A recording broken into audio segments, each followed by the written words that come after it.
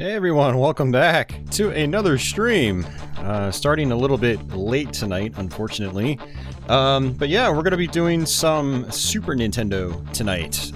We've actually done this a few times this year. Super Nintendo on real hardware. And just like those other real hardware streams, we are going to be limiting our selection to the games that I actually physically own. So anything that we play tonight is something that I actually have in my collection on actual cartridge, not a flash cart, but the real deal. So yeah, we're going to start off here with Uniracers. I actually just picked this one up today. Went out to a local game store, grabbed a few cartridges, and this is one I've actually been looking for a while because it's a great game. It's very fun. I played it a lot growing up. And I don't know if I've ever messed around with it here before on my channel. You know, I probably have on some other flash cart variety stream, but yeah, this is the real deal. We're actually on Uniracers, the actual cartridge, and that's going to be the plan for tonight. I have a stack of games in front of me, probably about 10 games. Probably not going to get to all of them, but yeah, I'm just going to kind of like pick and choose as we go. And it's going to be a surprise. I'm not going to tell you guys what I'm playing until I turn on the game. Hopefully some of these games work. Some of them, it'll be the first time I've tried them. Uniracers actually didn't work at first. I was a little scared. I was like, oh man, could have been 20 bucks down the drain. But what I think is happening is actually I think my Super Nintendo's cart contacts are just, like, the cartridge slot is just not great. So I barely have the cartridge in. Like, if I put it in all the way, I just get a black screen. But if I barely put it in, it works fine. And that's after cleaning it. The contacts are really clean on the cartridge. So, yeah, kind of weird. But we'll see what happens. I've got my my rubbing alcohol with Q-tips next to me, or cotton swabs next to me, just in case we need to clean some of these carts on the fly. But we'll see what happens. So, but yeah, this is Uniracers, really fun game. Turbo says you own Uniracers. I do own Uniracers, yes. So yeah, we're going to start off with Uniracers. I was originally going to start off with another game, but I thought that Uniracers would be more of a fun start. You know, it's a lighthearted game with some rockin' music, and it's just fun. So if you guys have never seen this game before, it's pretty awesome. It's a really fun game. And so yeah, anybody wondering, you know, we are doing Super Nintendo on real hardware. We are using RGB. However, this is an earlier 2-chip console, so the RGB output is still a little soft. But the colors should pop pretty well. They should be fairly vibrant. But yeah, let me go up the chat here, say hi to everybody. Hey, CM Retro, what's going on? It feels like it's been a while. And Lonic, we've got Justin, Zankdom, Michael, Mike J, Zero, welcome back guys, welcome back. I am Weasel, Pure Logarithm, SRGI Productions. Who here has played Jurassic Park on the Super Nintendo? I have. I don't own it, but I have played it. I'm not very good at it. It's kind of a tough game. I see Andy Author out there, welcome back Andy. I see Leo. Leo, I don't know if you caught wind of that Pilotwings. But yeah, we'll probably try to play that later. I picked that one up today. I've actually had a lot of opportunities to buy Pilotwings, but like the label's always been kind of messed up, and I'm just like, I'm the kind of person where, like, you know, not usually a stickler for perfection, but if I can buy a nice one, then I'll just buy a nice one instead of buying like a pretty worn out one. So, hey Gotcha, hey Johnny, welcome guys. Andy says he played Uniracers on his flash cart. It is fun. Yes, it is, Andy. Turbo says Nintendo can't even put this game on anything anymore because of that lawsuit. What lawsuit? What lawsuit, Turbo? Tell me more about that. Yeah, Nintendo was the publisher of this game, but they did not develop it. I think it was DMA Design did this. I believe they did that. I guess we're going to see on the title screen. You know, if I can freaking find my controller. Hey, Crestline, welcome back. Alright. Let's do this. Alright, let's go to options first. It's been a while since I played this. Let's see if there are any records on here. And it looks like everything's empty. So either this was reset, or the cart battery is just not working anymore. So this game does actually save your progress, which is awesome. I wish more especially like driving games and stuff from back in the day. I wish more of those actually saved your progress. Yeah, this is just completely emptied out. So either it was reset or the battery is just toast. So we'll see. So let's just do one player. You can pick pretty much any cycle that you want, any unicycle. Will be Mike. And you've got 4 different, basically, like, you know, I don't know, 4 different tours, and then I think 4 more unlock. So we'll start off with Crawler. It's been a long time since I played this game, so I'm gonna need to relearn it. This is a trick-based game, and so, you know, you'll get, I think, speed bonuses if you do tricks properly, and there might be points and stuff like that. I don't know, we'll see. Hey, Catherine, long time no see. Welcome back. Hey, Society. Turbo says Pixar sued Nintendo and DMA Design because it looked similar to their unicycle CG short from the early 90s. I don't know. Maybe they haven't touched it because of that. That's a possibility. I feel like that's something that you know, could be worked out though. All right. So I guess I just hold right to go and B to jump. Bigger boosts give you more speed. Okay. So jumping and pressing A does a twist. I know you can go, yeah, you can go forward with the R button. You can go backwards with the L button. And there we go. Okay. It's gonna take a little while to get used to this again.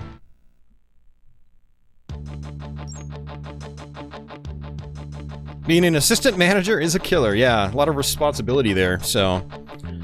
Hey, Lord Cephalion, welcome back. It's been a little while. He says, I only learned about the lawsuit recently himself. I'm glad I picked up a copy myself back in the day and played it quite a bit. Renamed every cycle after friends, but only maybe 3 or 4 played with you. Nice. Mike says, Uniracers looked bland to him back in the day, but it looks like he missed out. Yeah, you did miss out. It's a really fun game.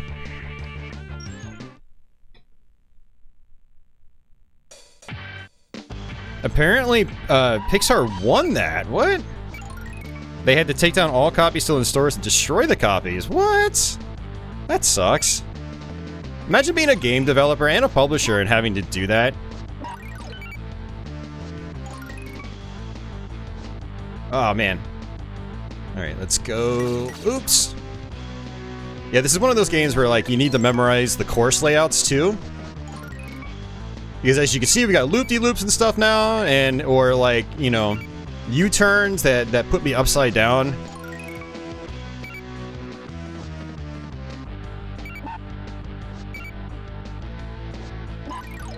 Probably could have gotten a quadruple roll for that.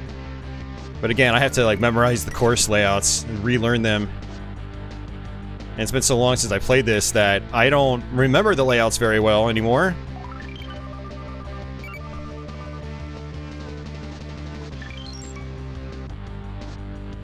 Ooh, wipeout. Not good.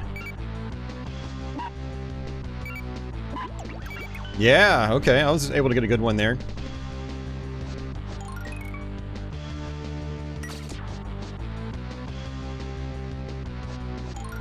Have another roll. And that's pretty much... Oh, I almost beat the guy. Hey, it's all good, Lord. No worries, no worries. Yeah, I realize with these live streams, you know, people have lives. It's not like everybody can just, you know, pop into every stream. Or even any streams. I mean, sometimes, like, schedules just clash so badly, or you've got other stuff going on that you just can't be done. Alright, so let's just try this again.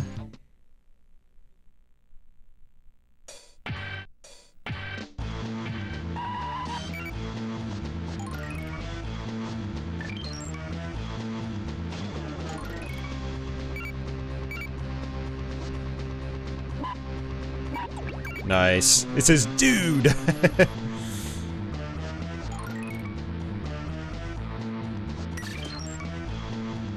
Looks like the AI fumbled, so... Yeah, so you are racing the computer. Now, there might be some courses where you're just, like, completely solo. I guess we're gonna find out. Oh, I messed that up.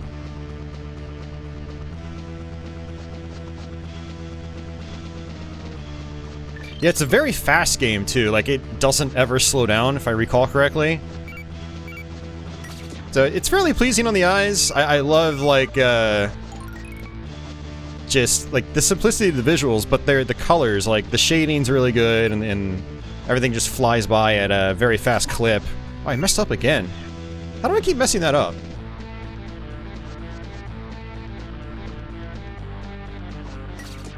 I'm messing up that roll, too. Oh, no.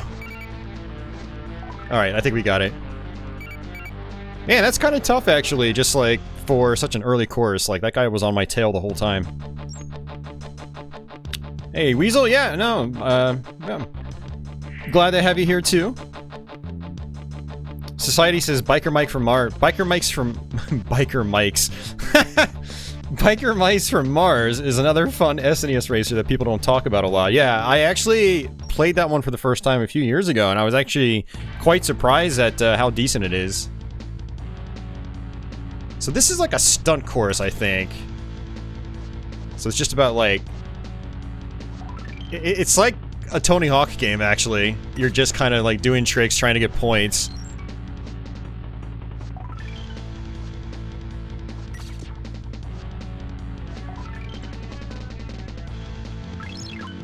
Oh, nice. We got it. Hey, Talus! Thanks for joining up as a channel member, man. Much appreciated. Seems like I can literally just do this all day long. You can play with one hand. The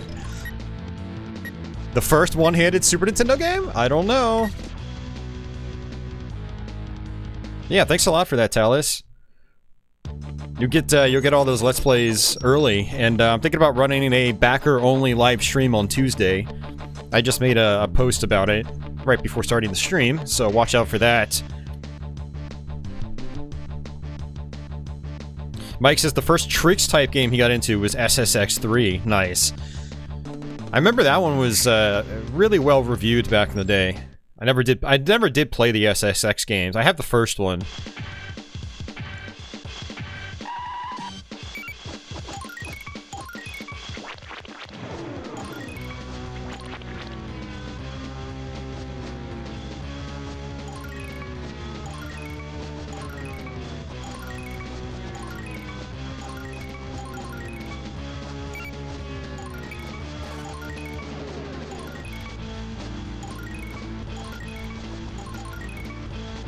Got boost pads. They're flying by so fast, they're hard to see.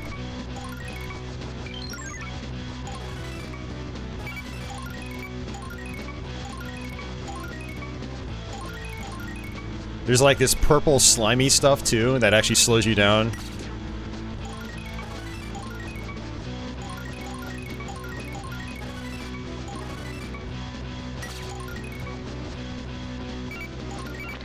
Ooh.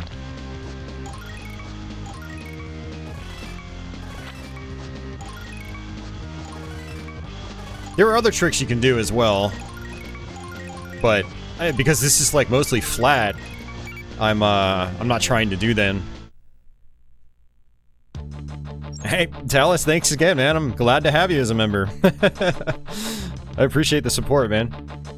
Mike says SSX3 is amazing. He bought it on Xbox Series S a few months ago. Oh, very nice. Oh, it's one of those backwards compatible OG Xbox games, isn't it? Hey, Chris, welcome to the stream.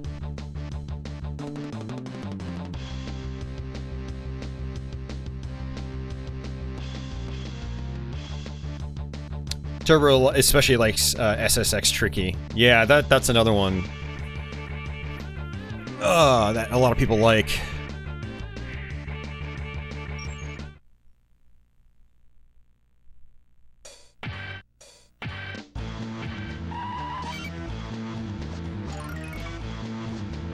Whoops! Did not mean to do that.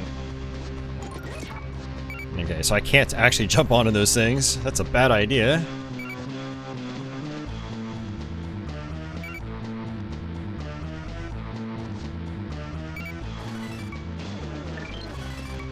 Yeah, I vaguely remember these courses. Because I played this game so much as a kid, but it's not one I've gone back to a lot as an adult, unfortunately. Like, I played it a few times on stream, especially on Twitch. But it's like once every couple years I'll fire it up. It's not a game I go back to like Castlevania 4, but it's an awesome game. Like, I really would like to get farther into it. It would make, like, for a fun, dedicated stream here if we can, like, go through the whole game in one sitting or something.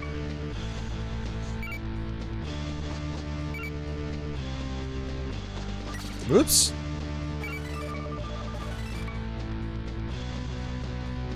Yeah, don't think we're gonna win this one.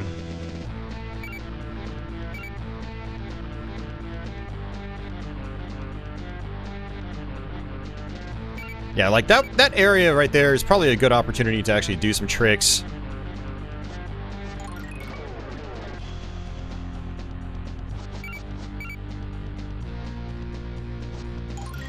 And that's it. Oh.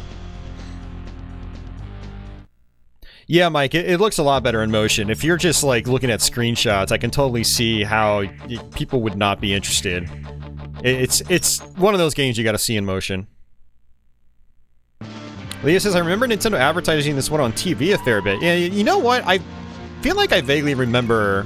Oh, I did it again. Vaguely remember commercials for this. I wonder if I can reset. Oh, I can. I can quit. Okay. Yeah, see, I can't... I keep doing that. I'm trying to see if I can get, like, a trick off. See, like, right here I can probably... Oh, you know what? There's actually... Hold on. Check this out. Let's see, jump.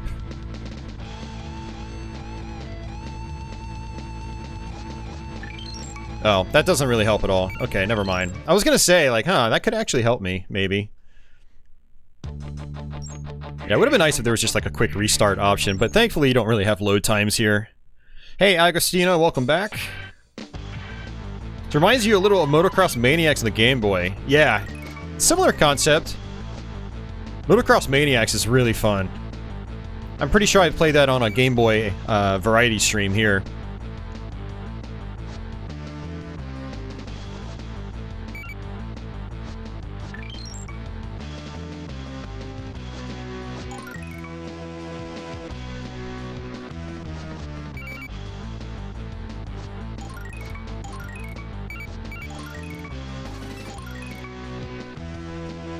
Alright, looking good so far. Just gotta be patient, not be dumb and jump into these sort of corkscrew patterns. Whoops. Oh no! Oh, that could be... that could end it. That's not good.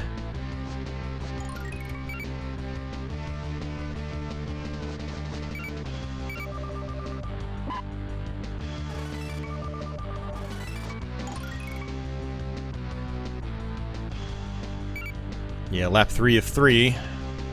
I don't know.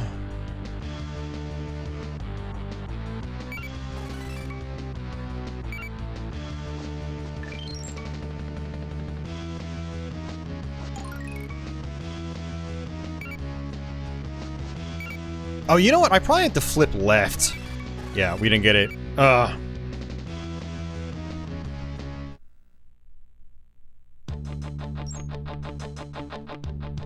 Alright, well, we'll try it again. I know what I had to do. I just, I'm not executing. Kaiju says, are you gonna try Rock and Roll Racing? I don't own Rock and Roll Racing, so no. And yeah, I probably wouldn't do it anyway because of copyright claims, like Leo said. If I can avoid it, I try not to get copyright claims.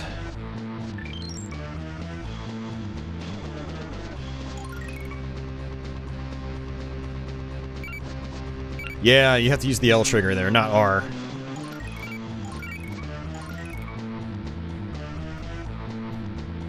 Let's see, we might be able to catch back up. Yep, there we are. Very close.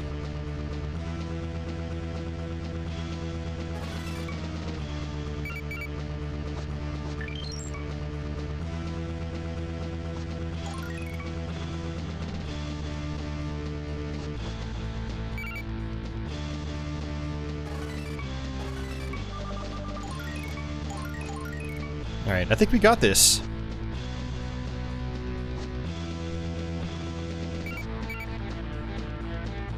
If you hold brake, you can do a short charge.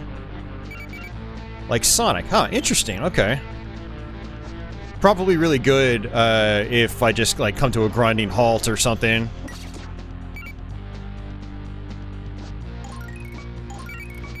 Alright, good stuff. Hey, movie metalhead, it's been a while, man.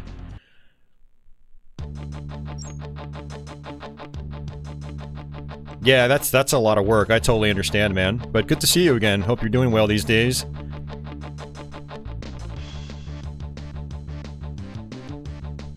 Yeah, there are Looney Tunes games on Super Nintendo. Yeah, we had, we actually played it, I think, on my last SNES Variety stream. It's Roadrunner's Death Valley Rally. That's actually one of those games I ended up trading in. It was okay. Not really my cup of tea. But yeah, there's quite a few, actually. I'm pretty sure there's like a Daffy Duck game. There's there's probably some Bugs Bunny games. I know there's Tiny Toons. So yeah. Oh, we're a wiener. There we go. We'll try the shuffler, and then we'll probably switch to another game. But you guys have a good idea now of what Uniracers is like. A really fun game.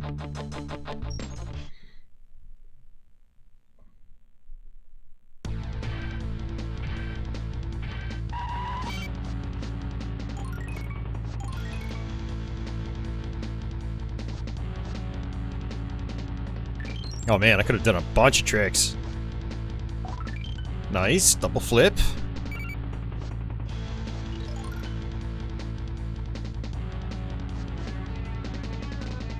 I love the loop-de-loops, super fun. Oh, nice.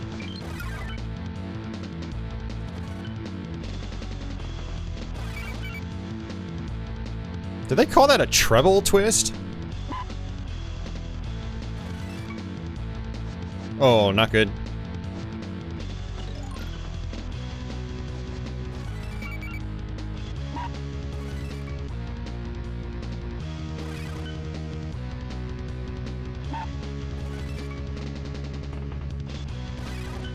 Yeah, they call it treble twist. For, I guess, a triple. Weird. Society says, wasn't Tiny Toons decent? Yeah, I mean, it's... I don't like it nearly as much now as I did as a kid. I used to love it, but I went back to it more recently, and I think again on my last SNES stream. And it was, I don't know, some of the level design was left a bit to be desired, but it's definitely a colorful game, that's for sure. Big chunky sprites. Justin says the pacing of this game in loops reminds me a lot of the Sonic games. Yeah, definitely. Flip plus twist.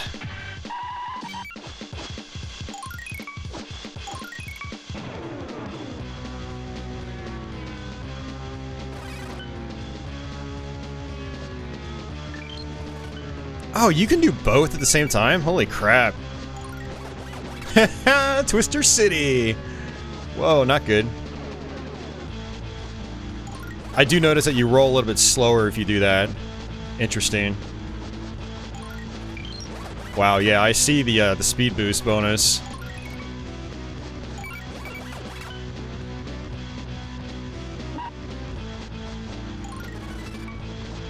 Oh, no.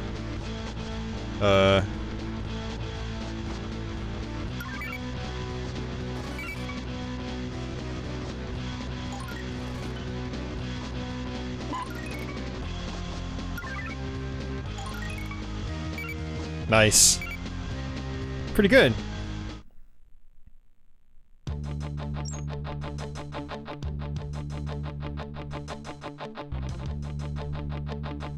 Oh, man.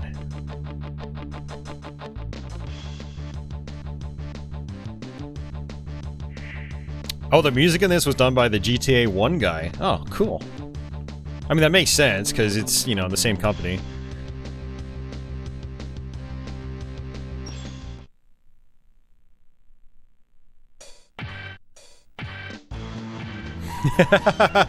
How's the SNES running this without blast processing?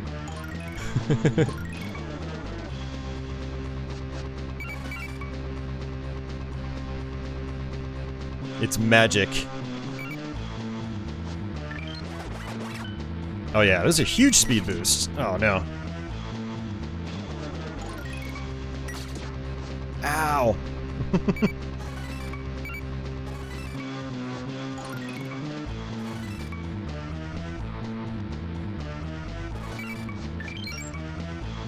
Yeah, I don't know if we're gonna win this one.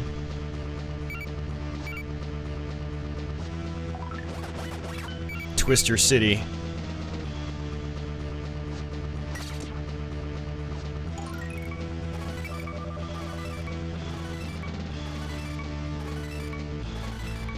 Nice, we're ahead.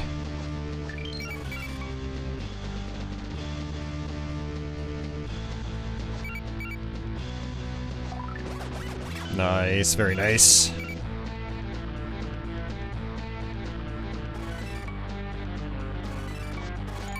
We got it.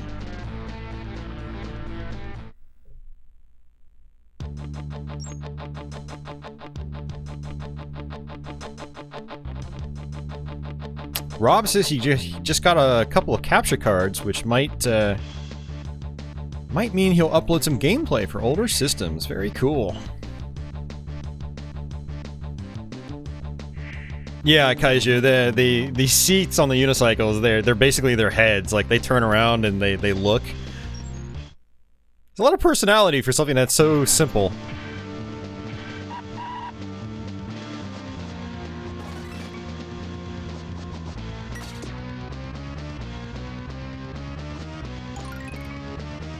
I mean, I guess I can technically just keep doing this? Let's see.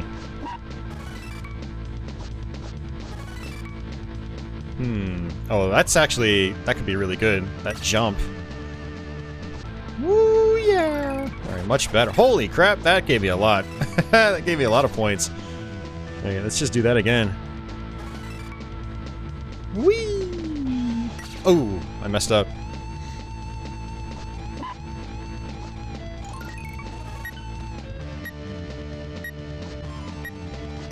Oh, I wiped out. Oh, I got cocky. I just needed one more point. Hey, Cosmic, welcome back.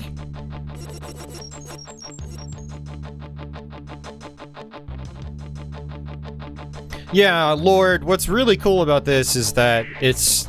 not only do you want to, like, learn the courses so you can race better and get better times, but there's the whole stunt factor, so... trying to mix those in between for bigger boosts and stuff like that is very rewarding. Man, I got 40 just for that one alone. It's crazy. Alright, let's try this again. Alright, we're good. So... okay. Yeah, I see how that works. You hold down Y. And let's try some other stunts.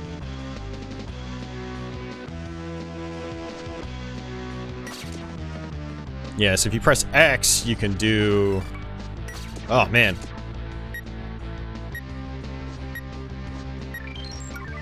Z-flip. Huh, okay, interesting.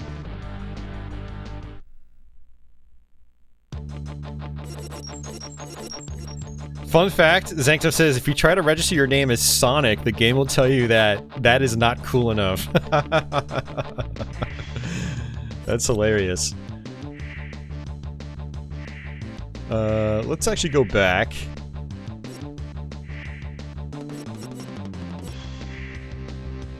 Define players. Rename player.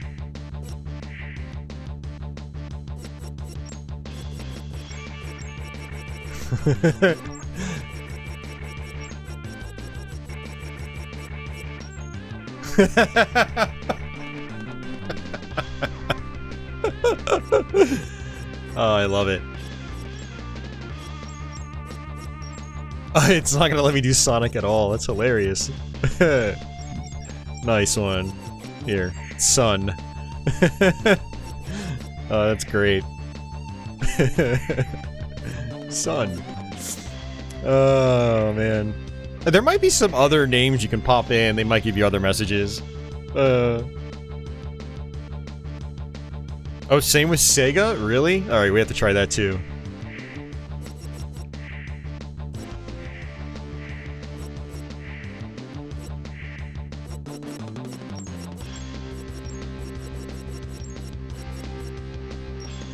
Not cool enough.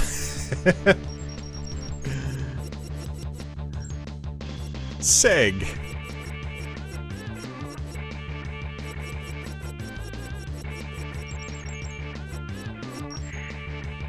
That's hilarious.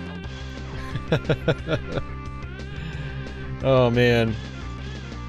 You know what's funny is Patchouli hasn't joined us, which is very interesting.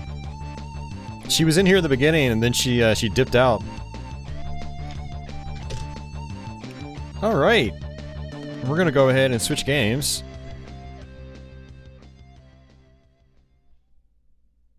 Hey Lawrence, welcome back.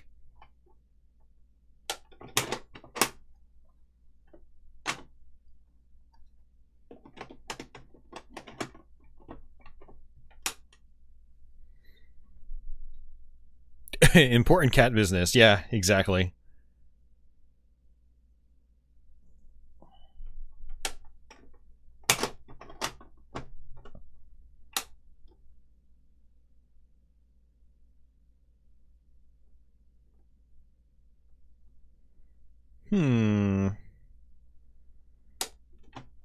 How do I stream real hardware besides FPGA? I take my consoles and I run them into an upscaler and then I run that into my capture card. For some reason, this cartridge is not... It's not even like... The upscaler's not even picking it up, which is really weird.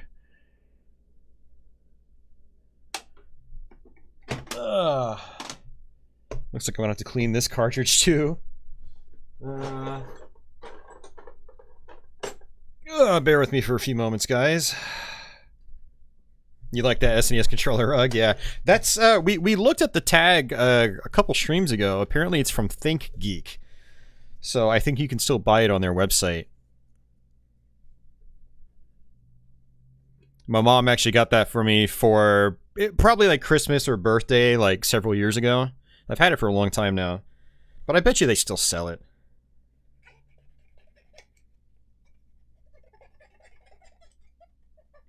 Could very well be that my Super Nintendo is just kind of like on the fritz, like its cartridge slot is just...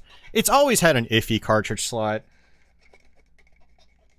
I could try to get another Super Nintendo, actually.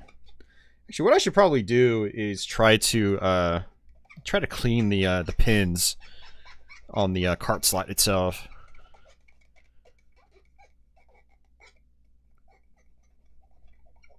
Yeah, Turbo, I mean, back then, like, there were so many games left in Japan for, like, all the consoles that were available over here. It's just how it was, you know, they couldn't release everything. One of the things is, like, if you release too much, you start to cannibalize, like, your own sales, and I think that was part of the reason.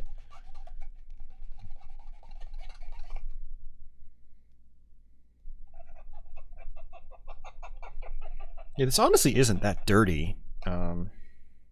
Well, there's a little bit, but yeah, the store I got this game from that I'm about to put in. They clean their they clean their cartridges, so generally, like, you know, they should work. And there's a little bit of dirt that's coming off, but not a whole lot. So I know they've already cleaned it. All right, let's try this again.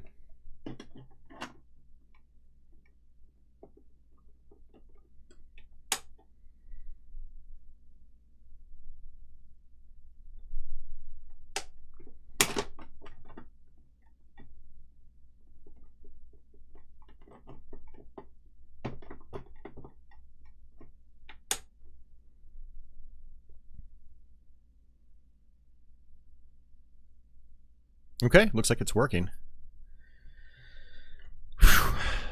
And again, just like with the first game, I can't insert the cartridge all the way, which is interesting. So it's odd. Not really interesting, it's just odd.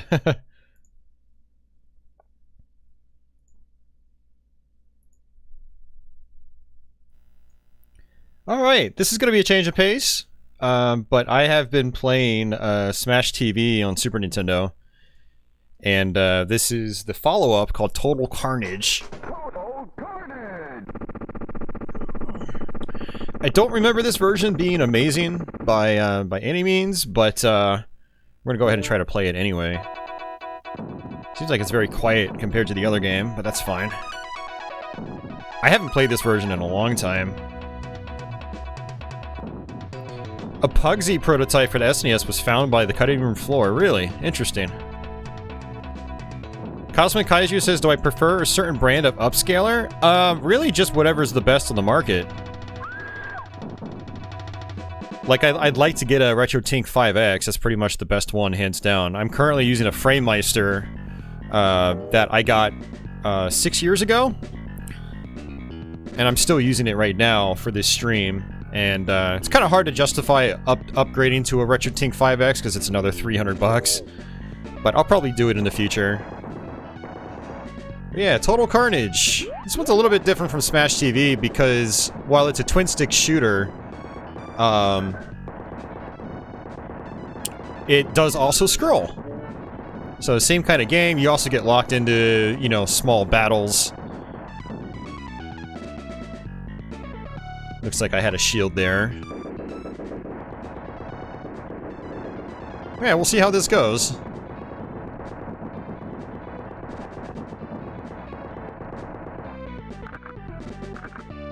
Yeah, I'm really slow. And I think this is like a bonus room.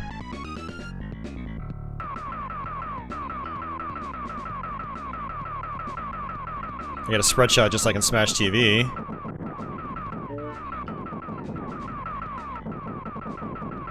I think I might have to use my mines for these. Let's see. Yeah, okay. I got a key.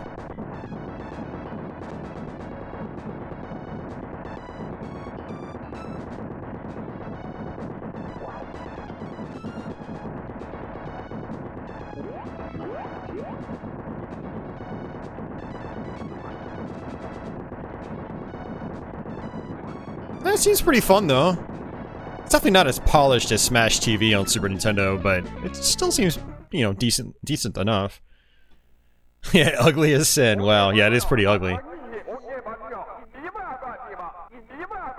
I will say the arcade version wasn't really a looker either. Total Carnage never seemed quite as pleasing on the eyes as Smash TV was.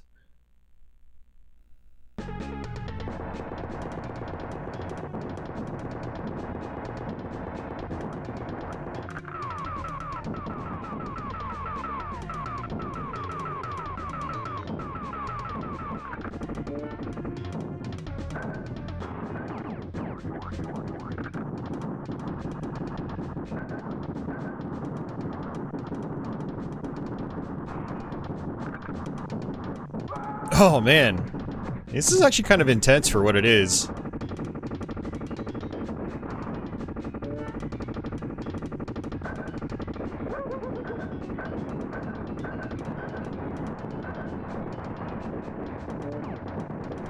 I'm trying to figure out the power-ups. At first, I thought these green things on the floor were like mines, and they were gonna blow up in my face, but nope. It's actually like an orb. Sort of like a shield orb.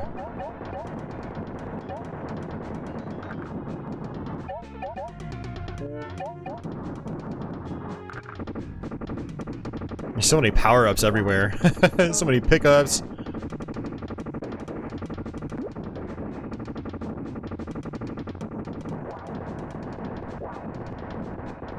Yeah, it's pretty fun, actually. LML, welcome. I had an SNES a long time ago, but lost it.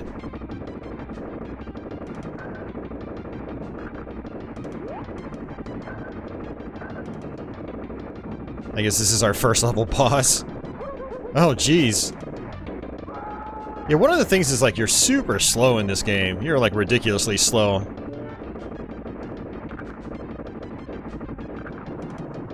So So you have a lobber just like in Smash TV. It's interesting.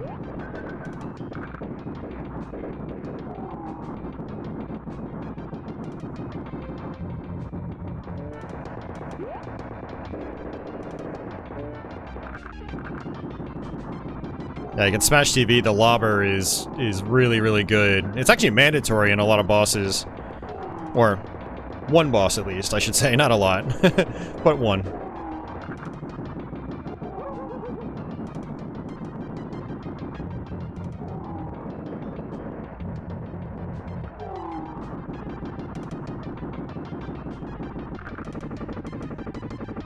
Oh!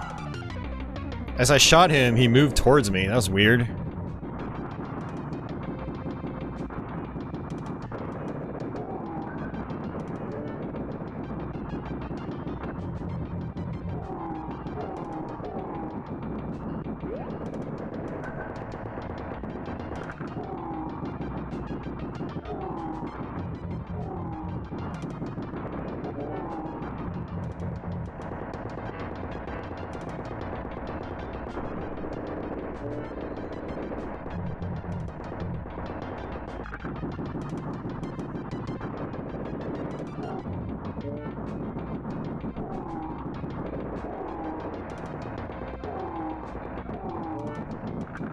Is that it?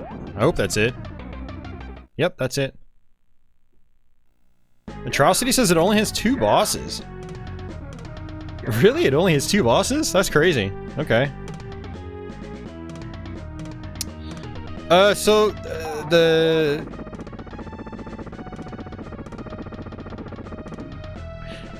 Yeah, the Super NT movie Metalhead, it's sold out right now, so the only way to get one is on eBay. And they're really expensive now because they're not available from analog right now. I'm sure they will be. Like the Mega SG is in stock. I bought one last week, and but I wouldn't buy a Super NT unless you can get it for like the official retail price, which is like 190 plus, you know, 30 for shipping. Okay, so that sort of dog tag looking thing is an extra life. What the hell? Seriously?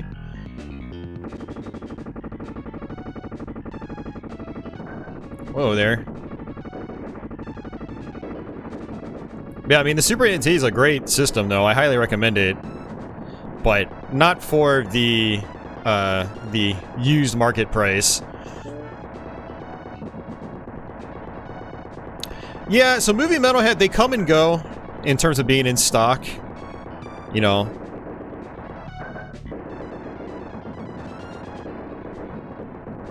And when they do come back in stock, I'd like to buy one, actually.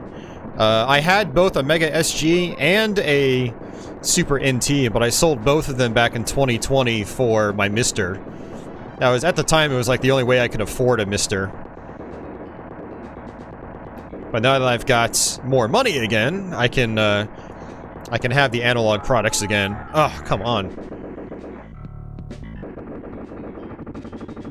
It's kind of tough because, like, all the power-ups seem to be appearing up top.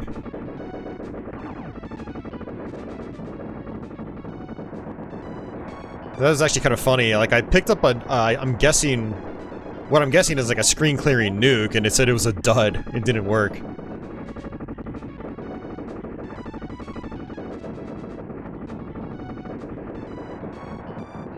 Oh, my last life.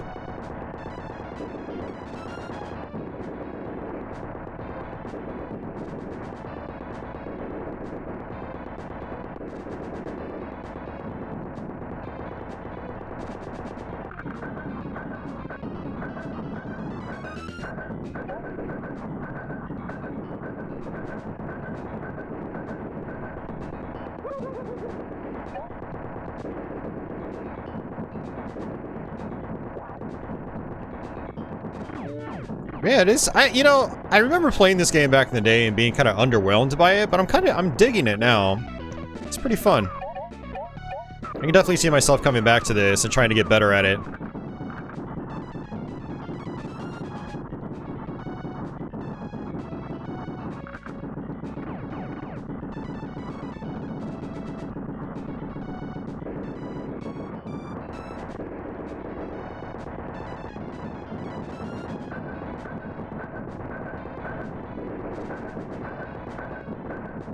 Nice.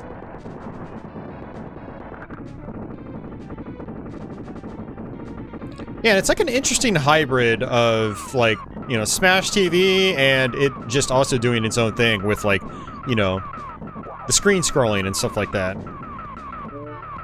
Like, you're not always just locked into an arena. It actually moves. Just hurry up. What? What am I supposed to, like, drop into one of these?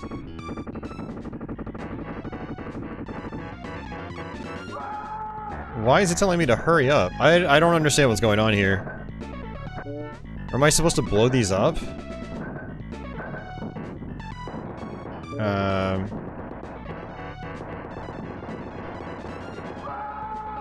I don't understand what the hell's going on here.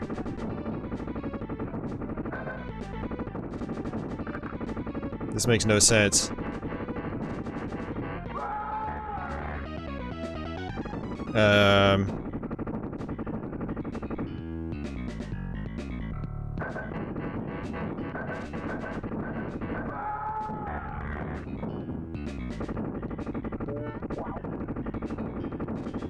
Need to bomb the door? Are you serious? What? There was no indication like I was supposed to do that. That's just bad game design. That's not just bad, that's horrible. Especially when you put a timer on it and you just instant kill the player. That's just awful.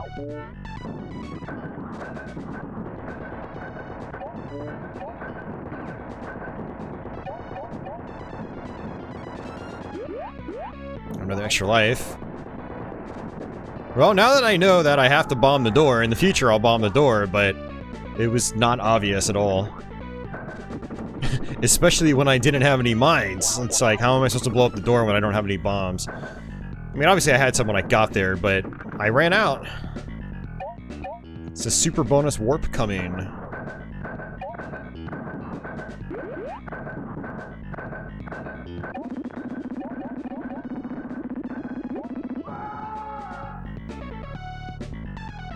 I'm supposed... Dude, there's so much obtuse stuff right now that you don't know you're supposed to do until you die from it. That's just... Oh, I hate that.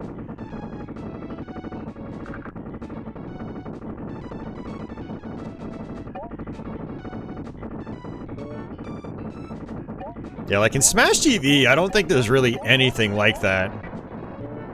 Where it's like, oh, do this or that, or you die.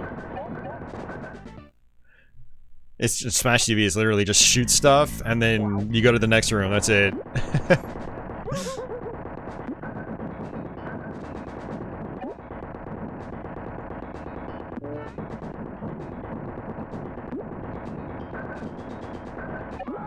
Oh. Hey, LML, thanks for joining up as a channel member. I appreciate that.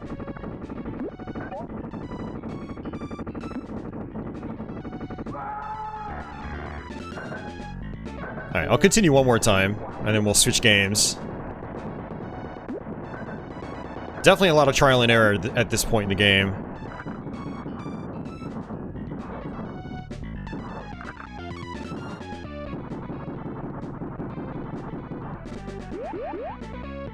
Trying to figure out what the 35 underneath my name means. Destroy all the Jeeps to double your score.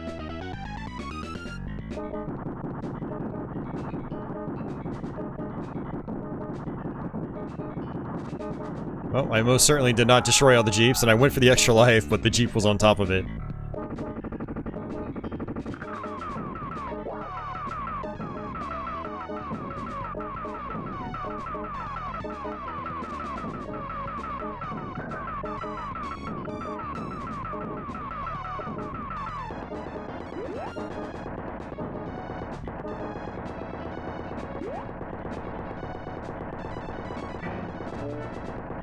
Oh, you might be right, Society, yeah. Or Atrocity, sorry. Oh no, that's actually, it's how many people I have saved, apparently. Huh, okay, interesting. Yeah, Jeffrey was right, yep. Hostages, yep.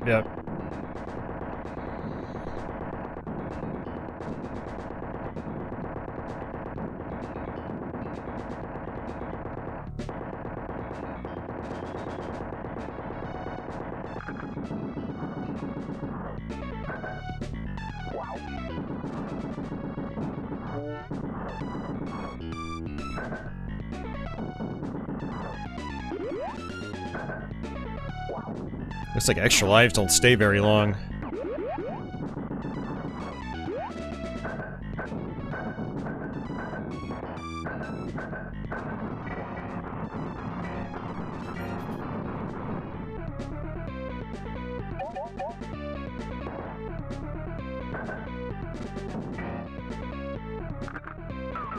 Yeah, one of the other things is that your movement is just so slow.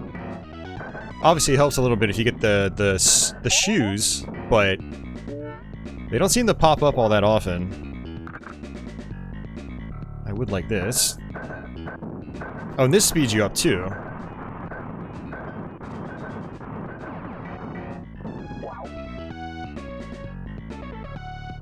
Oh, thought I could squeeze past that.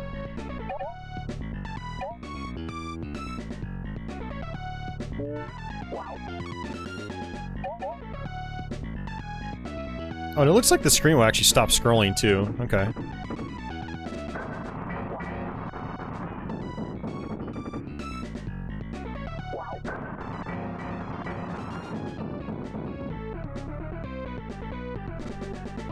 Oh! Got killed by a mine off screen. Have I checked out Cobra Kai yet? No, I still haven't. Still have not watched it.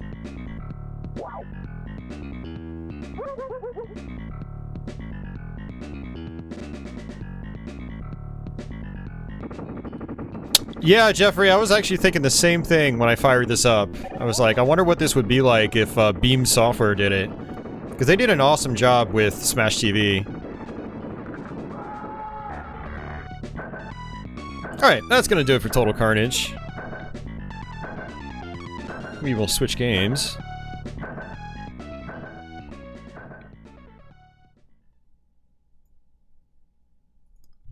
Yeah, Chameleon Twist is pretty fun. I played through the first one a couple years ago on stream here.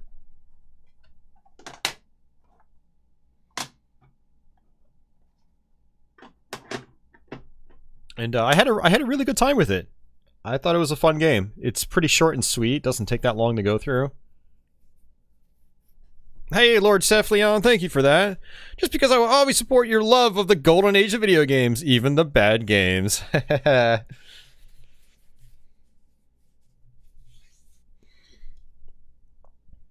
You need to experience some bad and kind of appreciate it for what it is, you know?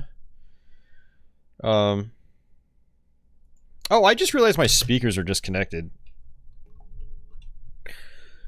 Here, let's do that again.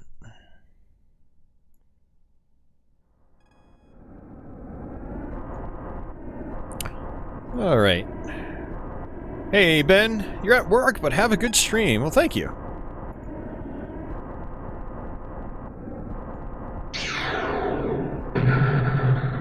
There you go.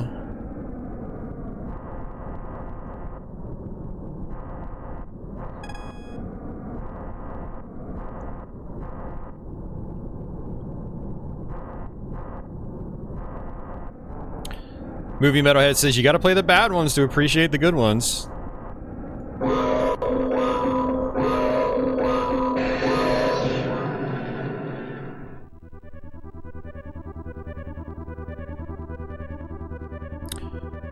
Banu says, Total Carnage in the arcade is far kinder to the player about explaining things. It's weird that the home port removed the tutorial. There are tutorial messages in the arcade version? Oh, you gotta be kidding me. Okay, yeah, so that's just an oversight on the developer's part. That's crazy. I'm actually redoing these alerts just because so everyone gets their credit.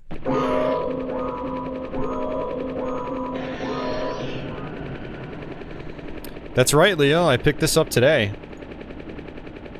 I finally found one in good condition. Patchouli! Patchouli! Patchouli!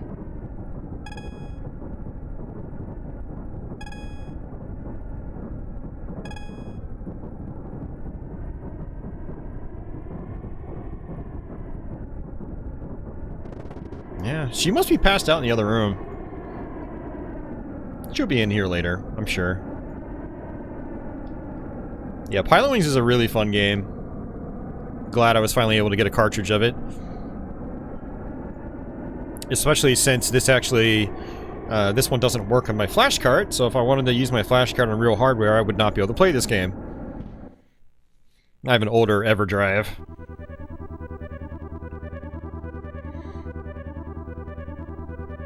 Oh, man.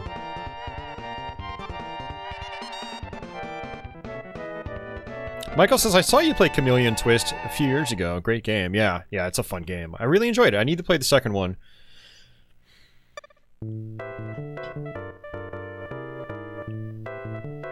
Join the Flight Club now. Do you ever dream of flying? The Flight Club offers a variety of aerial sports to thrill and challenge you.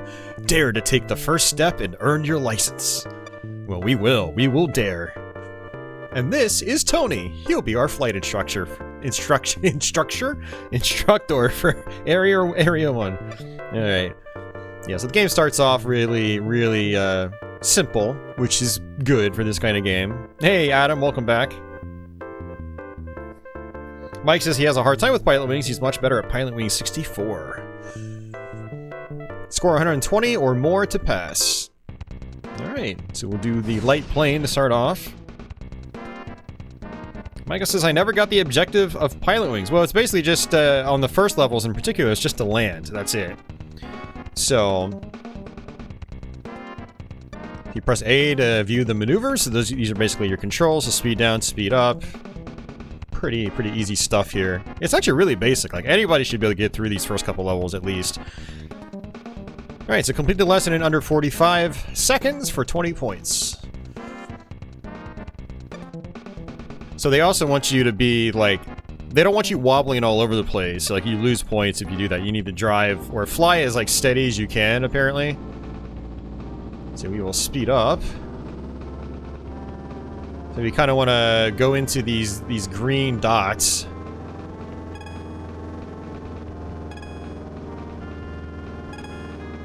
Yeah, this is a game I've wanted to get better at and try to finish. But I just haven't, like, gotten around to it. Some of my friends on Twitch stream this one, and they're pretty good at it. Alright, there we go. Hey, John Evan, welcome back.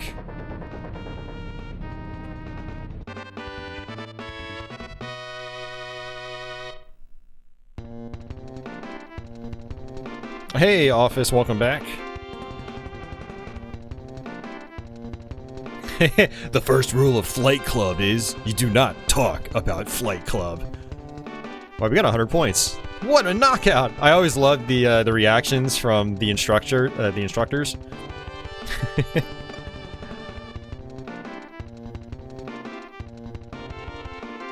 Is the hardest part the helicopter missions? Probably, Adam. It's been a long time since I've been to the helicopter missions.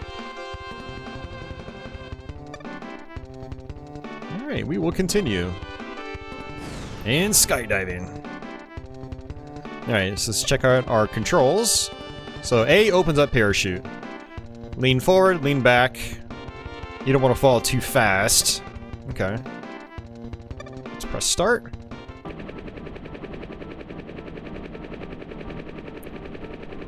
Is there supposed to be a war or something in this game? There is at the, like...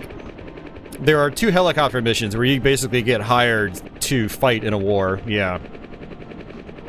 Something like that. Alright, so we can position ourselves based on, you know, the direction that we're tilted.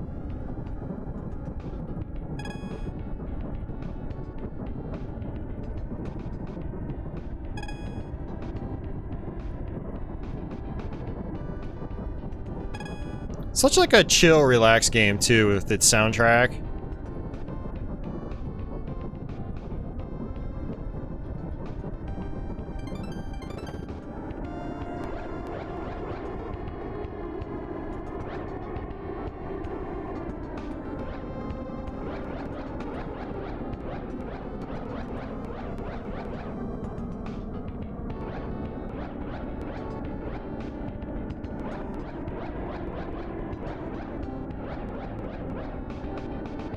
You can try to land on that moving platform. I do not recommend it.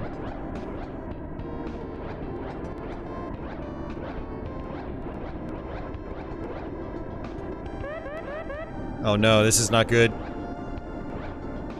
Okay, no, I think we're fine.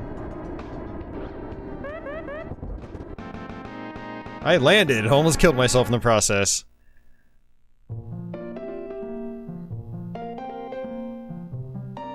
If you keep flaring, you will stall, and I think that's what happened. Accuracy, I got low points because I was, like, almost outside the box completely. But I think we still progressed. You are now certified, and you're still alive. Congrats, GG.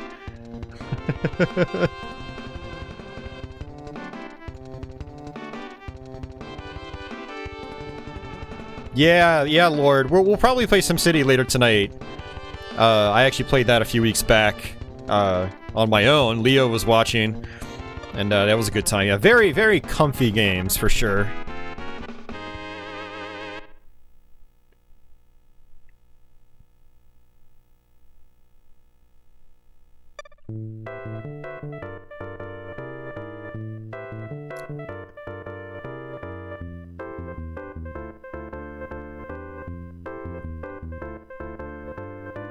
Oh, Leo says the evil syndicate kidnaps your instructors.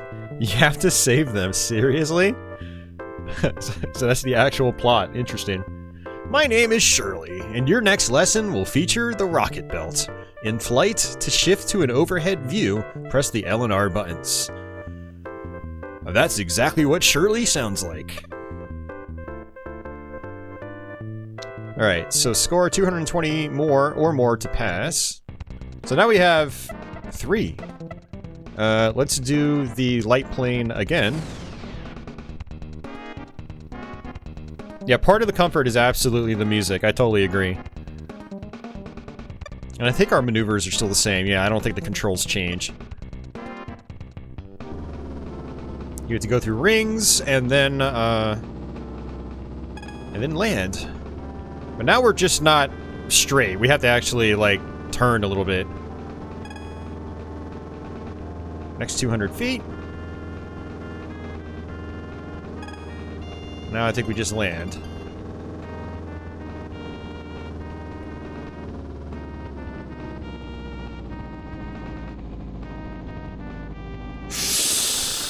Oh, not good.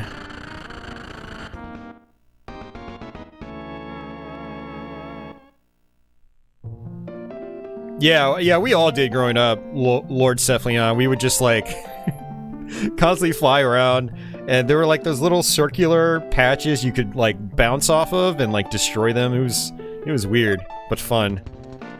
Man, that was terrible. I need 190 points. So this probably isn't gonna work. I mean, I could retry. I think retrying is probably a good idea. I don't trust myself to get 2 100s.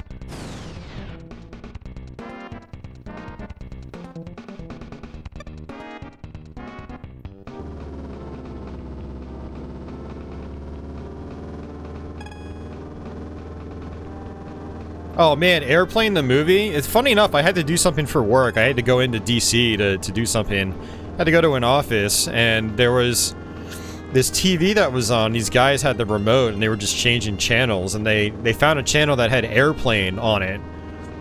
And, so I got to watch a little bit of Airplane while I was there in that office. It was hilarious. There's a scene where, like, I think it's like a pastor's on the plane. He goes, "Everyone, I have a status update for you. You're all going to die." And everyone freaks out, and there's everyone's getting into fights. There's like football players on the plane, and it's so goofy. That's what's great about that movie.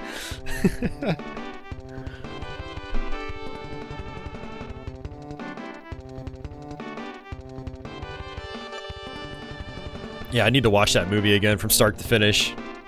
Alright, so that was a much better start.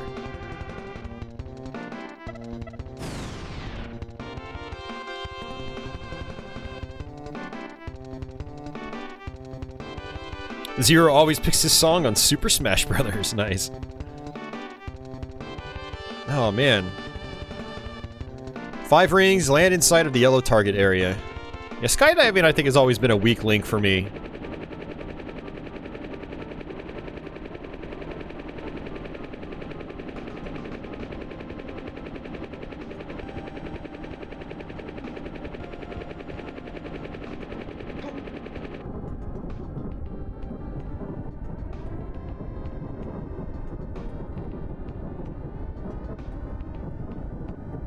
Oh, there's a sequel to Airplane? I didn't know that. I thought there was just the first one, that's it. Interesting. I had no idea.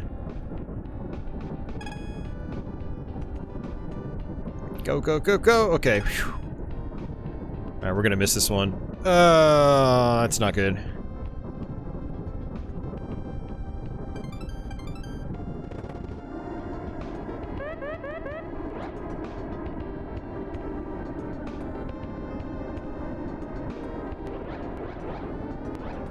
Airplane 2 has William Shatner. No way. Airplane 2 is like Home Alone 2, so basically just more of the same, just in a different location. There's nothing wrong with that, if it's still good.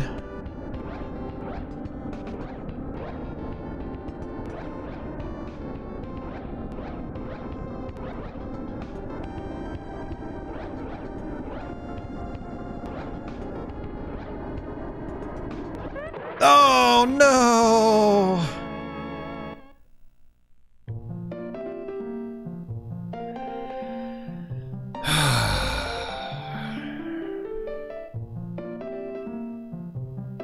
You're soaked. Yeah, we landed in water, just barely. Well, that's not good. We need 124 points. And I don't think it's possible to even get more than 100 points per event.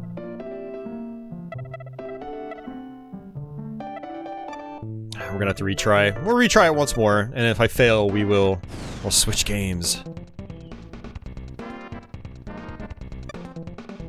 Let's try this again. Pure Logarithm says Airplane 2 is not as good. And look at Leo. Couldn't last 60 seconds. Come on, Leo. You don't like some good fun humor? Goofy, over-the-top humor? Come on, man. That's what Airplane is. It's intentionally stupid. Like, it's totally aware of what it's doing. It's totally self-aware.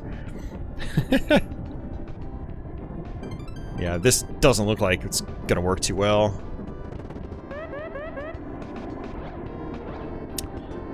You can surpass 100 if you get to the bonus round by landing on the moving platform with the rocket pack. Otherwise, 100 is your maximum. Okay, good to know, good to know.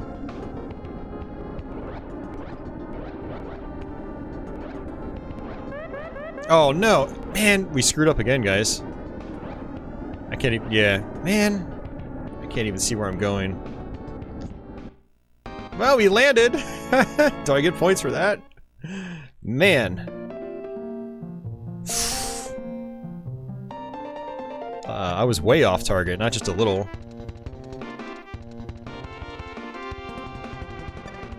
Alright, well... I don't know, we'll try it.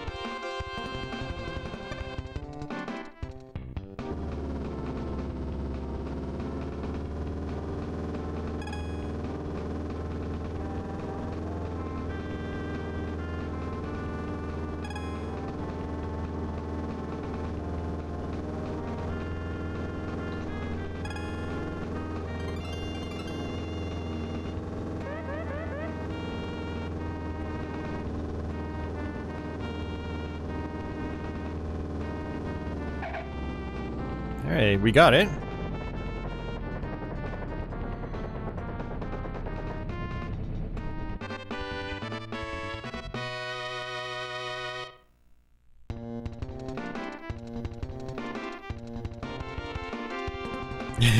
Airplane 2 is like an AC/DC album. It's the same thing over and over, but it's still good. That's a good analogy. I like that. Alright, we need 106. So Leo says we can get it if we land on the moving platform. So I guess we're gonna go for the moving platform. We don't have much of a choice now.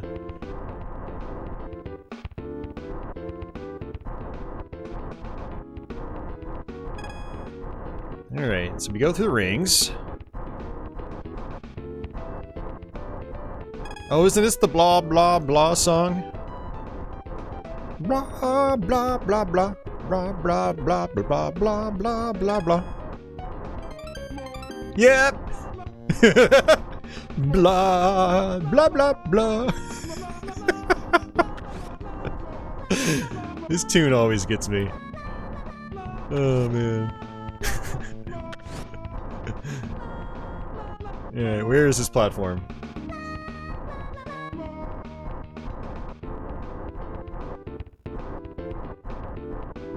How far? Okay, it goes to about right here.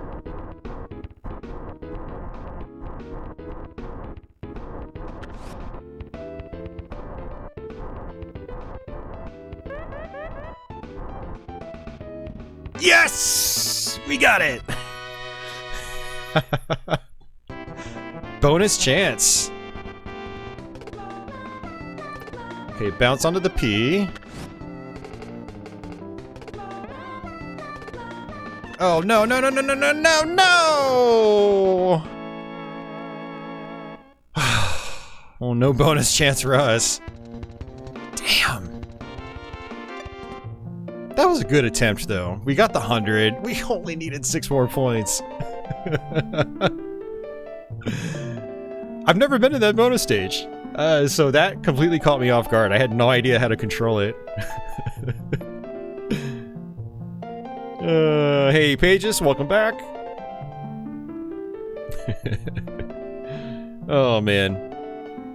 Well, that was rough, but still, that was fun. Pilotwings is such a fun game. A lot of people call this like just an elaborate tech demo, but it's a really fun game. I highly recommend playing it if you guys haven't tried it. All right, so let's switch over. Still no Patchy. Still no Patchy, unfortunately.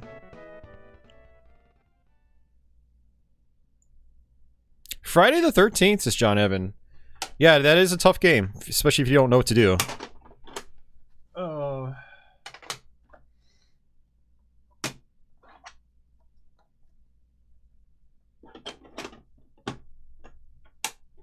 Alright, let's get a little shooty. Well, we were technically already a little shooty. Oh yeah, sorry Leo, a little too late.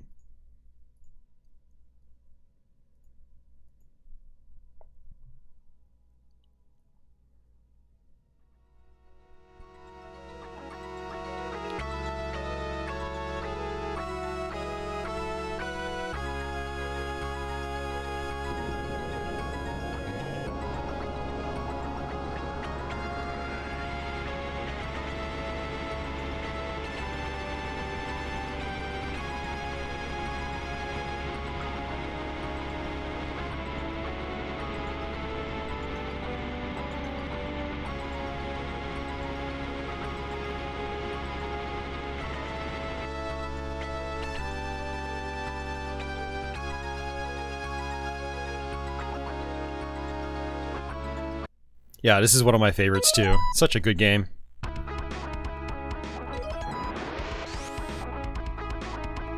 Alright, select your target area. Well, there's only one that you can pick from the beginning. And what I'm going to do is not use any power-ups here. We'll just go through the first level without any upgrades.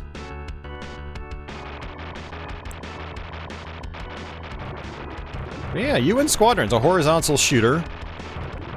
It is sort of a port of the arcade game by the same name.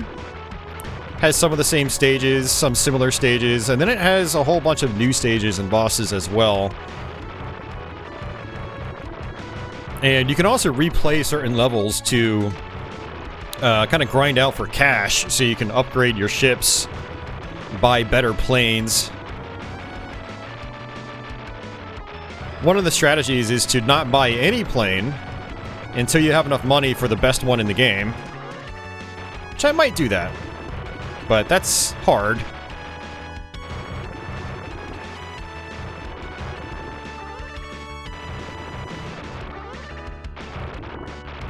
Now you do have a shield meter.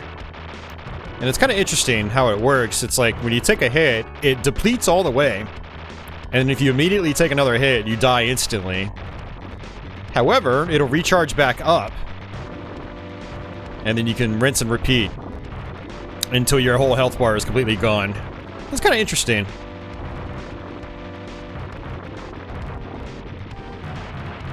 That was fast.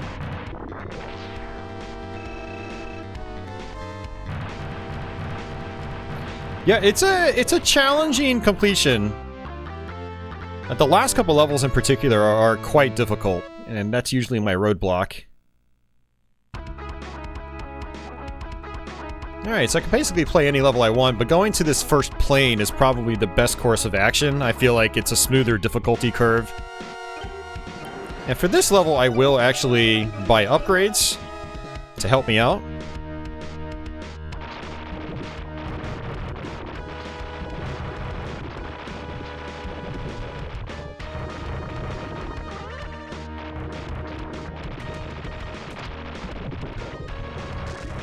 Oops, see? It says danger. So I don't want to take another hit. Alright, now my health recharges, but it's missing a little bit now. Now this game has a semi-auto fire system, so you hold down the button and it'll fire X amount of shots and then it'll stop, and then you have to press the button again. So what I do is I just constantly tap the button relatively lightly. I'm not like mashing it, there's no point in mashing in this game.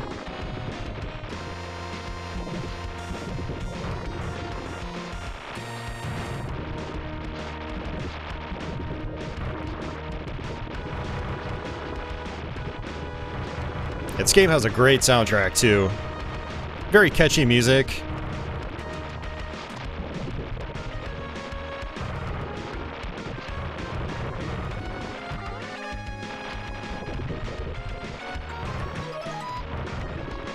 It's like I just got, I think, an extra life.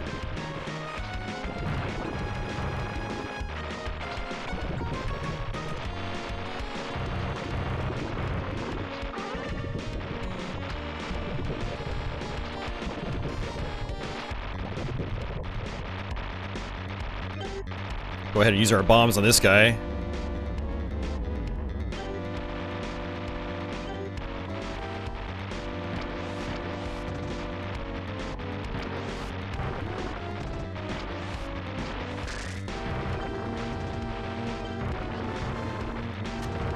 Just use the bomb. And that's it.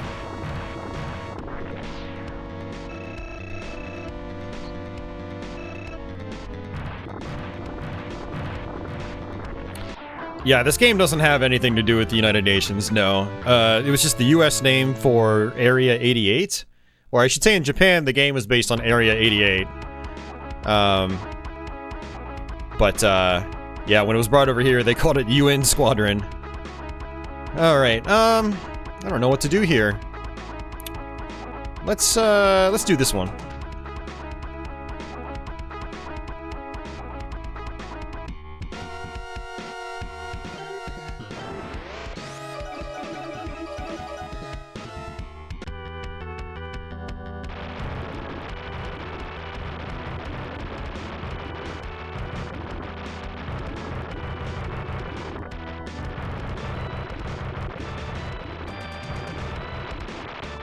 You know, I just remembered I actually have a couple of Let's Plays of this game from many, many years ago.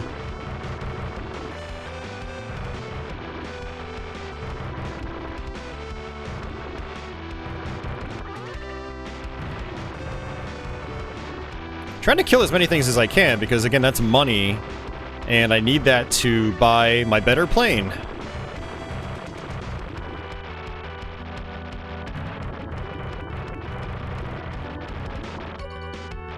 Good old slowdown that actually helped me.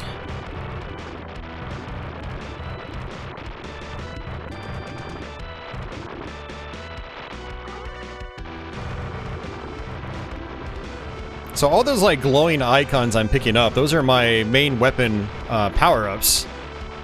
You can see like my primary shot has gotten larger.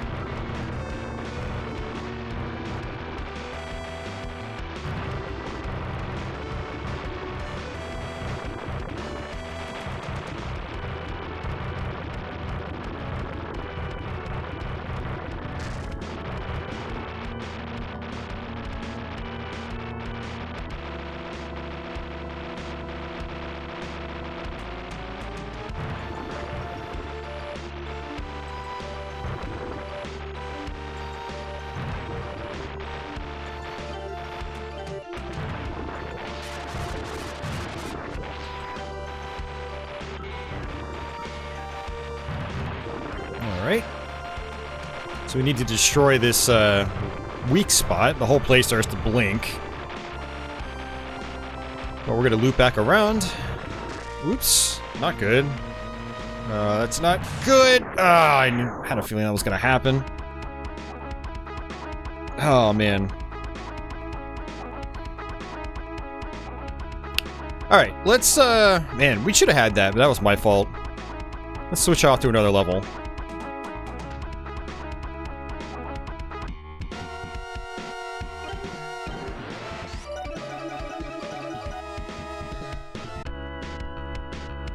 Jeffrey didn't see him. I played on the default difficulty. Yeah, just normal mode.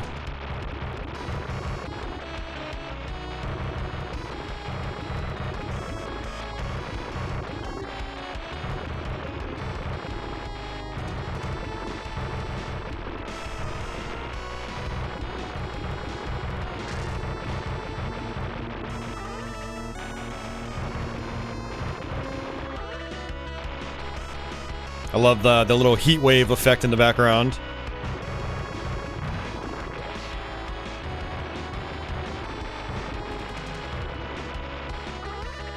I love the visual touches like that the Super Nintendo was capable of.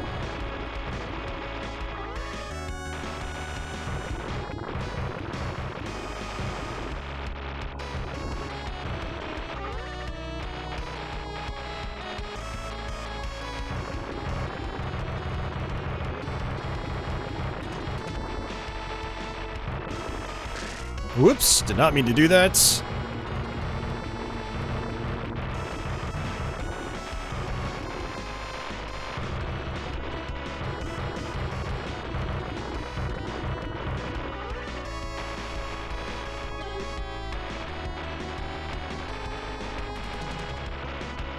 Am I gonna try some Game Boy games next on the live stream? Probably not. I'm gonna go ahead and use the Mega Crush.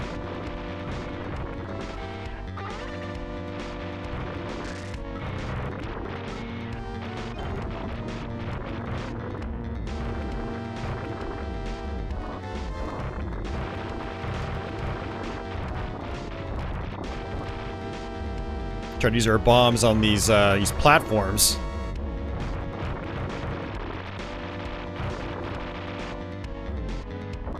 Oh, I'm completely out. It's not good. I think we'll be fine.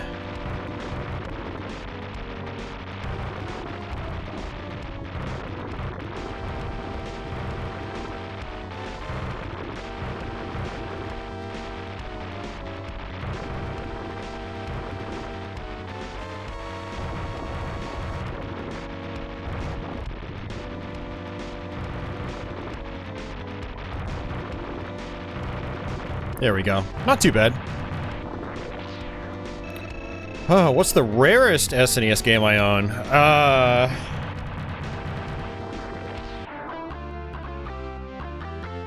Honestly, I don't think any of them are actually rare. I mean, some of them are expensive. Like, I own Mario RPG.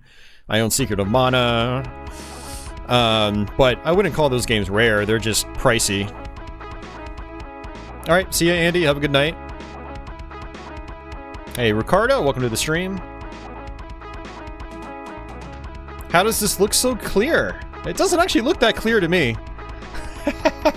I'm using RGB out from the Super Nintendo, going into a FrameMeister upscaler. It's called the XRGB Mini. This Super Nintendo actually has a very soft video output, so it actually, if you saw like my Genesis or PlayStation hooked up, it would look even more crisp. But, yeah, that's how we're running it. RGB out from real hardware into an upscaler. And we've got it upscaled to 1080p.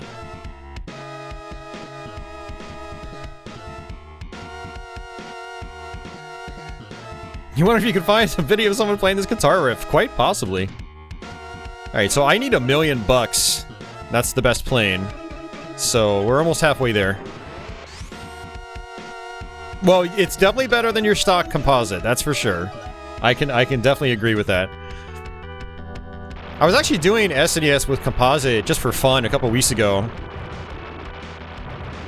Because composite still looks actually quite good on a CRT. If you're on a CRT, you really don't need anything better. You know, a consumer CRT in particular. If you've got like a PVM or something, then you definitely want to take advantage of the RGB.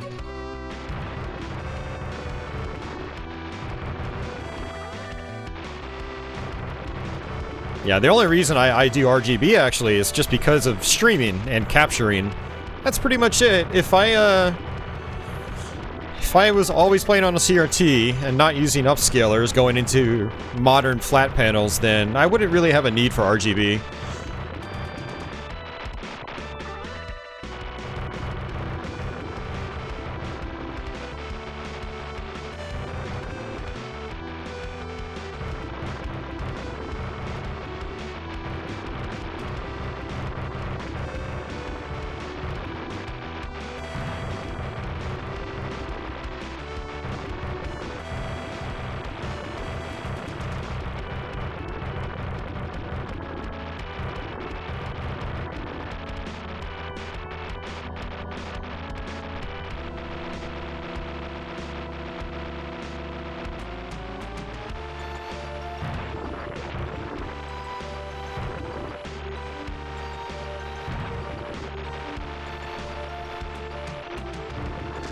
Ooh, not good.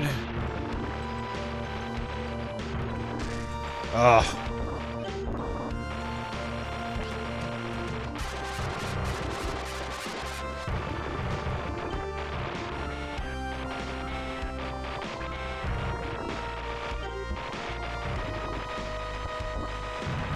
Alright, good. Whoops! We're gonna turn around. Oh, he went off the screen, seriously. That's not good at all. I thought my health was gonna recharge. God damn it, we have to do this level again. That's awful. Hey, Pearl Jammer, welcome back.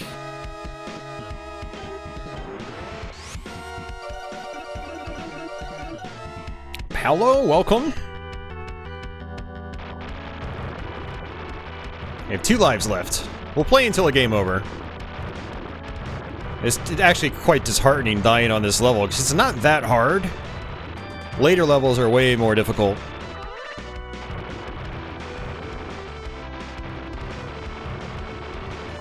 Now, this character I'm playing as, I believe he has less health than the other characters.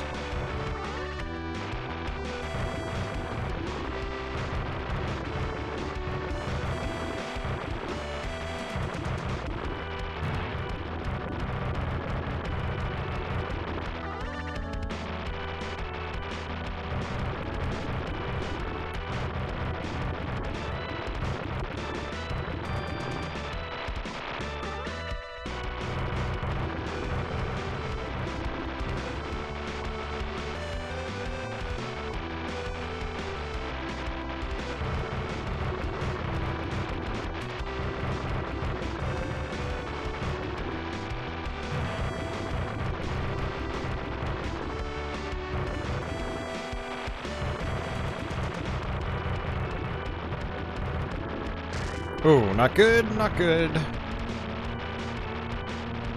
Yeah, the pressure is really on when you take a hit, because for those few seconds afterwards, you can just die instantly, so it's kind of scary. It's an interesting dynamic. It's one that you don't see very often in shooters.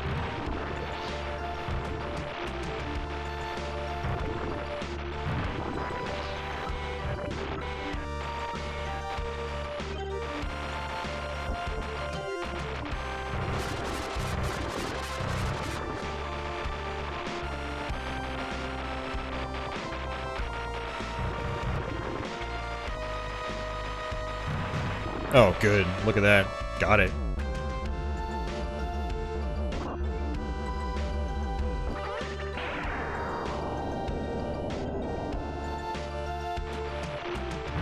Alright, this is much better.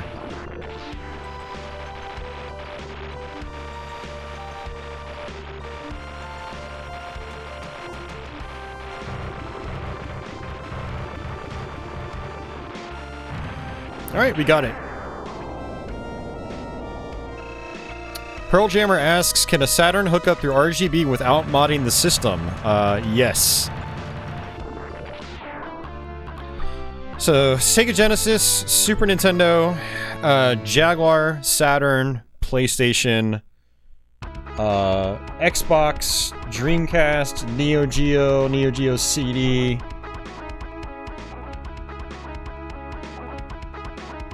Those are all platforms you can do RGB out of the box without any sort of mod. And then obviously platforms like Xbox 360, you know, Wii, PS3, original Xbox, you know, they'll all do component. PS2 will do RGB in component. Trying to think of what else I have that does RGB out of the box. I think that's pretty much it. There are probably some other obscure consoles that might do it out of the box. A lot of consoles like CDI, 3DO, PC Engine Duo, or PC Engine as well. I'm looking at my N64. I'm looking at my shelf of hardware. They all will do either composite or S-Video, and they have to be modded for RGB. FM Towns Marty is S-Video as well.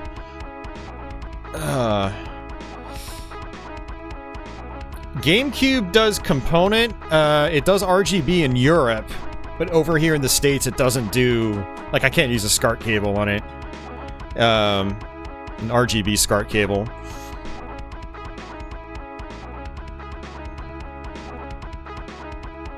I mean, you're gonna get, like, the same quality from component or an RGB cable, but... Yeah, when people ask me what does RGB, I think, like, Euro SCART, you know, passing RGB through that. But GameCube, yeah, absolutely does do component, so... Kind of falls in the same camp. It does actual Euro SCART RGB in Europe. I actually used to have a European GameCube just to use with my Game Boy player. I had bought it off one of my viewers a long time ago. I ended up selling it a couple years ago because I got the Mister, and so I had no need for the Game Boy player anymore. So I ended up getting rid of it. But that's actually an interesting option. You get a Euro GameCube, you get a Game Boy player, and then you use the Game Boy interface software, and you can get, you know, really, really crisp GBA with RGB through a GameCube. It's pretty cool. Yeah, that was a fun solution for a while. But then the Mister came along, and I had no need for it.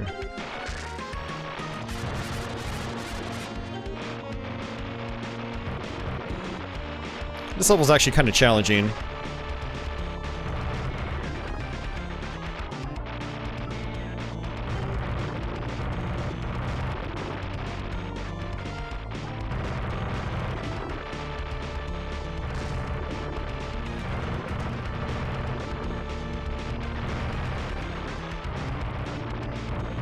Alright, that's it. I have no idea, Jeffrey. I believe most of the Golden Age era consoles just did, you know, RF, and that was it. Some of them can be modded for RGB, I think. A lot of them can be composite modded, like my 2600. I'm pretty sure they're like Intellivision and ColecoVision RGB mods.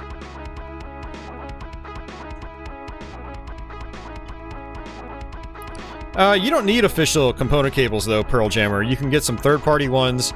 You can also buy the HD Retrovision ones. They're like $30 to $35. Super high-quality cables. I have one for PS2/PS3.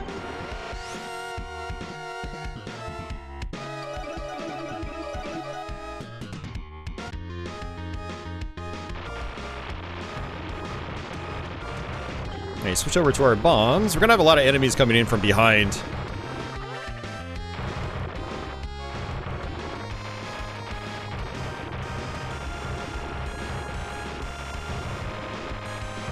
Ow.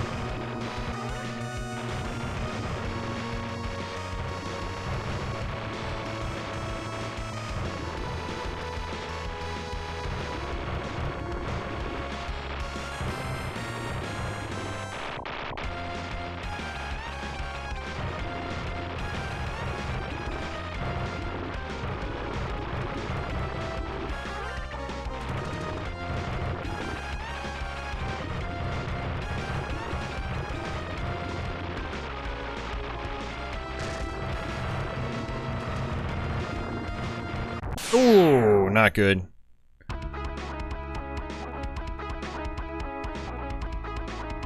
I just realized the submarine disappeared. I wonder if it'll pop back up later.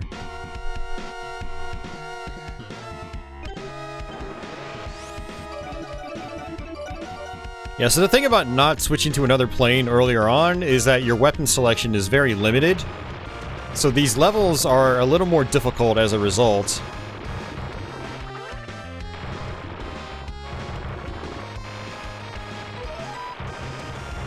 Extra life, it's good. I'll take it.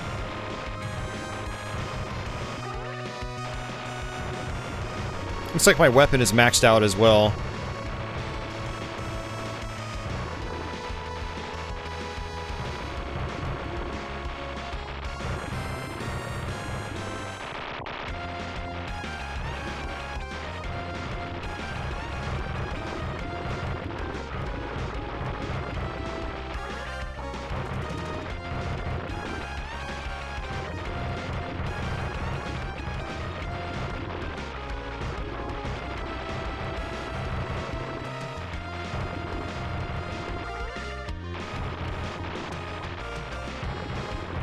We need 250,000 more, and then we can get ourselves that best plane.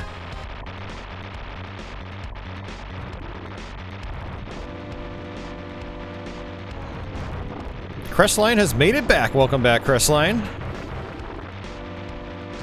Whoops.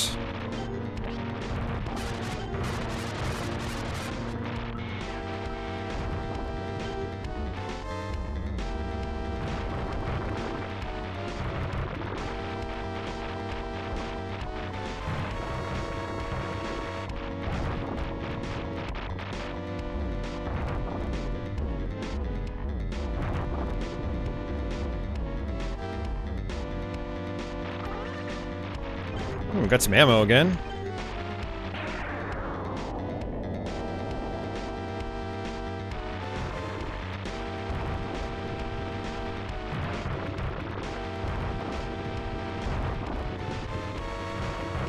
Nice. Got it. That water effect is really nice, too. Oh, I know what you mean, Pearl Jammer. Like, I'm the same way. I've got nothing against mods, but mods can be costly. Especially if you can't do them on your own. Like, I'm not good enough with a soldering iron to do, you know, like board work and mods and stuff like that. Yeah, so it looks like I have to do the,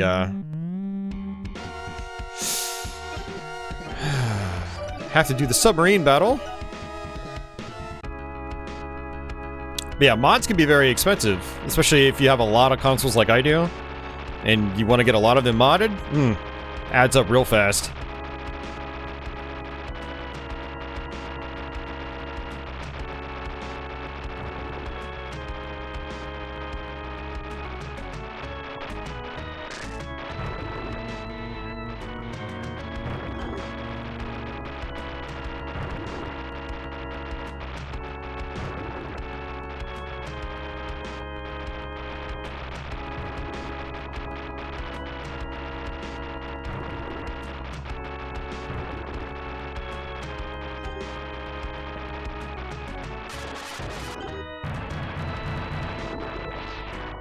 Oh, we got it. Nice.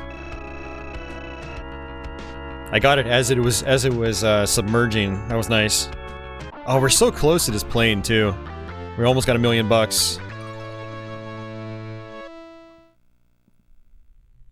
Don't mess with the best.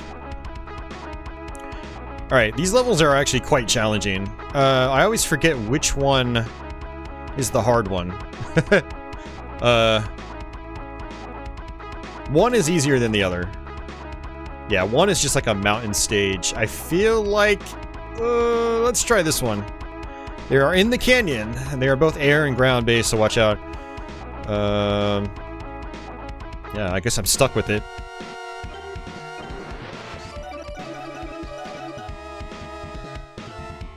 Yeah, exactly, Zero. Not all games support Dreamcast VGA, which is why with that, I actually still just do S-Video. Okay, cool. This is the level I want. Yeah, and the reason I don't even do RGB on Dreamcast, because the RGB cable I have The Dreamcast tries to operate it like it's like it recognizes it like it's a VGA cable, and it's not, which is frustrating. So I just use an S-video cable. Now, it is possible to patch like a majority of the games to work with the VGA cable, but some of my favorite games like Gunbird 2 and I believe Gigawing, they actually do not work. They can't be patched. So, like, that's a deal breaker for me, because, I mean, those are the games I play the most in the Dreamcast.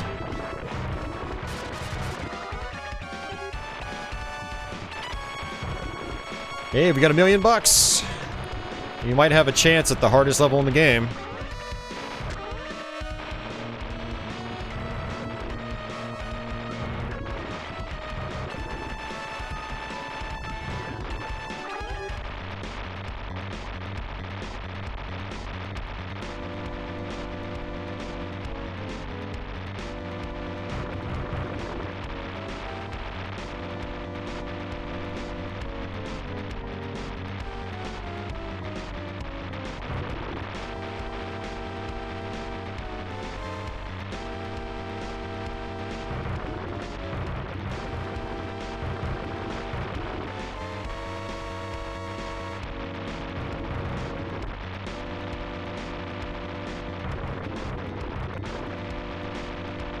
That was close.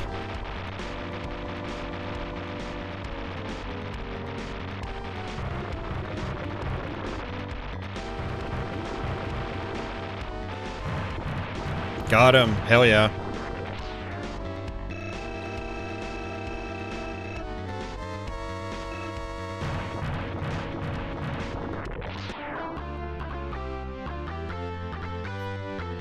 All right, let's buy that plane, and let's see if we can actually afford some power-ups for it. It's not that useful without power-ups, but if I wanted to, I can come here, and these little green trucks, you can just grind out on them over and over and over again. There we go. Ah, so pretty.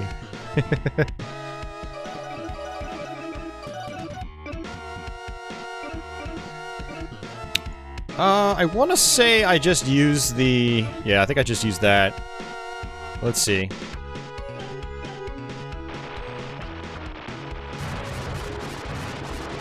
Oh, I messed it up.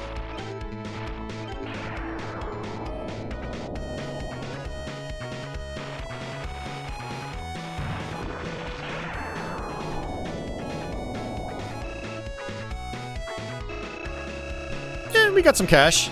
Not too bad. The problem is some of these weapons I'm going to buy are pretty expensive. Like, we're talking $30,000.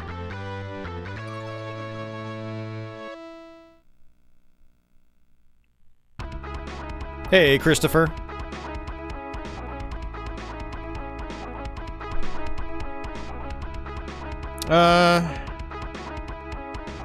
Yeah, screw it. Let's just go straight in. See what happens.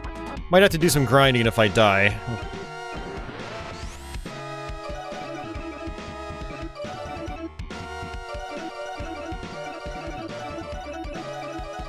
Yeah, looks like I can buy everything. That's good. Alright, wish me luck. This is a really hard level. Phoenix is actually really good here. It's a homing missile.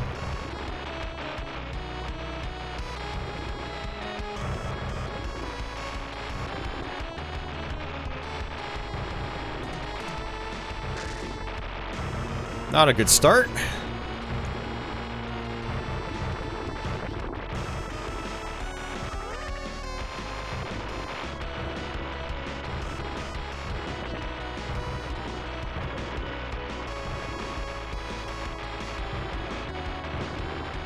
Enemies will come up from down below. Yep, just like that.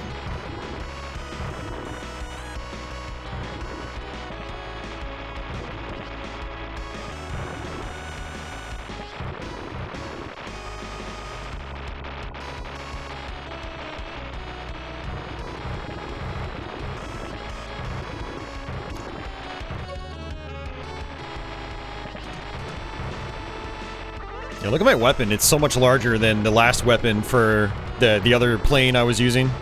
It's very nice.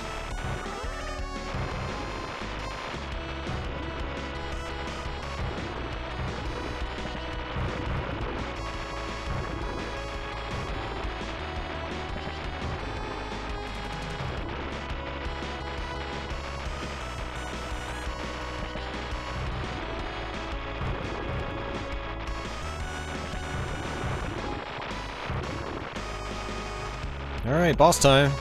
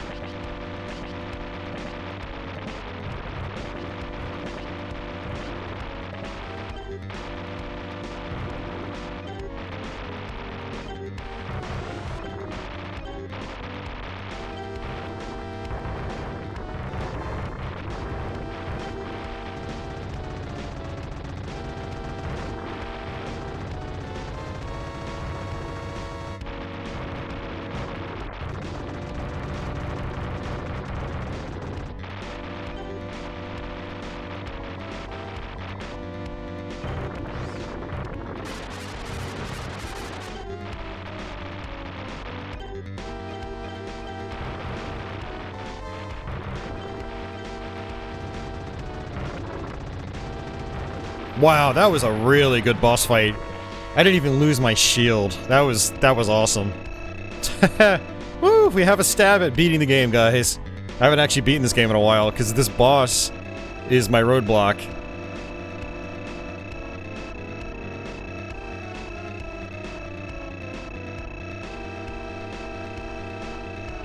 I still had so many special weapons on hand, I'm getting a lot of money back for them. You basically get refunded whatever you don't use. It's a cool mechanic. So if you can go through the levels without using your special weapon, you'll get them back, or you'll get the money back. Whew, alright. I don't even need to go to the caravans. Hey Austin, welcome back. Alright. Now I haven't been to this final boss in a long time. We'll see if I even remember what to do.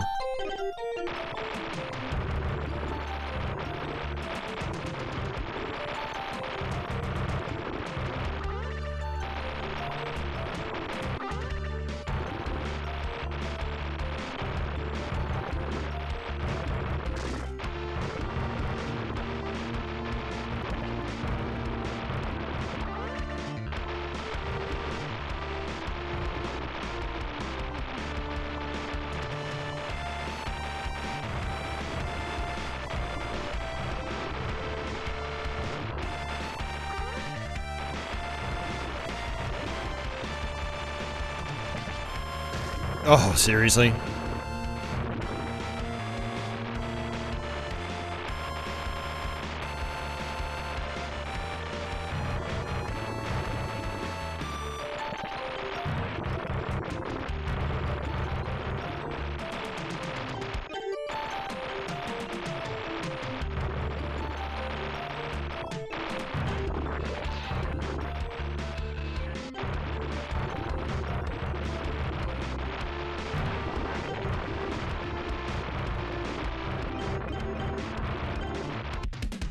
Yeah, you can actually pause it and then cycle through your weapons. It's much easier. Much easier than trying to do it as you're dodging and shooting.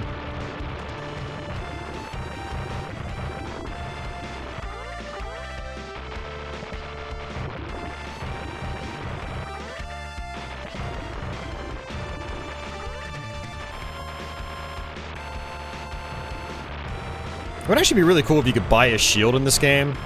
I think you can actually do that in the arcade version.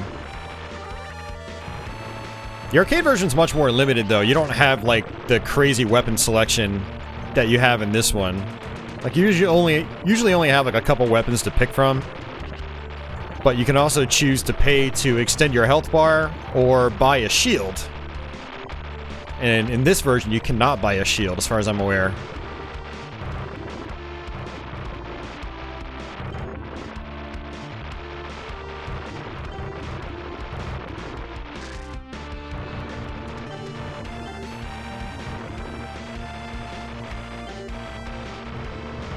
Great. I have no health left. Not good. Oh!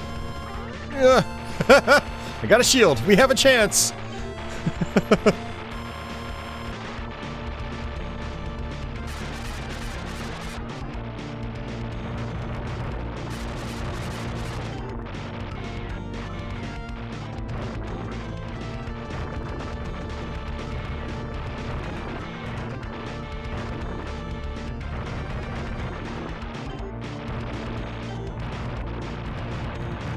Alright, I think there's another guy.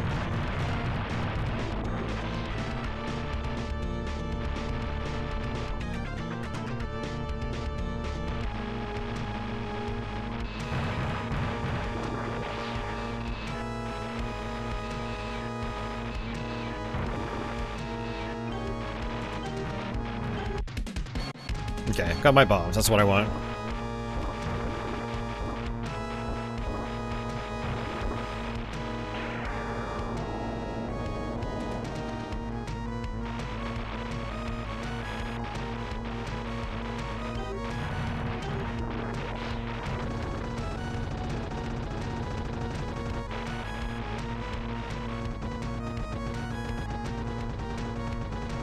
Whew, it's a little intense.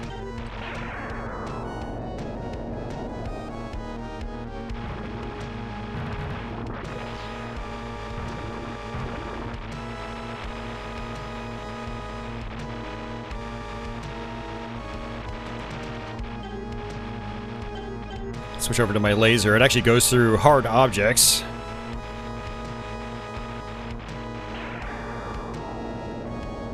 Playing Twilight Princess and lost all your progress. What? How did that happen?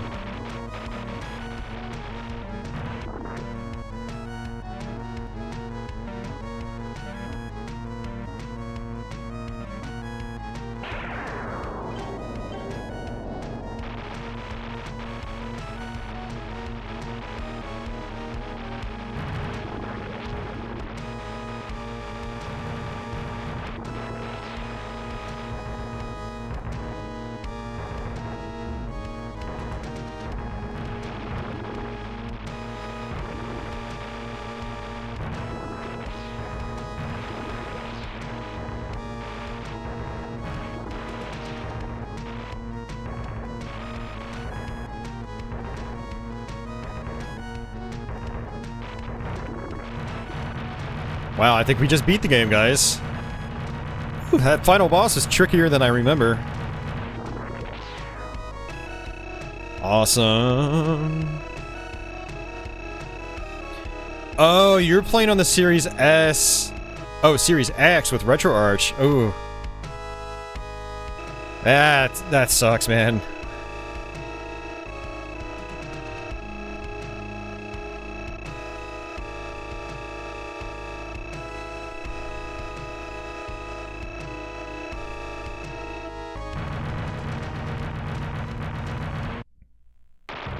Oh man, thanks for the GGs, guys. I appreciate that.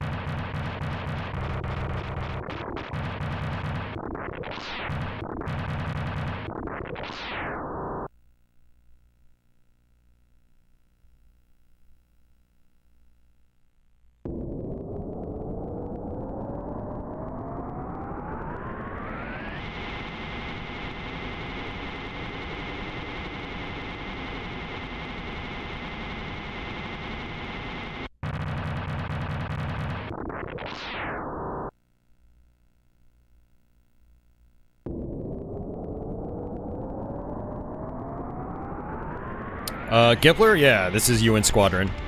Yep, we just finished it.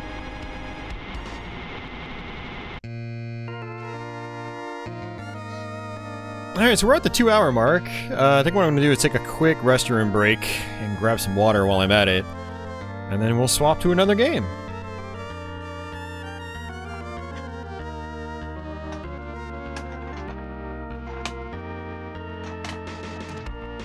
Yeah, it's cool that we actually finished that, because for a little while there, I was dying at some of the earlier levels. I was like, uh-oh, I'm not going to beat this game.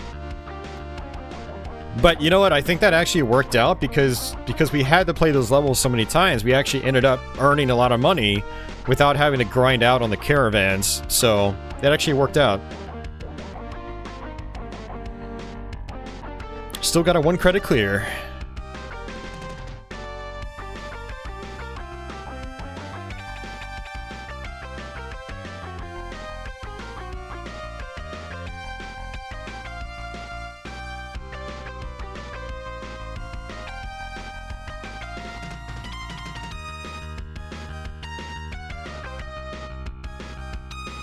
Oh, so your save file is still there. Okay, cool. Interesting. So you can basically like just start a new game, transfer the save file over. I don't know. Okay, so you didn't lose everything. Okay, that's good. I thought you had to start back from square one.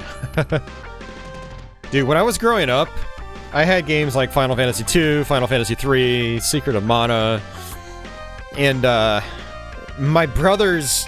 Well, for one, Final Fantasy II, especially the one that we would get from the rental store, its battery crapped out early on, and like we would constantly lose all of our save data.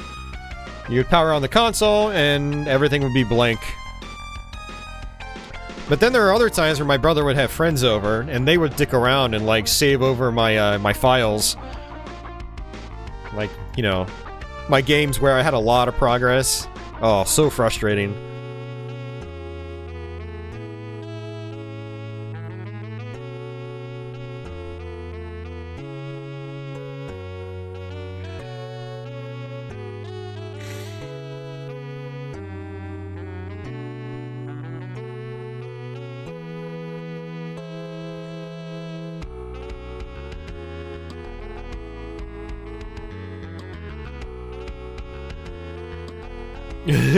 Society spilled his Coke on Super Metroid, and it lost its save files. How do you spill a Coke on a cartridge?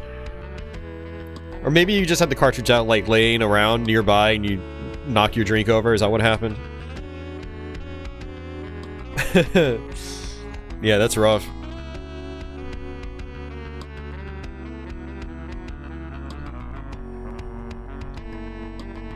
Alright. I guess I'm just gonna leave this music up. Enjoy it. Let's see if we can get my cat in here. Alright, I'll be right back.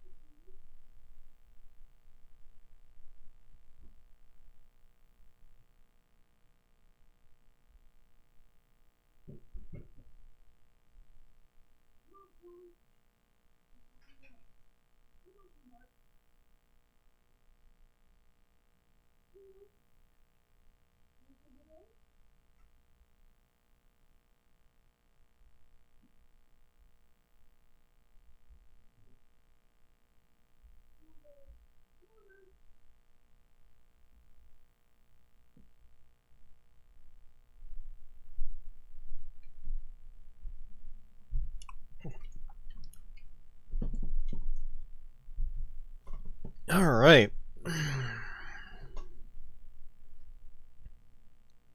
Oh, she followed me in. I guess the music actually stopped. That's interesting. Hey, Patchouli.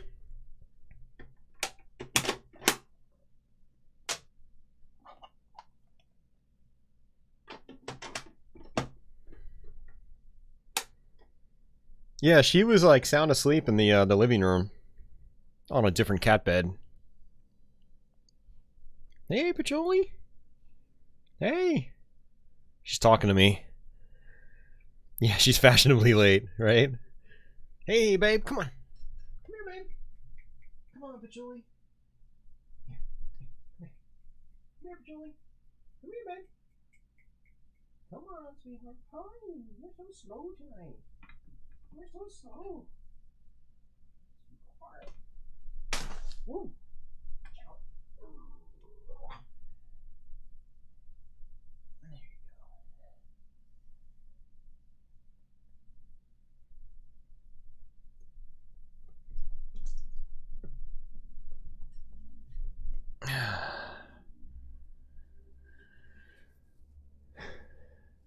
I keep everything in a dark, climate-controlled vault.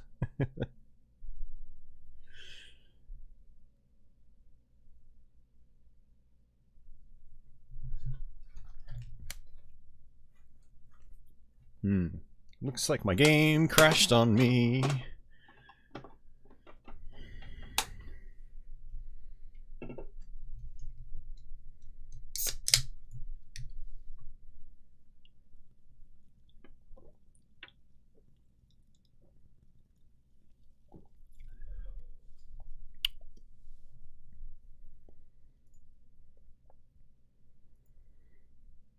Good girl, Patchouli.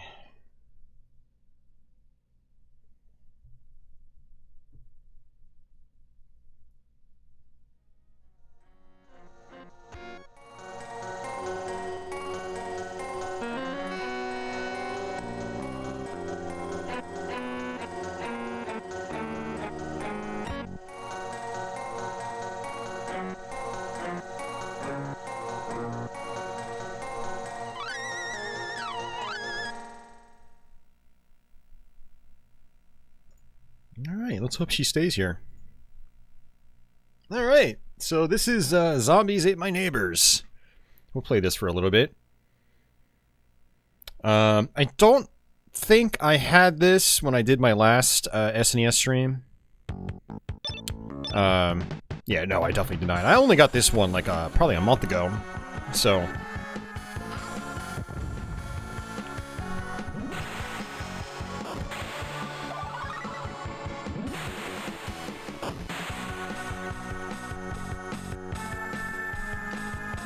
Yeah, Society, this is a tough game. Yep. Alright, let's jump into it. Yeah, I actually had this game as a kid. We actually did a zombie stream, years ago. It's probably like 4 or 5 years ago now.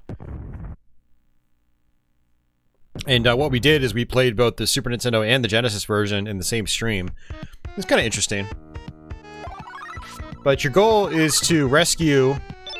all of these characters, and then an exit door opens up. And ideally, you don't have any of them get killed, if you can avoid it. Especially if you want to try to beat the game in one sitting. Alright, we'll save the baby for last. There's a dog. Here's a cheerleader. 2 cheerleaders! They look the same. So you get items, you get keys, you can open up doors, you can open up chests and cupboards and all sorts of stuff. So many different things are weapons. There's a key.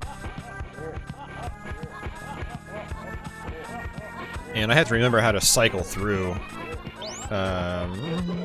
Oops, okay, so X actually uses your item. B cycles through your weapons. A must cycle through your items. So I used up a med kit by accident. I didn't mean to do that. They're pretty important. You don't want to just use them randomly. But yeah, very fun game.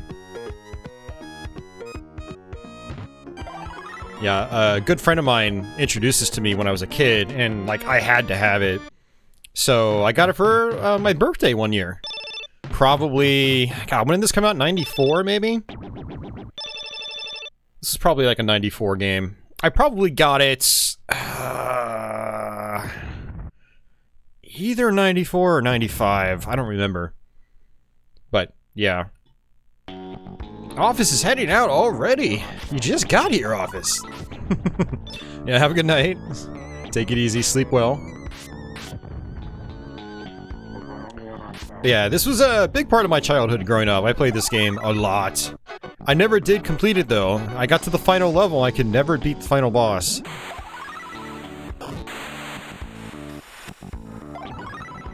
So characters that are on like trampolines and stuff like that, like you can kind of save them for later. Try to prioritize the guys that are just out in the open, the ones that can actually, you know, get killed by the zombies. Monster potion.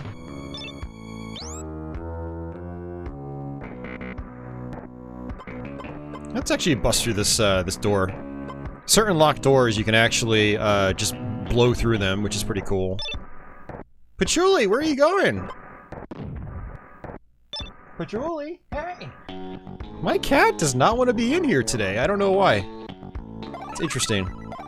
Usually she just wants to be around me. It's like I did everything right today, Patchouli. I fed you, I scooped your litter box twice. Like, man. Doing everything a cat owner should do. Alright, let's see if there's anybody else over here. Yep. So once you've rescued everybody, you're free to just explore the level. And I know there's just that one trampoline chick that's really the only person I have to grab, so what I'll do is just try to open up everything. Squirt gun is your basic ammo. It's pretty funny. Or a basic weapon. Semi-rapid fire. You do get points, but as far as I'm aware, they don't really accumulate. They don't really add to anything. Like they don't. You don't get an extra life or anything like that. And no extra lives from points.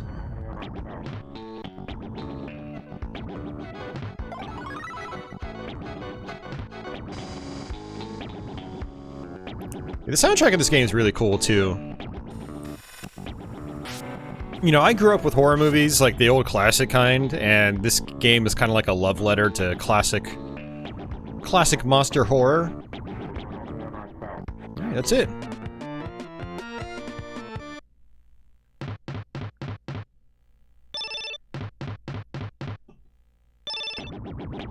Yeah, this did get re-released. You can get this with Ghoul Patrol in one package. I actually stupidly bought that, because I don't really need it, but I think it was on discount or something. Must have been like some kind of sale. Alright, there's a baby. Oh no! Don't get the baby.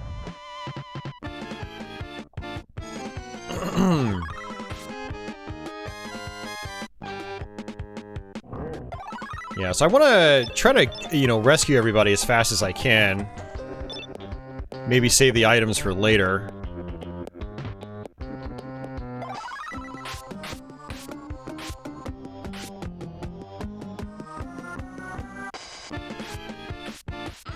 These little axe murderer babies can be really frustrating.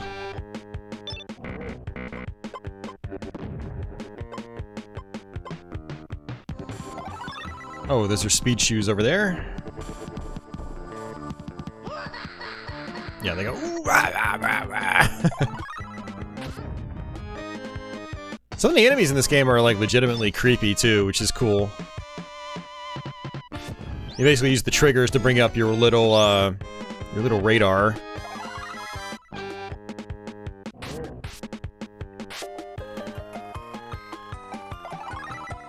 Alright, so the exit's there. Let's go back and get all the stuff I left behind.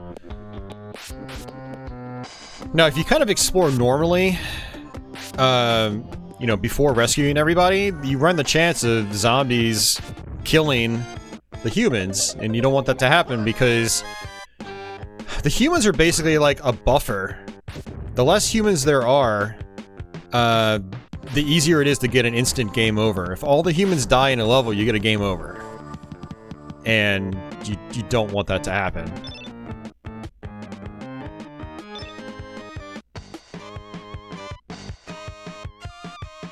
Alright, let's come down here. Looks like there is a med kit, which is good.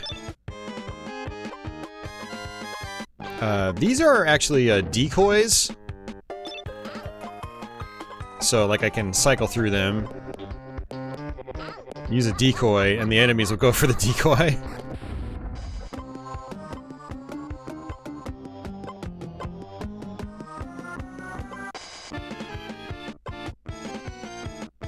I don't think I'm missing anything else. I think that's pretty much it.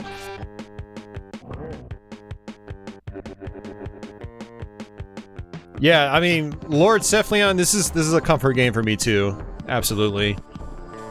This is one I do still fire up occasionally, like on my flashcards or the Mister. It gets pretty challenging though. Alright, I think that's everything.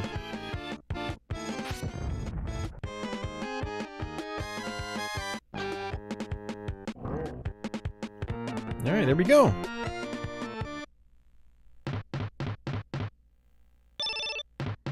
Press Sign says, speaking of Patchy, I got some questions to ask in Discord. I'm planning on getting a cat soon, so far I got cat litter and dry cat food. Besides toys, a litter box and wet cat food. What do I need? Yeah, stuff that it can scratch on. You want some scratching posts, absolutely. You want a cat condo. Or not necessarily a condo, but, you know, you want like you want a good cat bed. They really like that. They also like soft blankets on the cat beds. Oh, that's not good. Ah. Yeah, that wasn't good at all. Oops! I used it again. Damn it. Alright. Hey, Mike. Thank you for that. Let's go ahead and switch over to our monster form.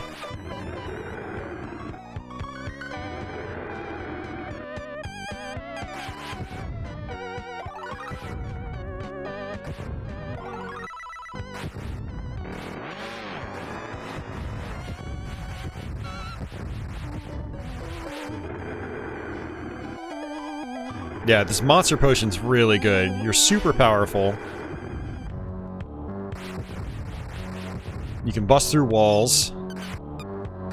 Basically, anything you can bazooka through, you can do it with the monster.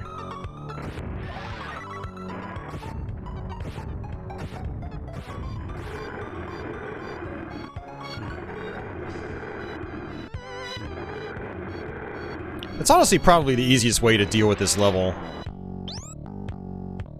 You can even use the decoys. They get caught up on the decoys.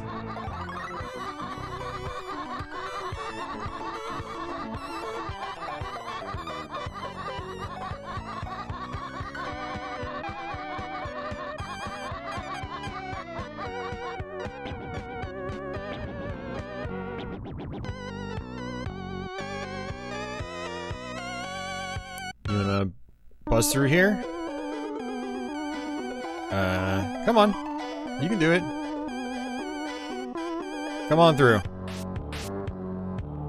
Alright, good.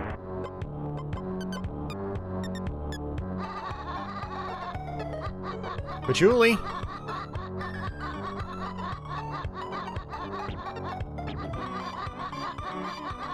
Alright, two more. Hey, Patchouli! Yeah, Mike, thanks again for that. I do appreciate it, as always.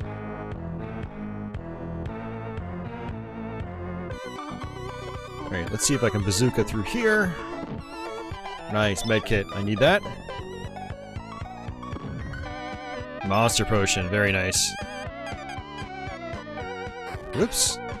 This guy was out of ammo for the bazooka.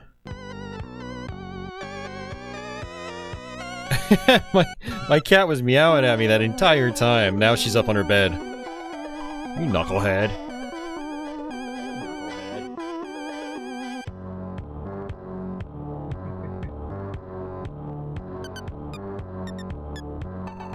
She's a goof. Oh yeah, the werewolves in this game, yep. Yeah, the werewolves are tough to deal with, for sure.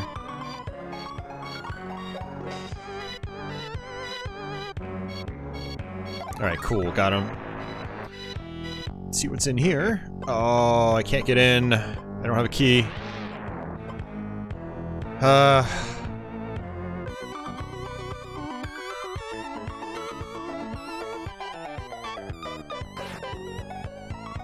Yeah, I noticed that, like, some of the pixels there are, like, blinking. And it's not worth using a monster potion. Hey, Girl Geek. Girl Geek loves her zombies ate my neighbors.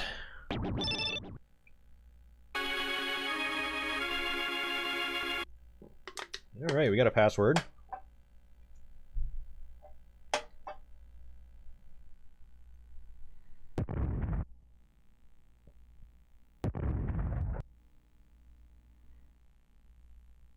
Yeah, Crestline, I probably wouldn't bother with couch protectors. One thing I do is I actually have a scratching post, like, on one side of my couch. So, you know, my cat would come up and, like, dig her claws into, like, the corner of a couch. I mean, cats just like doing that. If you have a scratching post nearby, they're much more likely to use the scratching post. Get a scratching post with twine. Twine lasts a lot longer than, like, the typical felt that they use on scratching posts. And, I think it's better for their claws, too. Patchouli loves the twine. I mean, she likes the felt ones, too, but she loves the twine. Loves, loves, loves it. I'll take some photos of my little kitty condos, Crestline. I would recommend getting at least one, for sure. Because they're gonna want, like, a good bed of their own.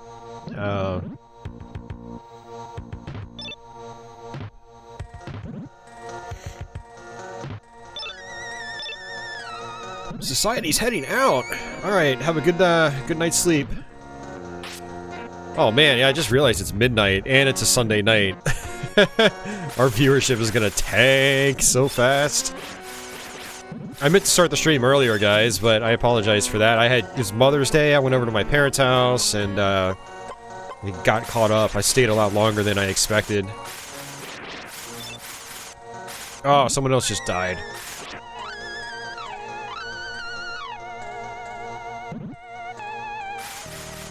So all the East Coasters are starting to head to bed. We'll get the West Coasters trickling in. And then eventually the West Coasters will start disappearing.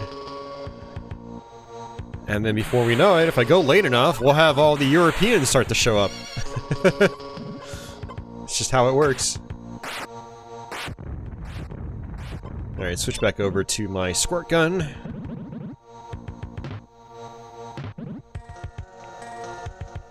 Oh, I want to get rid of this guy, because it can actually kill this cheerleader.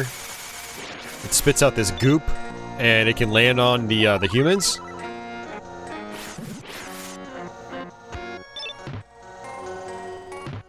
Yeah, in terms of trying to survive this game, I'm gonna actually probably have to end up using a health kit. Yeah, in terms of surviving the game, and actually making it through it, you really have to, like, learn how the enemies work.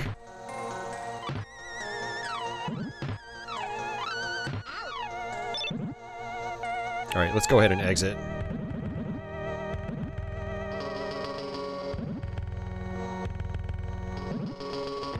Good old eerie music.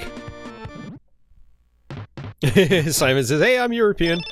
Yeah, it's early in the morning for you, Simon. Euro's so jealous. They got Terranigma. I still need to play Terranigma. I'm gonna have to fire that up on the Mister one day, just to try it.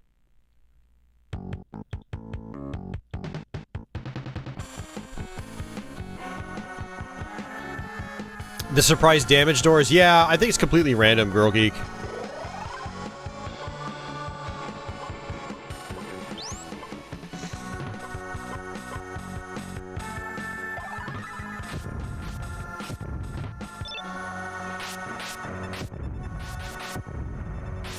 Yeah, I'm pretty sure it's completely random. Alright, let's go through here.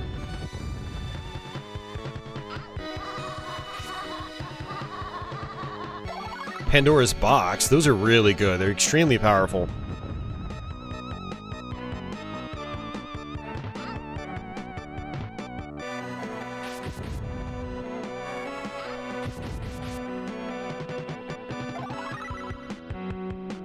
Oh, Jeffrey, you're on your weekend too. Yeah, so am I. I have 3-day weekends. Sunday, Monday, Tuesday every week.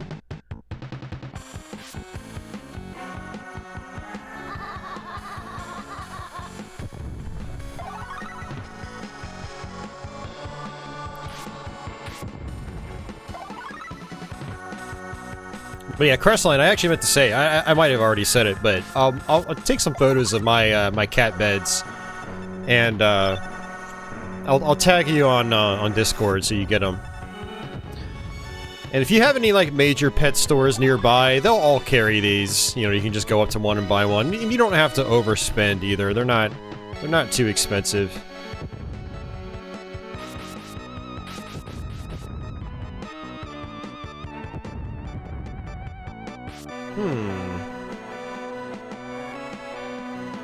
How do I get to that guy?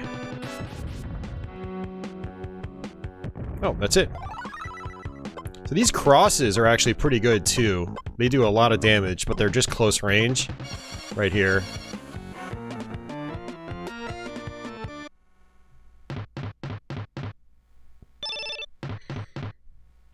Simon says it's 6 a.m. over there. He just woke up.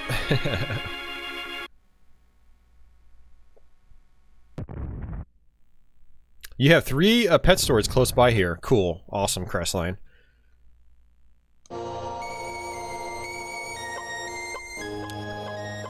Do you have your eyes set on a particular cat?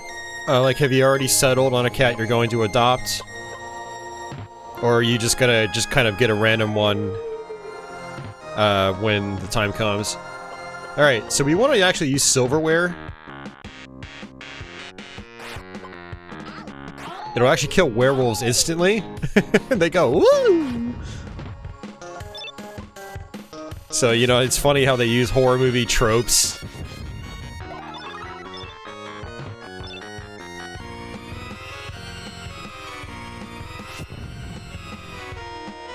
This game is awesome.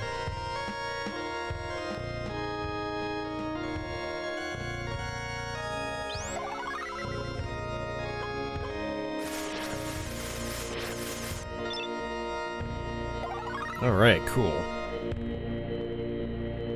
Girl Geek, I'm gonna go pretty late tonight. I slept like all day, so I'm gonna be up probably all night. And as long as we have people watching, you know, I'll keep streaming. I've got food, set up for later. Got a little pizza from Subway, nothing crazy. So, you know, halfway through the stream, I'll take a lunch break.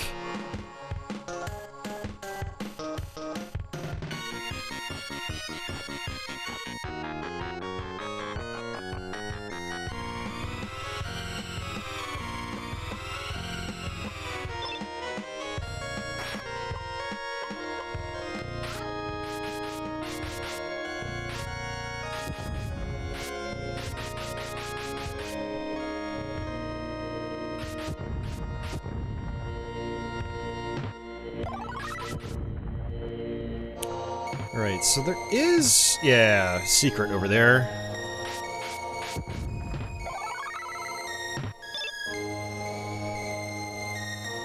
So yeah, this is kind of a hidden area with, I think, a little mini-boss?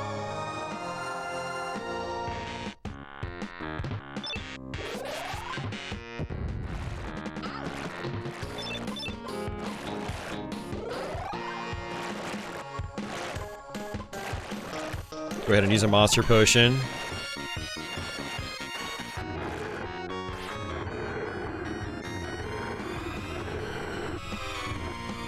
You got food poisoning from it?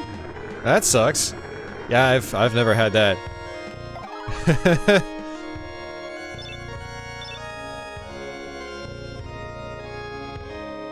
Alright, let's see if we can come back. Zombies Ate My Neighbors and Castlevania crossover.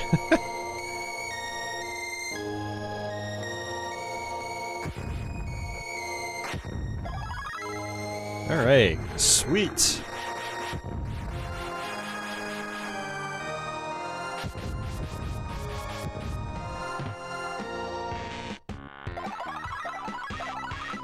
Pandora's Box. Pandora's boxes are really good against the giant babies, which I think are actually coming up shortly.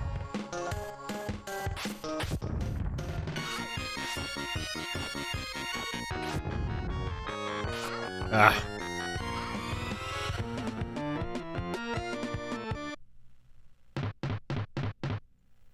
Yeah, Subway actually got pizza probably about 10 years ago, Mike. It's been a while.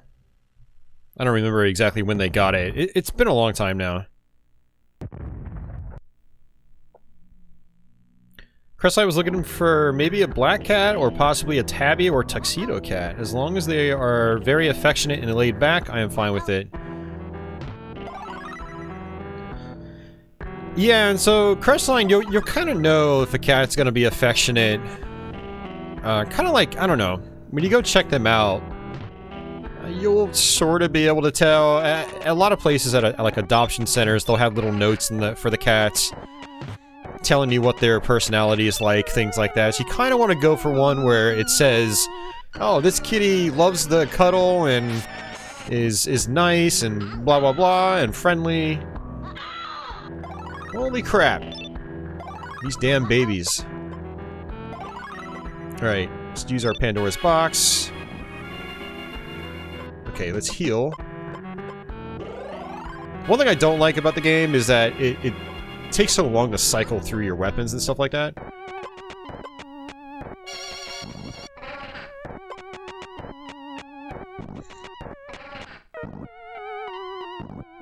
Okay, seriously, dude. Oh my god. Yeah, these babies kind of suck. They're super fast. I do feel like they should have been a little bit slower. Okay, good. Okay, we got a skull key. Man, that was rough. Yeah, very few iframes. There might as well be none.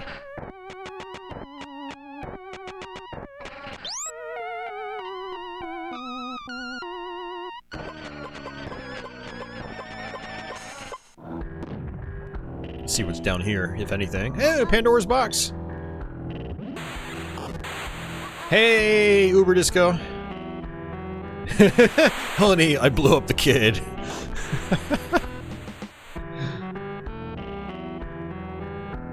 Pure says he just gets wraps at Subway these days. Yeah, that's what I usually do. Or I did for a long time. Now I'm starting to get the salads all the time because I'm trying to get my blood sugar levels down. But yeah, the wraps are pretty good. The wraps have way less carbs than their regular bread does.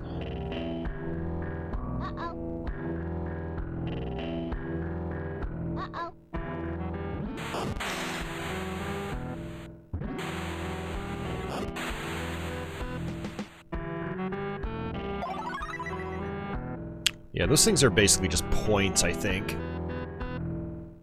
And again, points don't really amount to much in this game.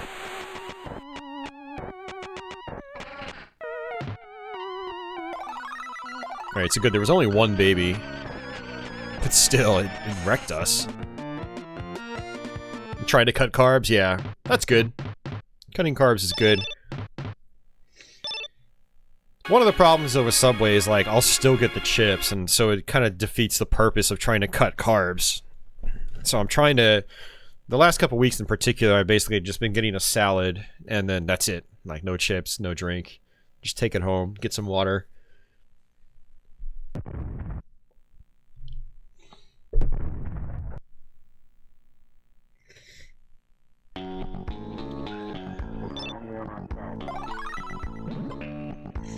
Okay, so these things you can actually freeze. Just like that. Crestline says, yeah, it's hard for him to cut carbs. Yeah, I mean, carbs are addictive. They really are. It's why, like, when someone becomes diabetic, it's hard to reverse it. It really is hard, because... Ooh, just barely made that. Carbs are addictive. It's hard to let go of them. Especially if you've been trained your whole life to eat them. Basically live off of them. And while you do need carbs, you don't need the amounts that we've been trained to consume. And I think I'm gonna die. Yep, I'm dead. So, yeah, diabetes in particular is kind of like one of those diseases that's kind of running rampant in the United States in particular. Because for a long time, fats were demonized. I don't remember when it happened, if it was like the 70s or the 80s. Now it's kind of having a negative effect on a lot of people. You know, if you're like an athlete, you need way more carbs than like a chubby gamer like myself needs. Yeah, for someone like me, it's like I barely need any, you know. My buddy Ronnie's coming up tomorrow. I'm not sure if we're gonna stream. We might. We traditionally stream here when he comes up, but we'll see what happens. But I'm gonna chat with him about ketogenic diet. He's been doing keto for 2 years, and I've known about keto for a long time, but I haven't put the effort in to stick with it or really try it hardcore. So we're gonna see if he can give me some ideas and see if I can try to get my diabetes, you know, manageable. I think I actually got everything there is to get, so I should probably just exit.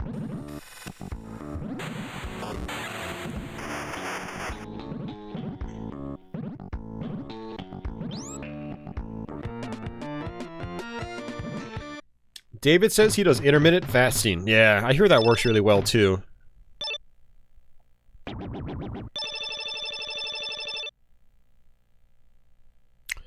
Jeffrey says, I think you can get extra lives or bonus replacement neighbors from points. Maybe not. That's actually a good observation, Jeffrey. Maybe you're right. Maybe points is actually a way to... Maybe points do benefit you, and I'm, you know, I was overlooking their value. See, it's moments like these where I wish I had the instruction manual in front of me. There's probably a scan online. I'll have to take a look at it sometime.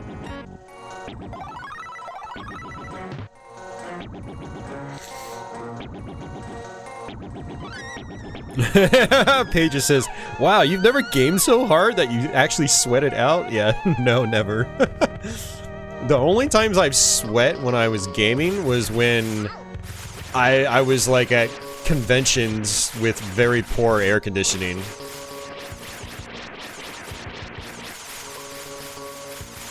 That's pretty much it. Or like my AC broke and I was still trying to game. That's it.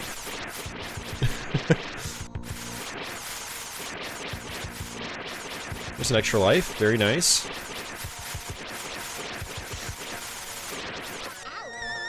Oh, the door already opened. And I missed it? Oh, there it is. It's just right there.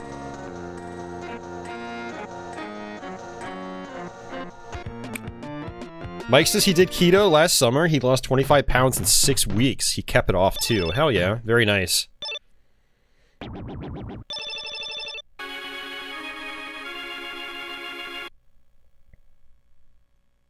Gorgeek says she loves crunchy stuff, so she has to buy a lot of peppers and carrots to get that crunch. She was doing pretty good with eating better, and then stress went crazy. Yeah, that's the thing. Stress will do it. Stress will do it. I mean, that's... I stress ate last week. You know, like... I was just kind of angry one night, and when I get into moods like that, I let go of... Hey, Vornak! Thank you very much for that. Thanks for joining up as a member. We've been getting a lot more members lately, which is awesome. So maybe I'll be able to add some more emoji. Add some more patch emotes for everybody. We'll see. We'll see what YouTube allows me to do. Okay, I need to get rid of these guys. Okay, whoa, that was super close.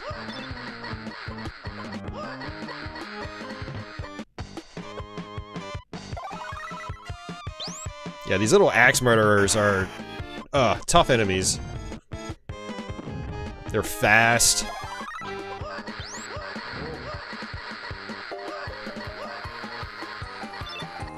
Should be using the decoys, actually.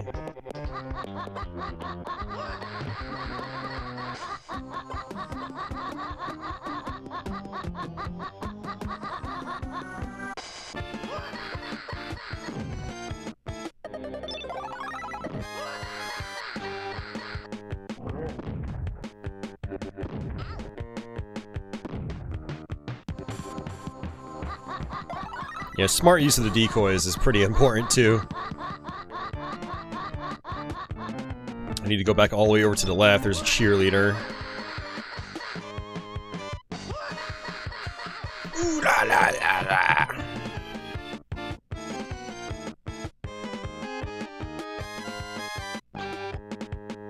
Yeah, there she is. Now, where's the last one?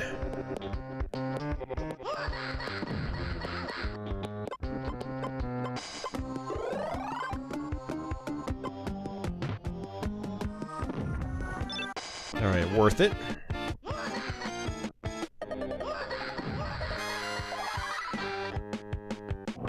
Hey Tom, welcome back.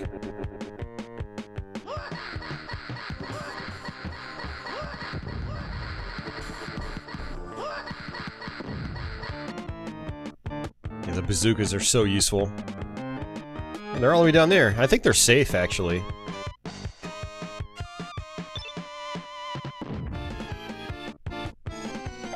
Oh, well, yeah. Relatively safe.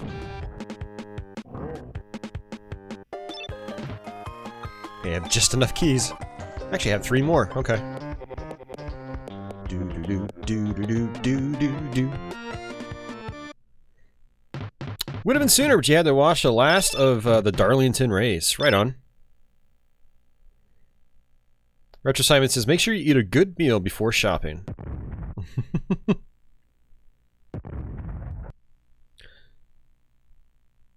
So it says, not sure if it's right, but supposedly you get an extra 40, or an extra bonus victim, replacement neighbor for a dead one, every 40,000 points. You get an extra life if no dead neighbors are there. Oh, if there are no dead neighbors. Interesting. Internet Junkie says he walks a lot, if it's possible, and he replaces sugar snacks with fruit. Yeah, that's a good idea. That's a great idea. The, oh, I don't have a weed whacker. That's a problem. Let's turn into a ghost. You can walk on this stuff when you're a ghost, but I don't think you can pick up items. Oh no, you can. Cool, awesome. Glad I was wrong there. Yeah, for some reason I thought that I think you can't open doors as a ghost. Yeah, and you can't see your radar either.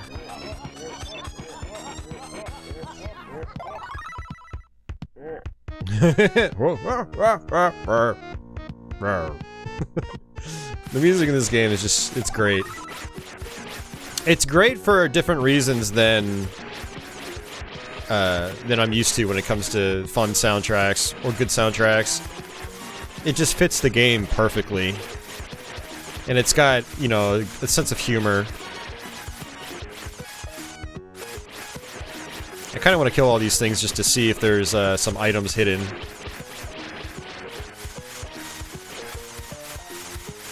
Yep, monster potion, very nice.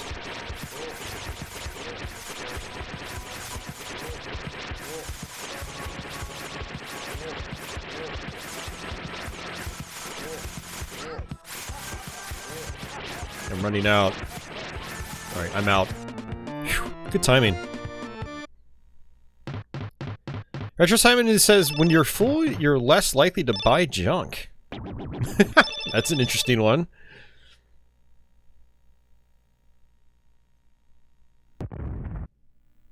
Well, yeah, Girl Geek. So, with fruit, you get fiber, you get other nutrients, but also the sugar that's in fruit is processed by your body differently than, you know, stuff with just like, you know...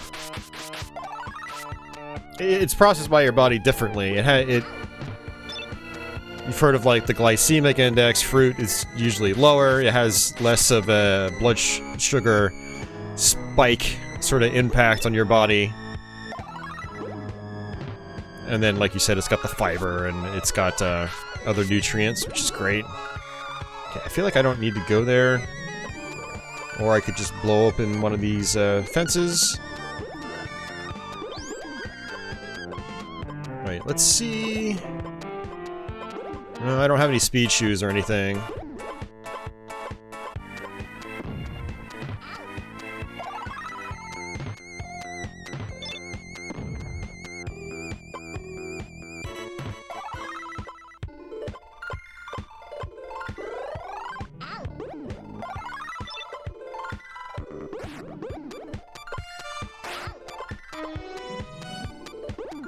Yeah, one thing I've been trying to do is I've been trying to like eat more bananas and stuff like that. I have a bag of apples out in the kitchen as well. To be honest, I have never really liked apples that much. But you know, they're tolerable to me if I get like some really sweet ones, like Granny Smith. Every time I buy a bag of apples, they just kind of sit and I end up throwing them out.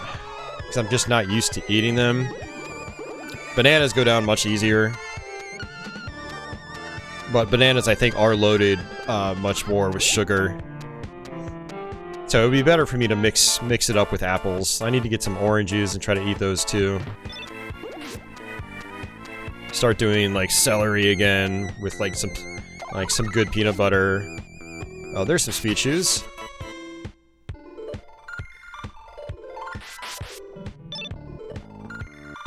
I know it's not the most interesting stuff. I started doing Brussels sprouts again last week, which was good. Those are really good. Good for you. And you can make them really tasty. With like olive oil and you bake them. Yeah, they can be really good. Tom says, I can't eat apples without peanut butter. Yeah, I hear that.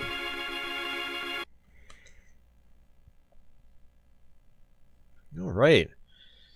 So what level are we on? We're kind of like, level 13. Yeah, I mean, I think there's like 40-something levels in the game. So, like, we've already made, pretty good progress. I'm probably gonna switch games here in a few minutes because, you know, I want to try to play a lot of games tonight. That's always fun, bouncing from random game to random game. This is actually the farthest I've been in this game in quite some time.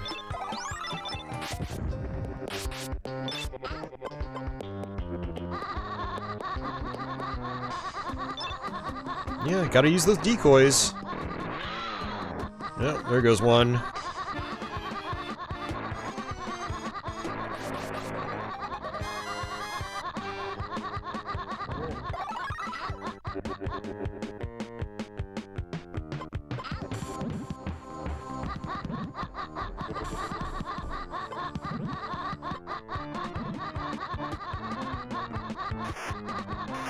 You know, one thing I would have really liked is if you could, say, pause it, and then bring up, like, a menu system that like, lists all your weapons, and then you could just, you know, go to the weapon that you want. Oh, man. These guys are dropping like flies.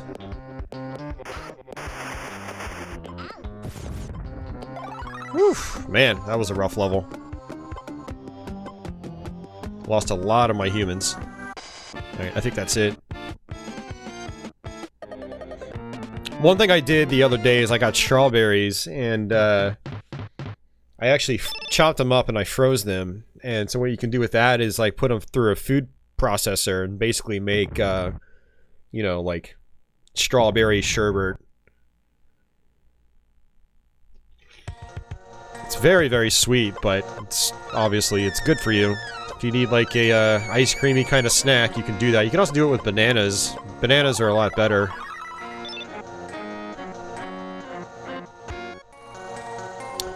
Retro Simon says spinach is good too. Yeah, I do eat a lot of spinach.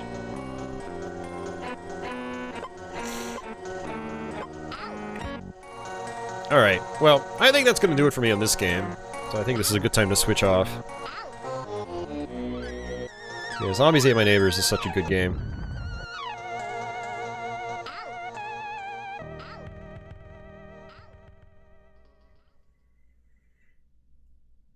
Mike frequently makes a kale blueberry smoothie. Interesting.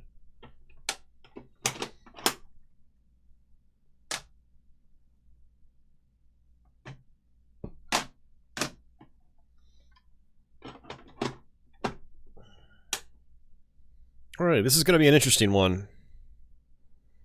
Actually learned this for the first time a couple weeks ago. I have not beaten the game. I've gotten about halfway through it. So we'll see what happens with it.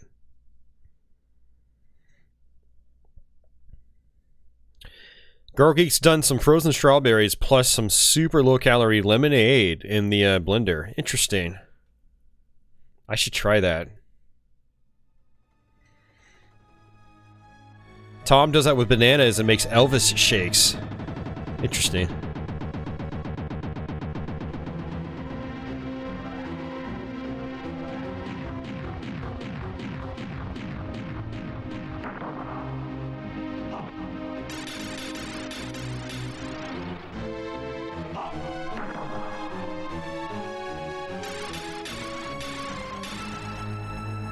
All right. Yeah, someone recognized the music.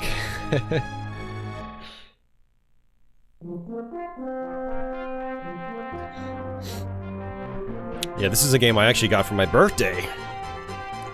My brother was like, "Hey, you want some games for your birthday?" And at first I was gonna say, "Nah, don't worry about it, man." Then I was like, "Hey, wait, I'm collecting Super Nintendo cartridges." And I listed out a bunch of games that I knew that my local game store had. And he ended up going up there with my mom. They both bought me cartridges for my birthday. This was one of them. So this is a new acquisition.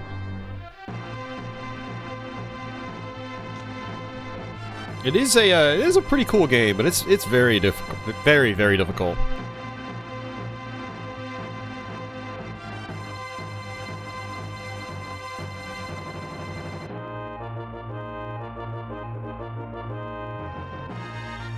Alright, what I'm going to do is actually stretch out the gameplay. I just realized that pretty much every game has had a slight border on the top and bottom of the screen, but I can actually fix that.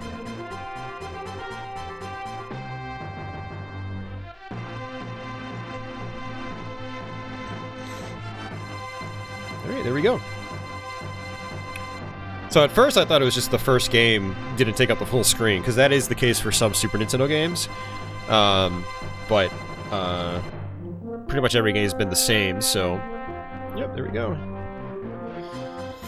Yeah, Yuzo did do the soundtrack for the second game too, yeah. It's a much more moody soundtrack, moody and dark soundtrack than the first game.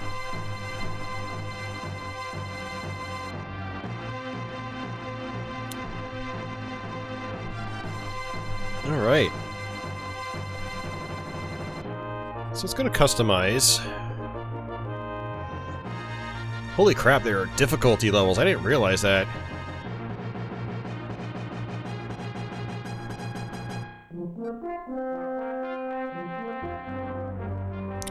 Hey, Pixel Diggs, he says the Japanese version of this is significantly easier. Similarly, Contra Hardcore's it was made harder for the US release. Interesting, yeah, I was wondering about that, because this is quite a challenging game. Alright, let's just skip through this. So you do have like an overworld like you have in Actraiser 1, but there's no simulation element. And the actual combat, the actual action gameplay feels very different from the first Actraiser. Hey, Dasan, welcome back.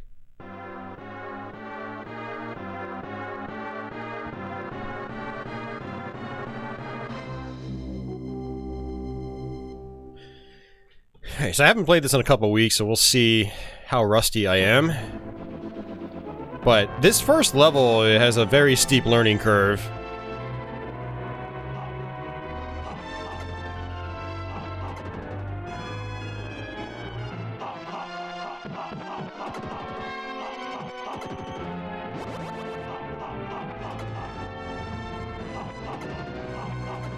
You can attack straight forward, you can jump and attack, you can duck and attack, you can attack upwards, you can also use a shield.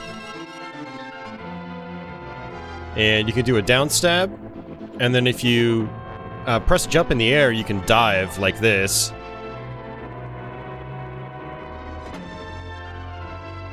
Which is very useful.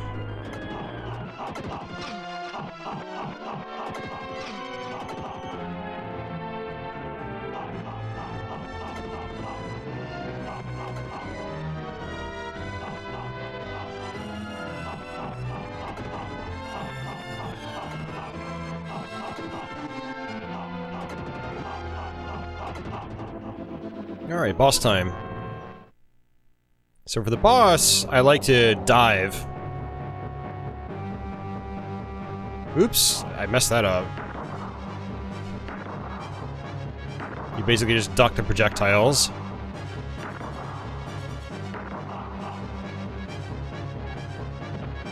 Just like that.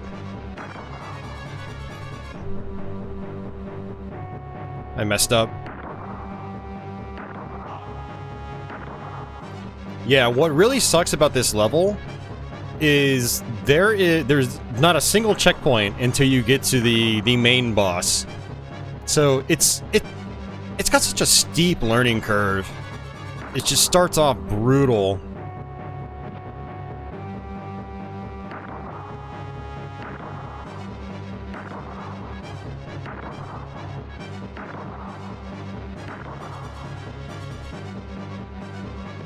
Yeah, Leon, that's probably why they made it more difficult to combat, you know, the rental market. Yeah, we've talked about that a bunch recently, because we've played some pretty hard games recently. But renting was not legal in Japan. And, so that rental market kind of was non-existent over there. But over here, you know, there was the fear that someone would rent a game, beat it in a weekend, and then never buy it. Which, you know, you want to be able to sell your games that you put a lot of time and effort into creating. You know, you want to recoup your costs. So yeah, it makes total sense. Oops.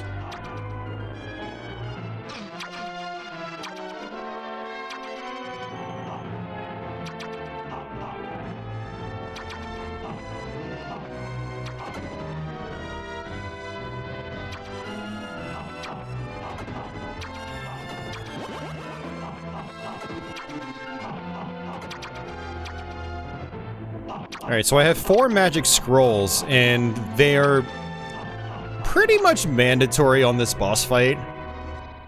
The boss is super hard if you don't use magic. So you hold down the attack button, press up and attack to release it upwards. Very strong attack. See, just like that. He's got a lot of other attacks. All that green stuff, those are spikes. So you can't go to the outer edges of the screen. Like I said, this game just starts off, like, ridiculously difficult. And it's completely understandable why a lot of people did not get into this game, because it's tough.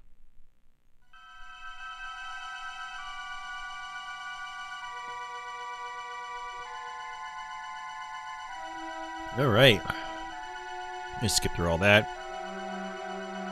So now there's a place up here we can go to. Benefic.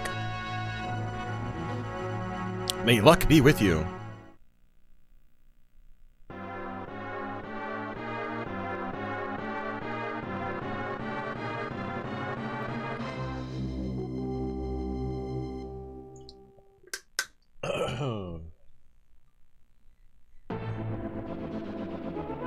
Yeah, my goal was to try to learn how to beat this game, but it's like a 2-hour-long playthrough in one sitting, which is quite a long time for an action game.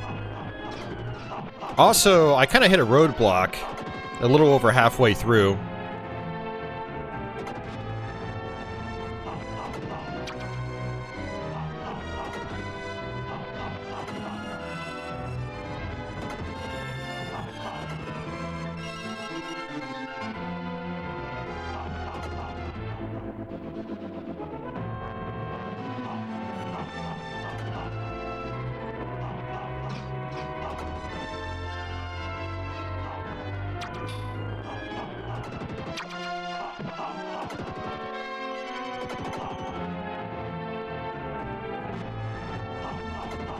Now this level's not as bad as the first one because there is a mid-level checkpoint.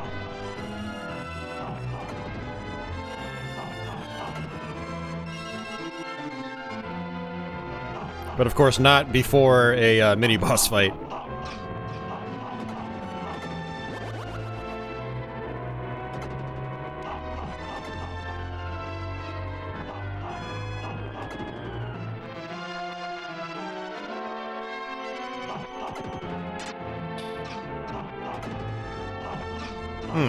Taking lots of damage.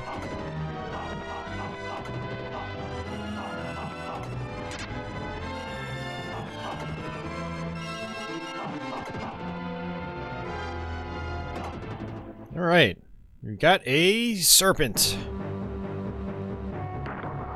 Whoops.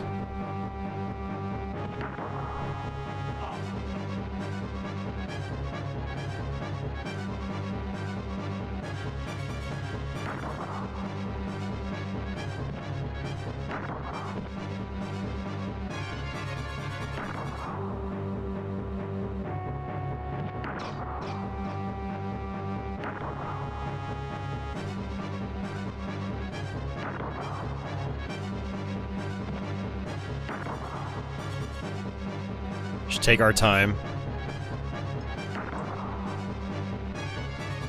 Alright, good. First try. Yeah, it is a nice looking game. I will definitely give it that.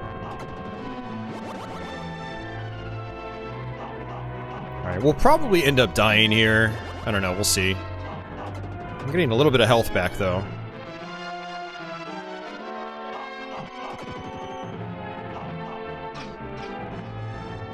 Yeah, and I didn't realize, but Actraiser 2 is like... It came out, I think, in 93? For some reason, I had always thought it came out in like 94 or 95.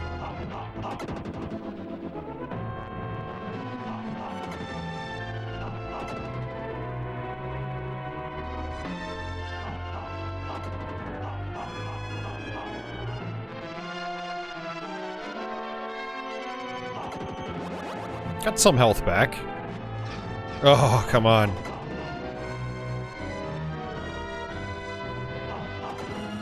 Yeah, unless I get more health, I'm not going to have enough for the boss fight, most likely.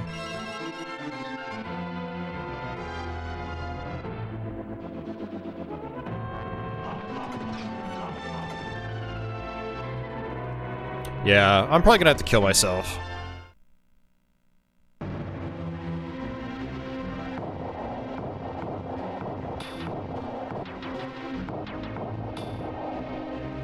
Yep.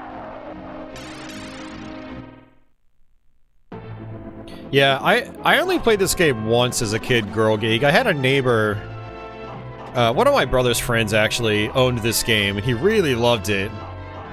And man, I just could not get into it. I never even passed the first level. Going back to it now, I understand why I never passed the first level. And I didn't have the patience to learn it. Learning it is mandatory. No ifs, ands, or buts.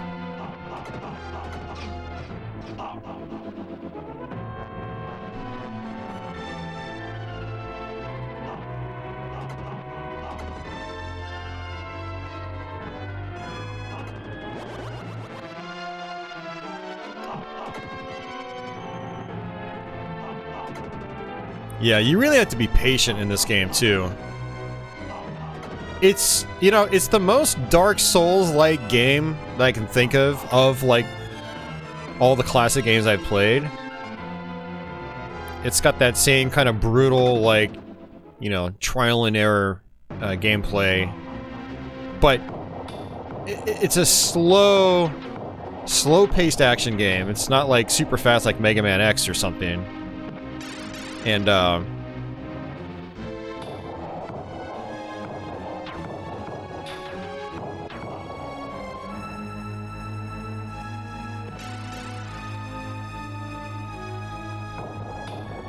so you have to be very deliberate in this game with your actions.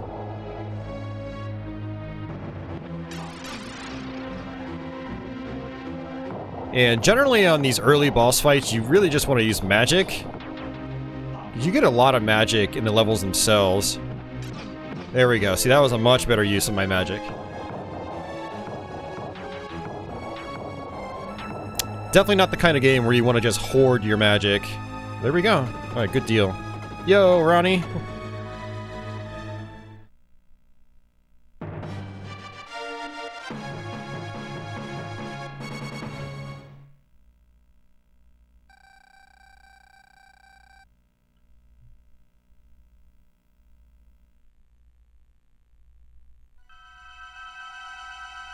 Yeah, I mean, I'm glad I finally tried to, like, start to learn this game, because it is pretty satisfying when you can rip through some of these levels. But like I said, it does get very challenging. I'm still trying to learn it. I haven't gone through the whole thing. Okay, so I need to come here where this turtle is. Tortoise Isle.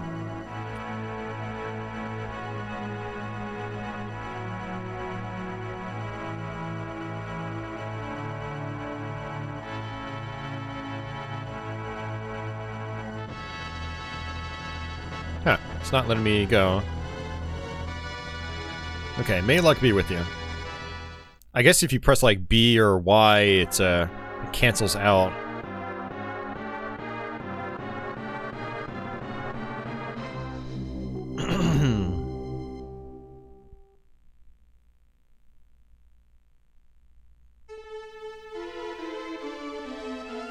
Yeah, and interestingly, this level is actually pretty easy. So the difficulty curve is definitely all over the place.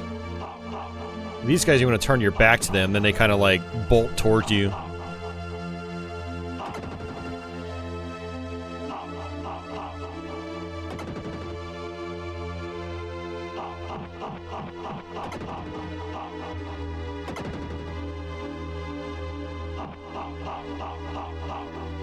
I do, Gameplayer, yeah. But this is the kind of game where, like, I don't really care about saving my progress. I intend on, like, learning the full run.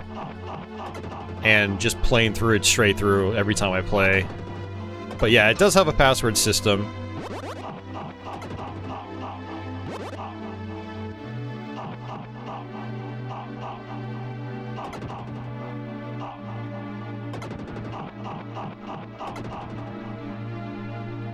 Yeah, you can access your password on the map screen.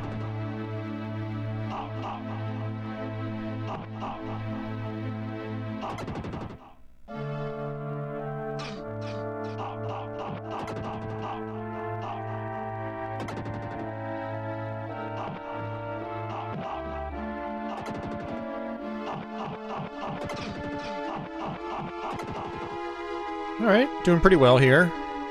Like I said, this level is pretty easy.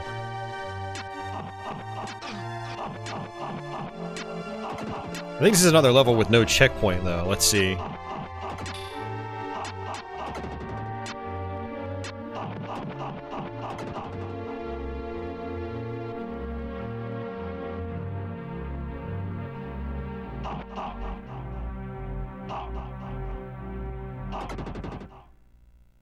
Wondering why I started from scratch? Well, I mean, I am live streaming, and I know people would like to see the game from the beginning. That's that reason.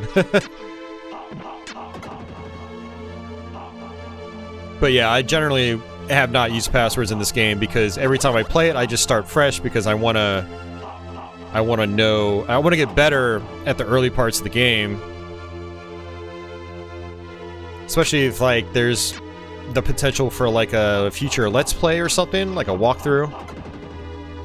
I don't know if I would actually let's play this game, because it is like a 2-hour playthrough, just about, so that would be a little too much for me, but maybe we can do a dedicated live stream in the future.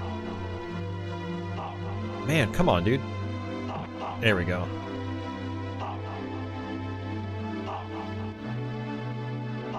Okay. So these things are actually kind of interesting. When you destroy the orb, you want it to be destroyed in, you know, when the spikes are in the lowest position.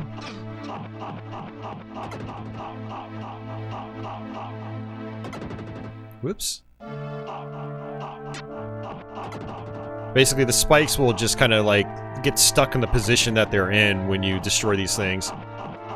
Just about everything has a health bar, so you can wait, then kill it, just like that. And when the spike's all the way down, you can just walk right through it. I've never figured out how to get that thing, though. I don't know how to get that power up.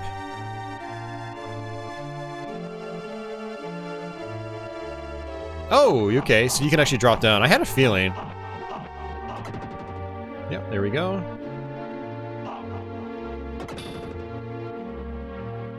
Oh, that's gonna hurt me. Oh, no, it's not. Cool. I needed that. Thank you. Zanctum says a dedicated live stream of this would be great. Nice. Yeah, well, that's the idea, I guess, is when I finally manage to complete this game reliably, I'd like to do something like that, like at least a live stream of it. A lot of people have asked about the Actraiser series in general on my channel. I still want to relearn the first game, too.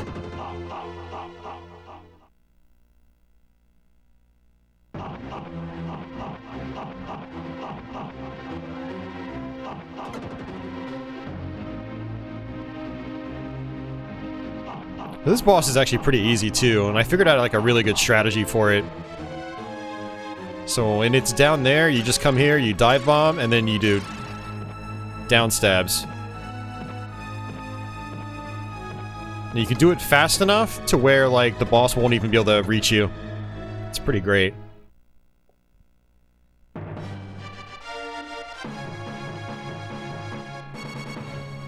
So, like, I've learned some strats. But, man, like I said, I hit a roadblock a little over halfway through the game. There's some really challenging parts to it, and the frustrating thing is, again, like a Dark Souls game, the checkpoints are few and far between, and so every time you die, you've got to, you know, you've got to repeat content. Altheria, may luck be with you. Yeah, there are 3.5 hours on the stream.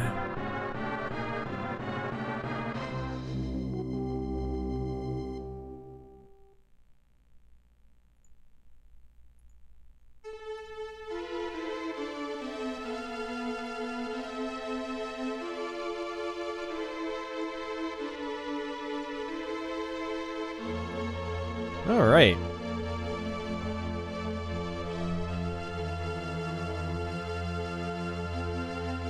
And there's that head in the background. So that's gonna actually lead to the boss fight later on. It's kind of creepy. This game's definitely got some atmosphere.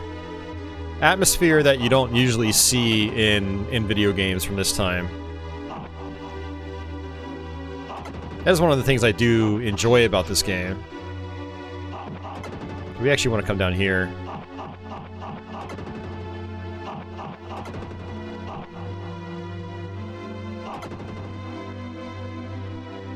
Yeah, we just had a big viewer drop off. Everyone's going to sleep. It's so late. It's 1 a.m. my time. So the double jumping is a little weird in this game. It takes a long time to get used to. Alright. Definitely want to get rid of these guys first. That should be health. Whoa there.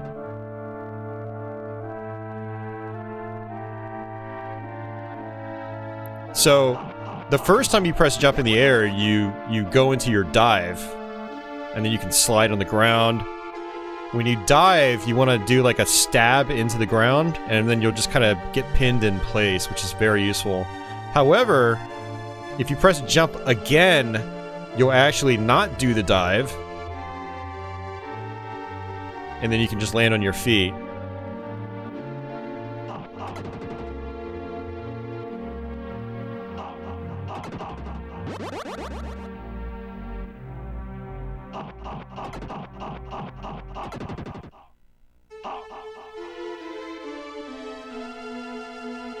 Volcano glide canceling is very important, says Gepler.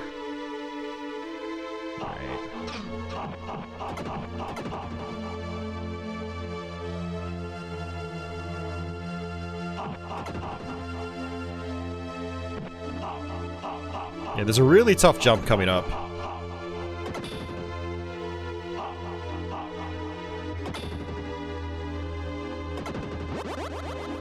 That, like, water overlay is pretty cool, too.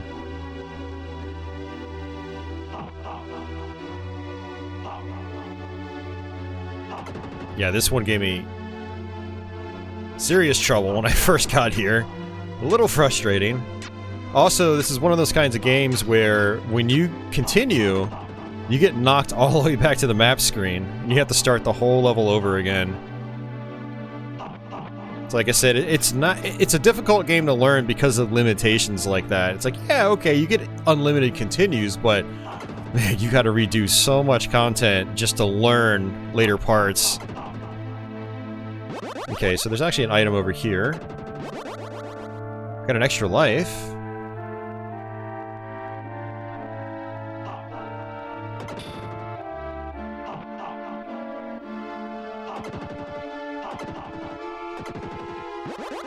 All of my health back, that's good. Oops.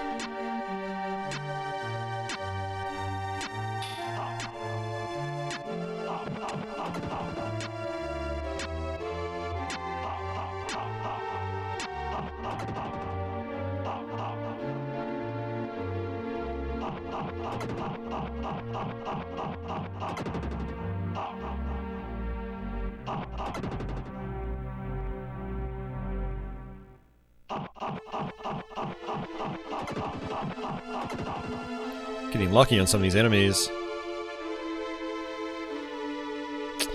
The volcano? I don't remember if I actually got to the volcano. I think what happened is they mentioned the volcano and they said, oh, you have to go here and go to the volcano. And I tried looking for it on the map and I don't think I could find it. Alright, so this boss, I'm going to try to charge up.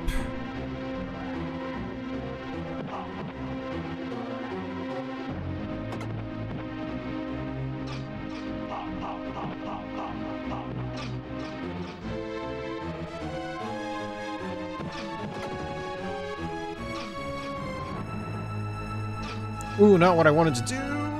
Oh, I screwed up big time.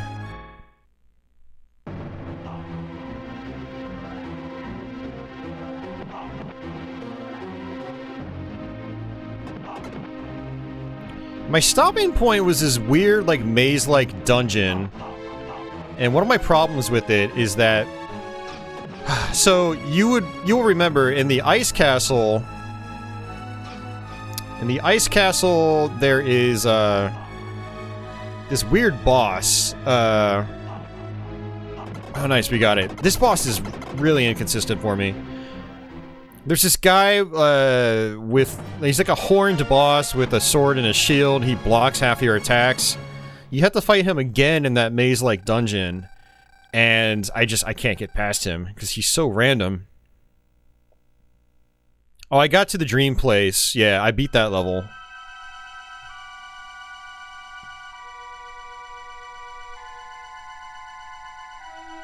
Yeah, and actually the dream boss, I beat on my first try.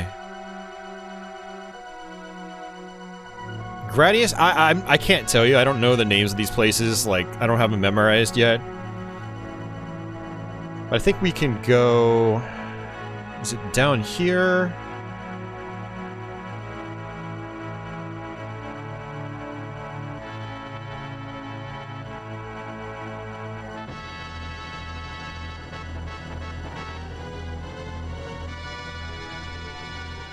It is a big, big dungeon, yeah.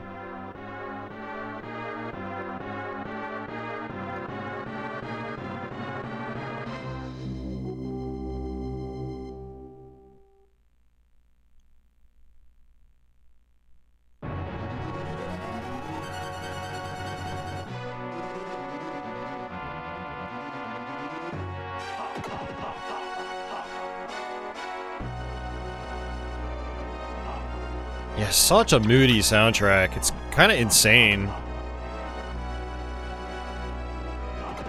Alright, so I've only done this level like once or twice. So, I'm not gonna have this one memorized.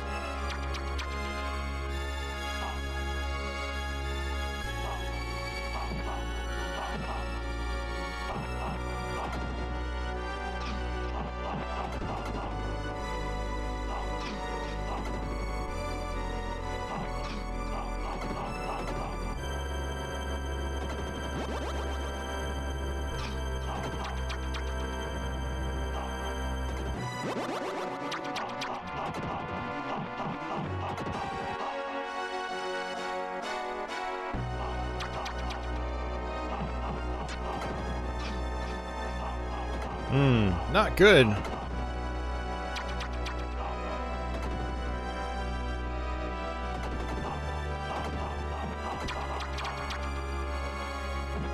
Oh, I landed right on top of him. Thought he was gonna die in one hit, but nope. Hey, Aberdeen, welcome back. Alright, take care, Zero. Yeah, it's great having you. I do appreciate it.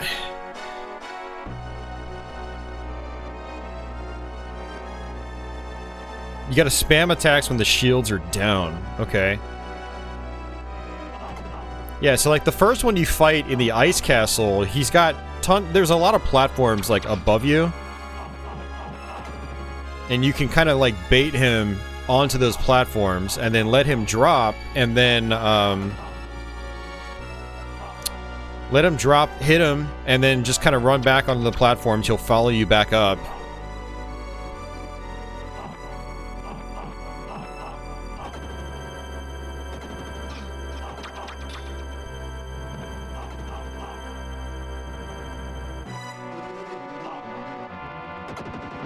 Nice that they give me an extra life every time, though. Ooh, it's gonna hurt.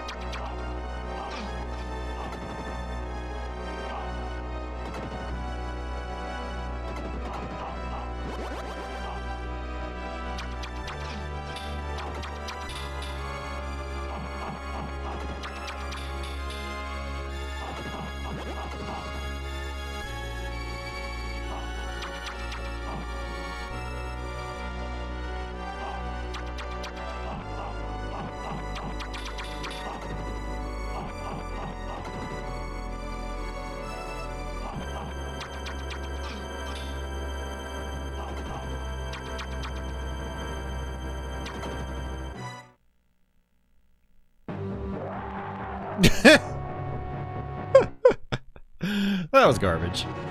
Hey, Blue Jay, welcome back.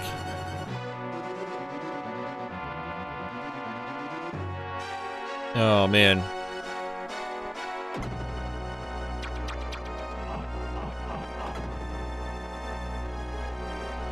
But, I mean, this is good practice. Okay, you can actually kill those guys instantly. That's good to know.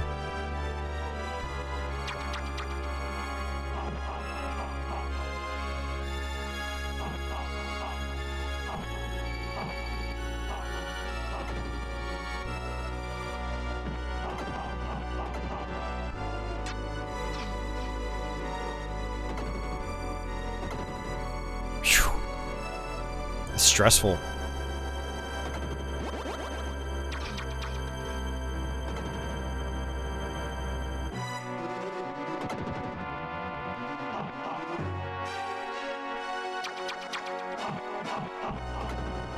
Yeah, that's one of the things about this game. It can be really stressful. I'm good, Aberdeen. How are you? Thanks for asking. I want that.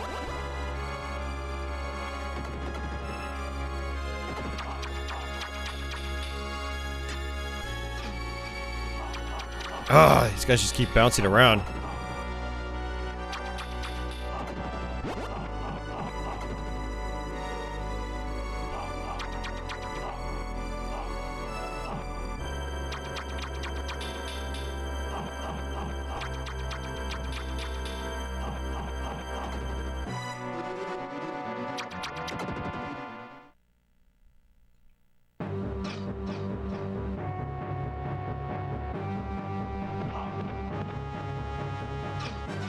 Ow.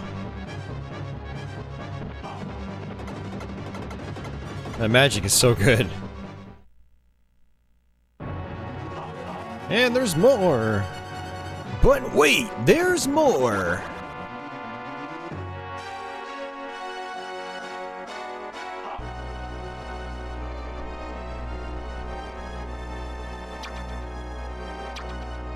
I think I got through this section on my first try, so I don't really remember it too much.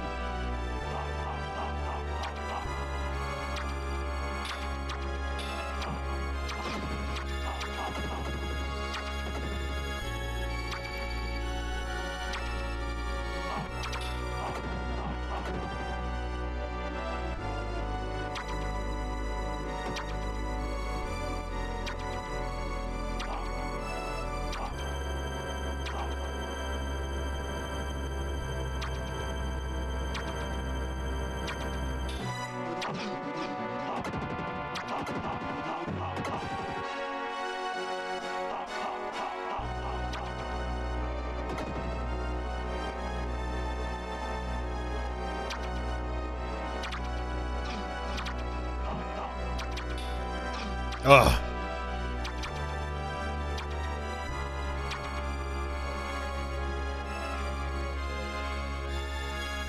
I have 4 lives at least. Oh, I remember this guy. Okay.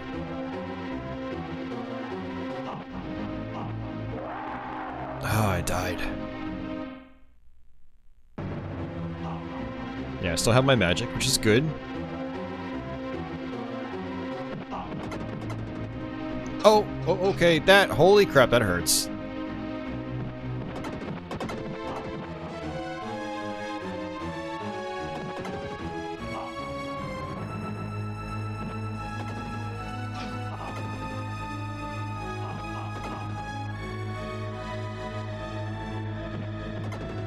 Alright, got it. Awesome. Yeah, magic is so good, and you get a ton of it on that level. So, like, there's no... Unless you're trying to challenge yourself, there's no reason to, you know, not use your magic. Yeah, that was only the second time I fought that boss. Yeah, I haven't played anything past, like, the first 3 or 4 stages enough to have them memorized as well as I have the first couple stages memorized.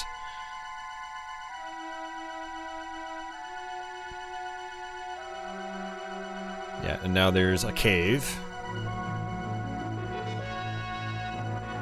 Oops.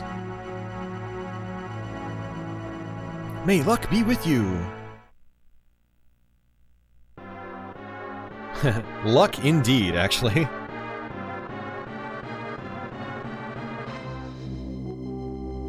Yeah, that's right, Simon. Magic is overpowered. It's another Dark Souls parallel. Oh, man.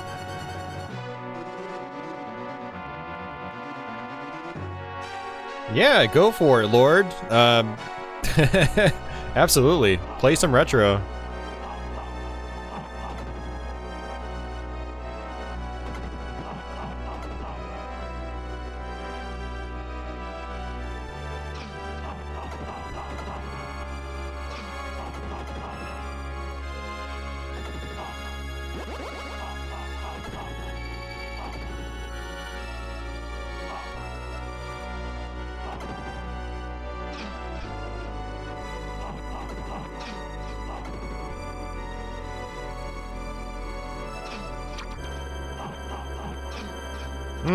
Sloppy. That's fine. I got a lot of HP back. Some of these levels are actually pretty generous with health pickups.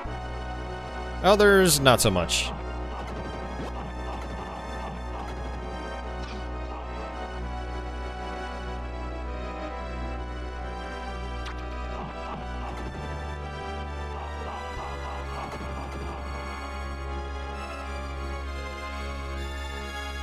Alright, so this guy you can actually just poke him from a distance.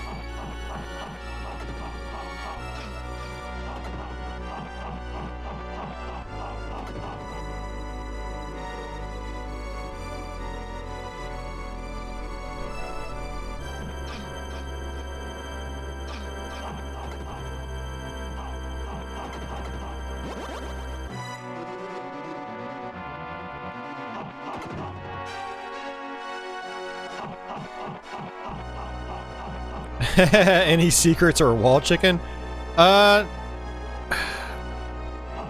are kind of like areas that are optimal to go to that you'll only find through trial and error and experimentation.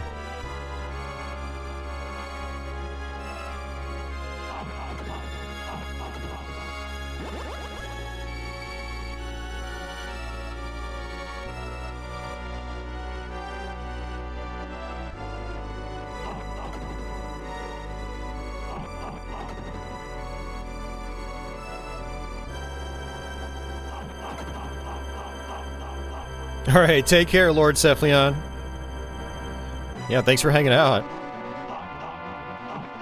It's good also chatting about Uniracers, because I don't really talk to a lot of people that know that game. Especially not know it well.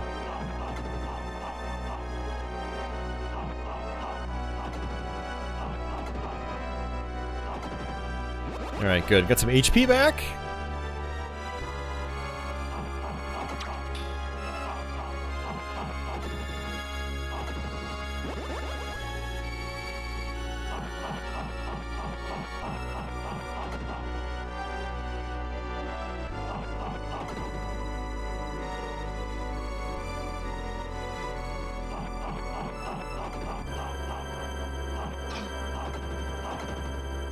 Alright, that's some magic.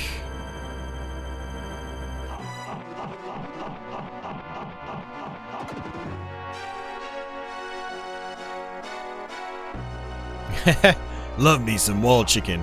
Who doesn't love a good wall chicken? Tasty, tasty wall chicken.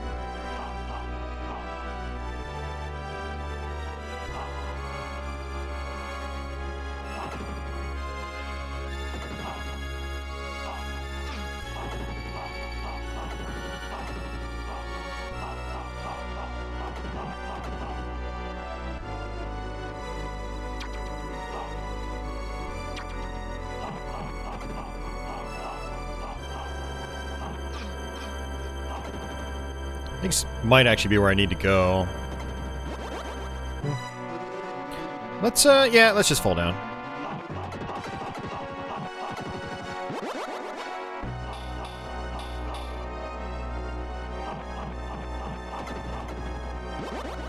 Some more magic, that's good. I'm gonna need it for this boss fight.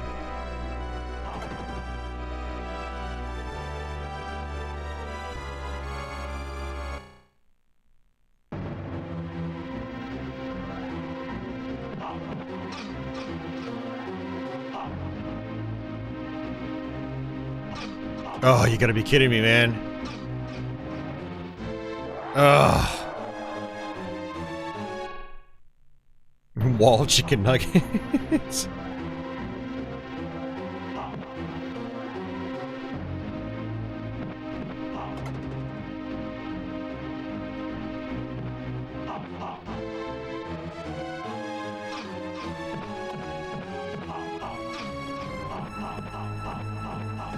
Okay, nice.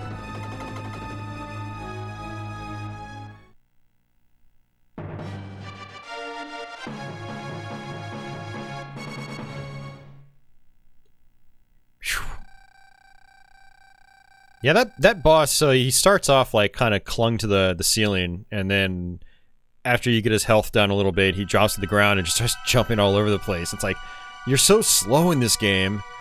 And the bosses do ridiculous damage. Like, they'll do a third of your health bar. So, it's challenging. It's hard. Even though your health bar is pretty big, like... Yeah, your health bar is pretty big, but it doesn't really seem to make much of a difference in certain points.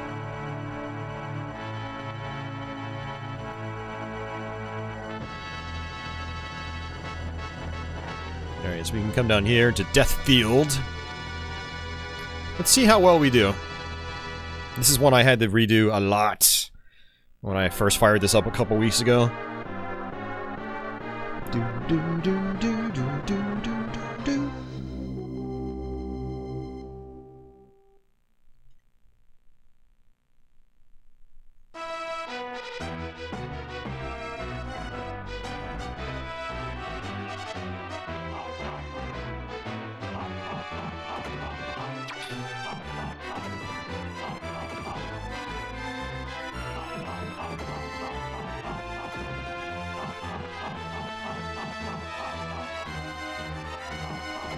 Just take your time.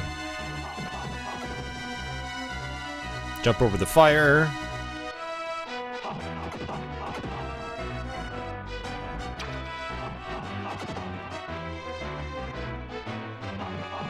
I found that just kind of like inching your way across works really well.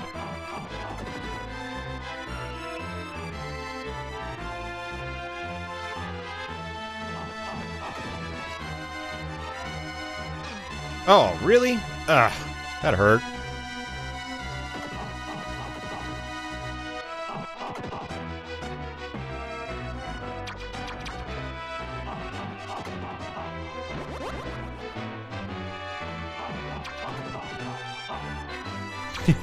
Yeah, flexing its mode 7, yep. It's one of the things it was really good at. Alright, that's not good. Oh, that was horrible bad. Oh.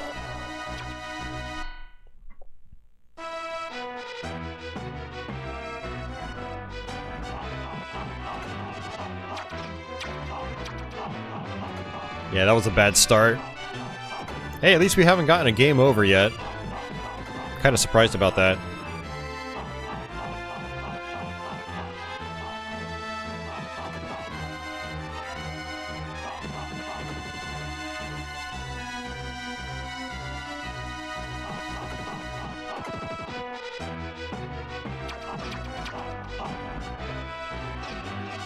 Man. Just bad luck.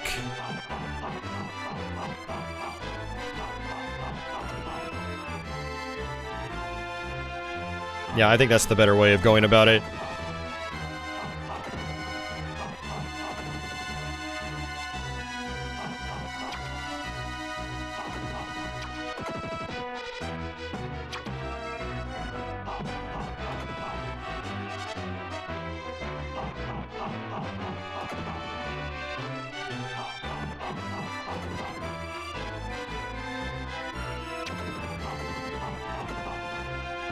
Alright, much better.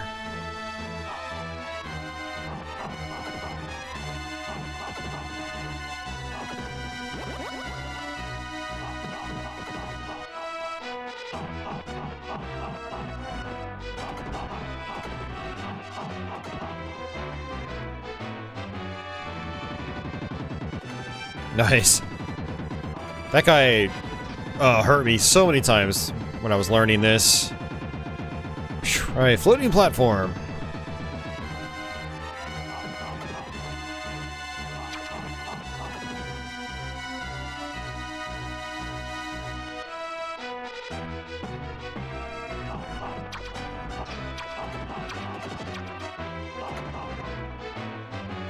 I don't even think I really get any health here, as I'm losing all of it.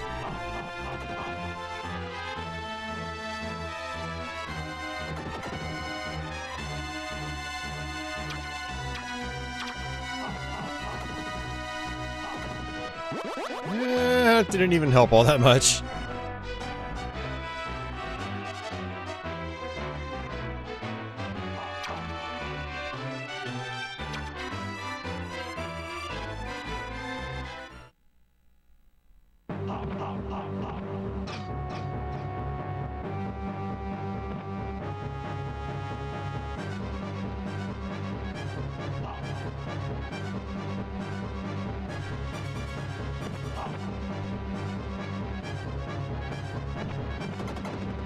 First try.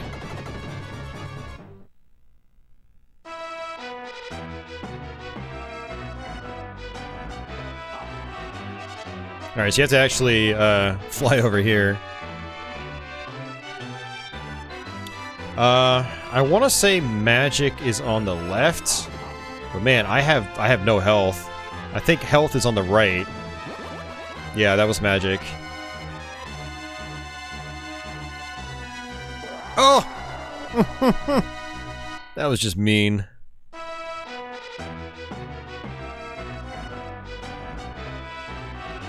Yeah, weird pages. Yeah, I haven't seen that. Actually, you know, I might have gotten that weapon. But I never really experimented with weapons all that much in that game.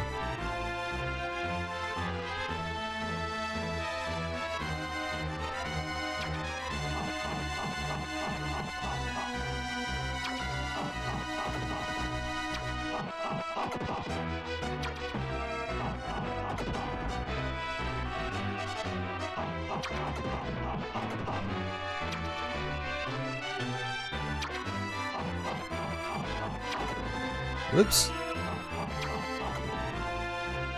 Okay, there's nothing over there. Alright, just making sure.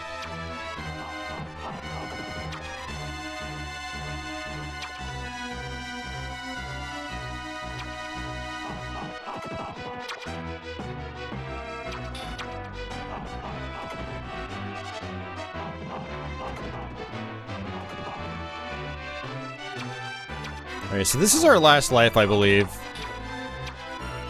I want to say it's one of those games where if you're on 1, that means that's your last life. You don't actually have 1 in the reserves.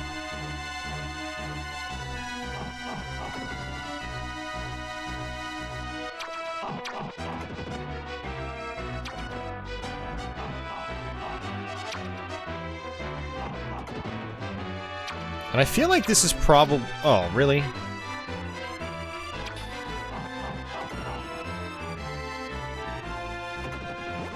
Yeah, it's health. I thought it was health.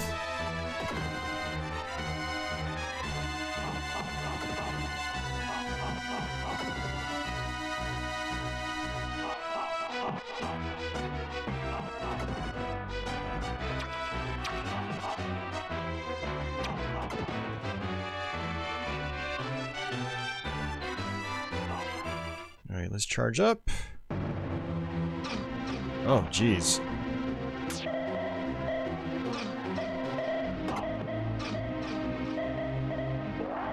Holy hell, dude. Seriously?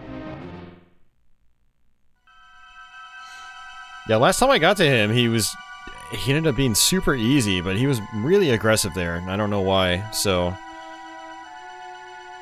And, that's actually game over. So, what I think we're gonna do is we're gonna actually swap games. Swap over to something else. But, yeah, good run. Some of the bosses in the game are just really... I'm really inconsistent at, and... you know, that was a long level, too. And because I got a game over, now I have to do the entire level over again. So... It's brutal. It's definitely punishing. It's very, very punishing.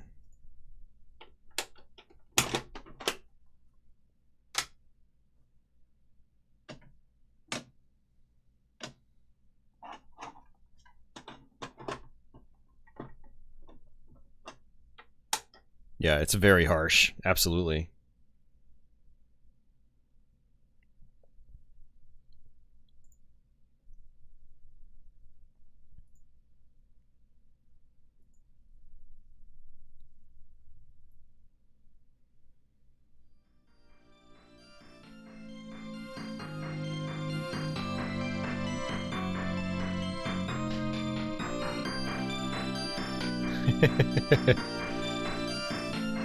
Hey, Patchouli!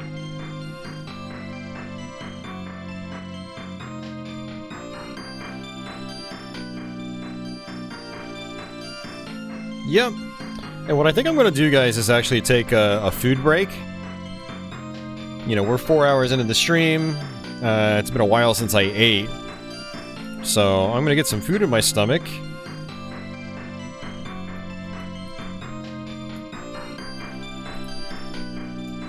And I'll be back.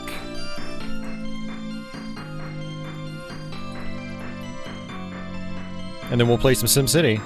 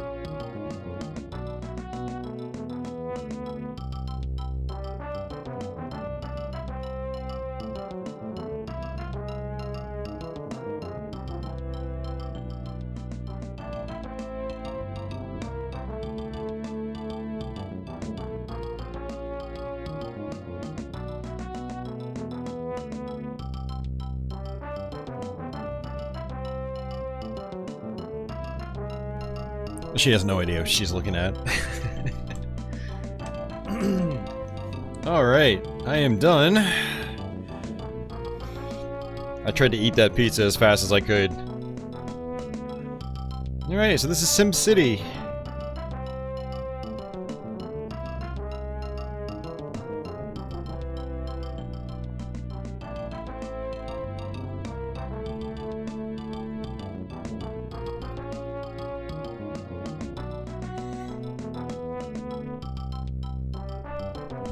That was the first spam bot tonight. Interesting. Alright, let's start a new city.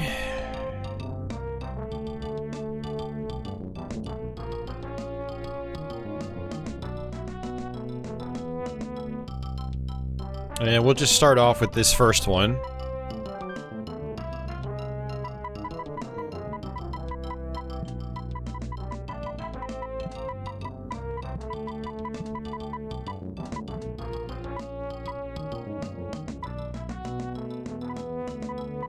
I wanted to call it Patchy Town, but I can't.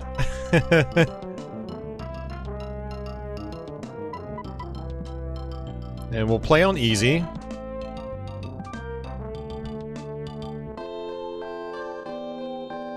Alright. Good old Sim City. I was playing this recently, and I was actually thinking, Leo. By the way, Leo, if you want to like drop any knowledge bombs about this game in the chat, you're more than welcome to, because you are much more experienced at this than I am. I did play this game growing up a lot, though.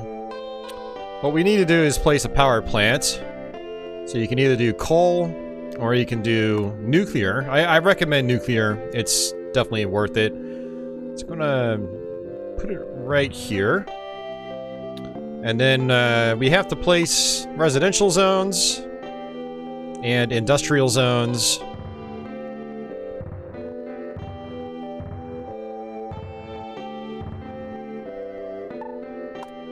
And we will do that. I want to go with like the gridded strategy, Leo, like we did a few weeks back. And then commercial zones.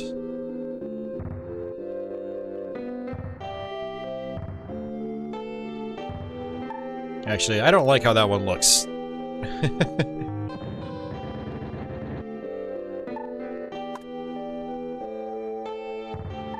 And then we have to power everything.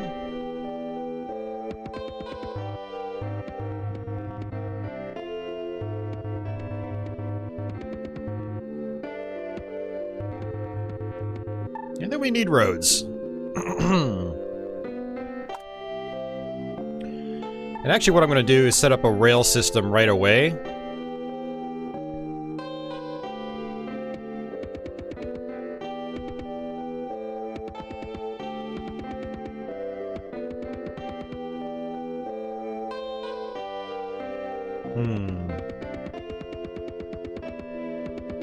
Because I know people will complain about it later on.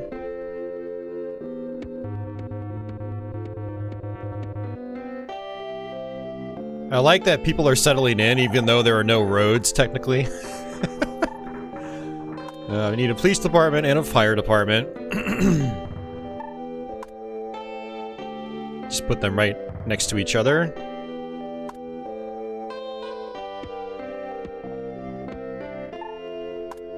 And now we'll do some roads.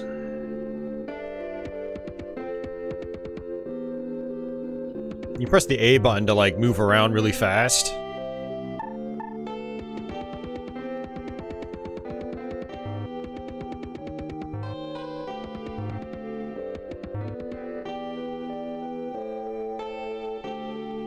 But yeah, this is a great way to play SimCity. Honestly, I think it's better than playing the original computer version. It's just visually pleasing. All the music they added in here is really pleasant.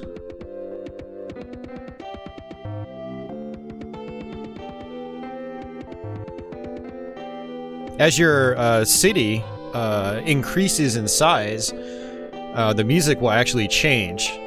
Which is pretty cool.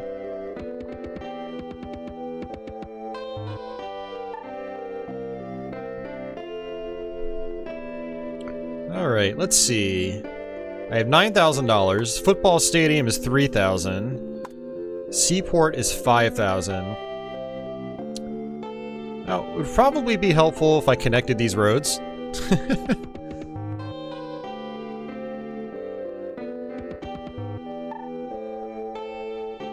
So it looks like I need more commercial zones.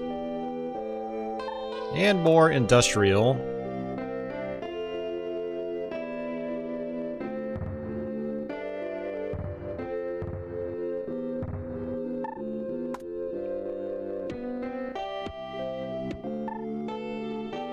So I'm gonna actually take a chance here. I'm gonna put the stadium down.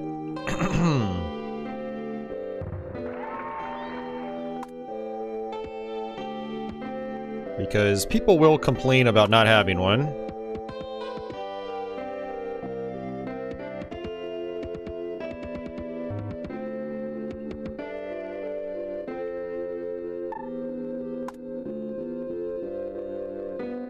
Here we go!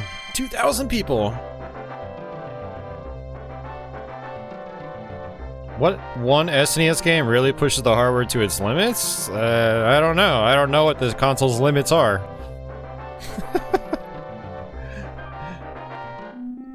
I'm not a programmer.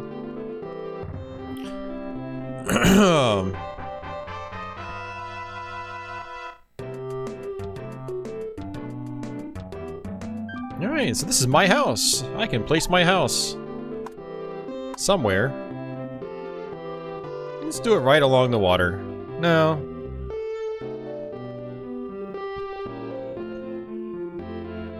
Let's do it right here.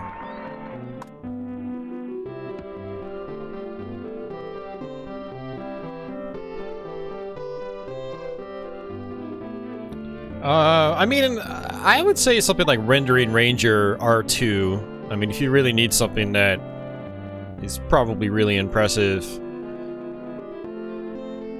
Whether it's actually that's actually a good game is debatable, but it's impressive. So you can actually speed the game up, and you can also like raise taxes and stuff like that.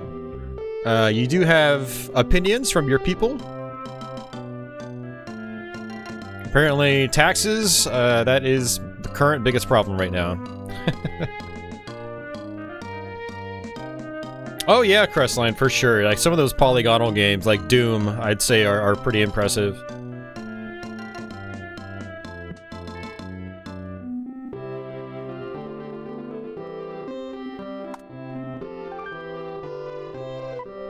So yeah, I can actually raise taxes, which I will probably do.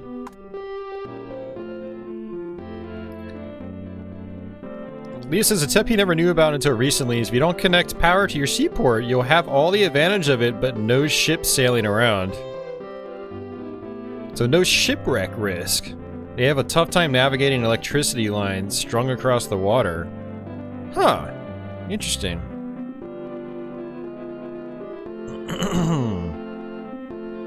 So Leah, what about taking your power lines and like stringing them all the way down to the bottom of the screen and having them go across the bottom?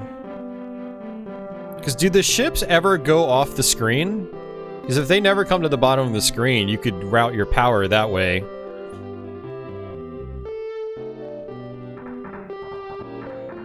Greg says he's a huge SNES fan, enjoying the variety streams. Hell yeah.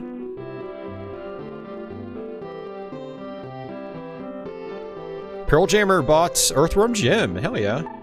I love that game. Alright, so we can also save our progress. We go here. Save. And I think I'm going to keep this city. I'm going to get rid of this one. You can store 2 cities at once. Yeah, my battery actually works. And our guy here will give us tips.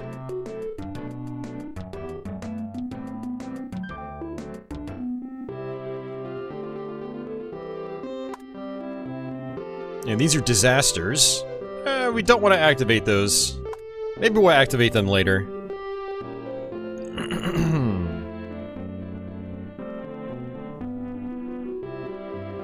You just figured out the workaround to avoid shipwrecks. If you have to cross water, the map edges are the safe spots for electric lines. Okay. Rob says SimCity 2000, one of the best PC games ever. Yeah, SimCity 2000 is pretty great. I was binging on that several years ago on my Windows 95 rig. It was a lot of fun. We have different options here. Land value, crime and stuff like that, pollution, power, all sorts of interesting things.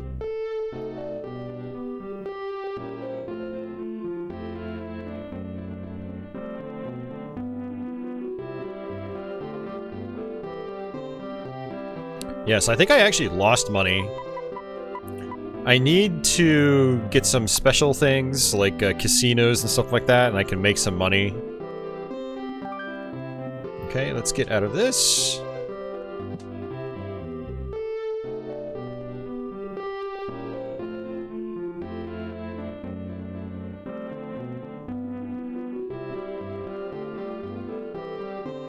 The advisor is Dr. Wright. Oh, I didn't even realize that.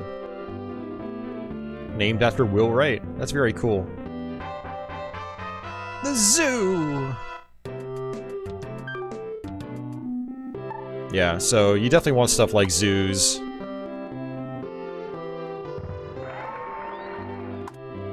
Alright, let's go ahead and just keep expanding, I guess.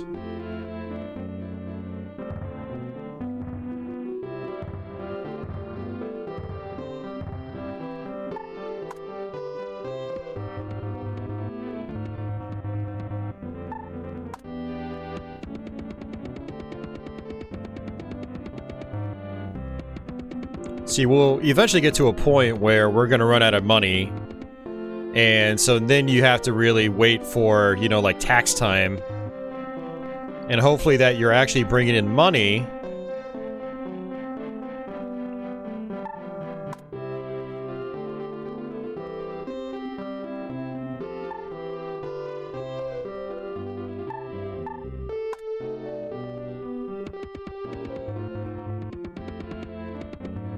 Just gonna stick with the grid.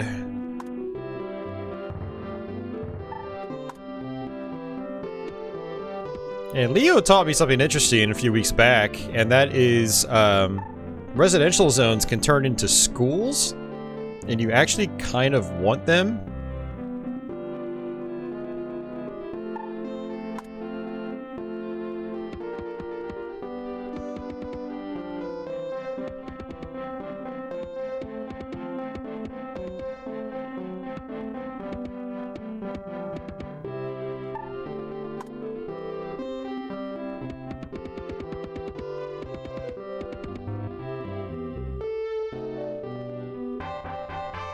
Ooh, let's do a casino.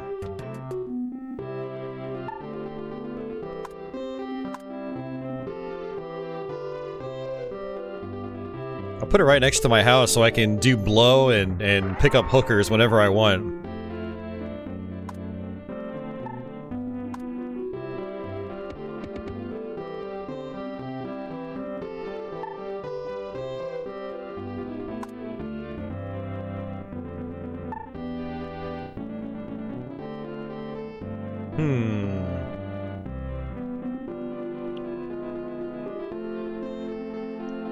Might be thinking about libraries. I think you said something about how they benefit residential areas a lot. Maybe. I know we were talking about schools. And also, like, the residential areas can turn into hospitals? Or is that commercial that turns into hospitals?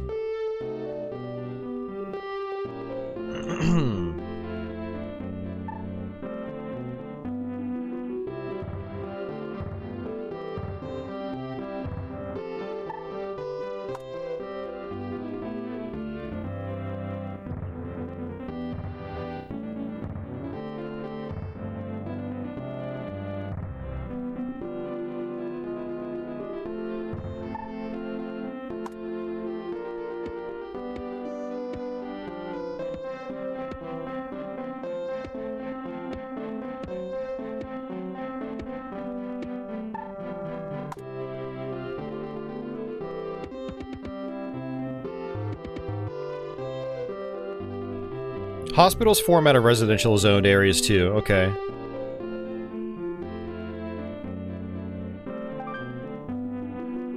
Alright, so yeah, we got some special income.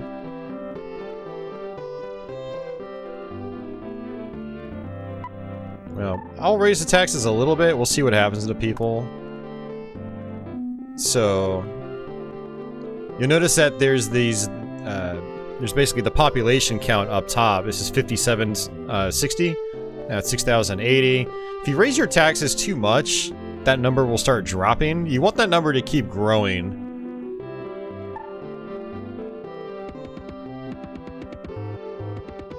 And you need it to keep growing if you want to start making money to keep your city afloat. If you've managed like your taxes poorly, you'll end up losing money every year, and that's not ideal.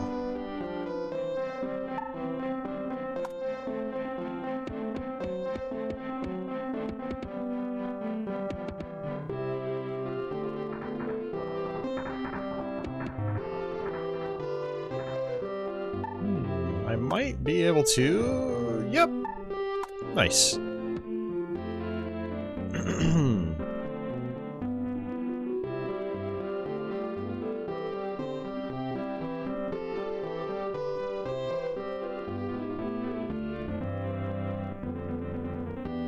Leo says he didn't care for SimCity 4 back 20 years ago or whatever. Didn't try the series reboot a few years ago. Did you mess around with SimCity 3000, Leo? I actually believe I have a big box copy of that.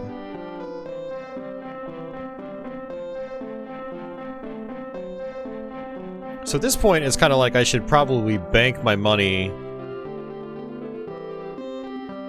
and hope that I don't really lose anything. Oh, it looks like we're actually dropping our population.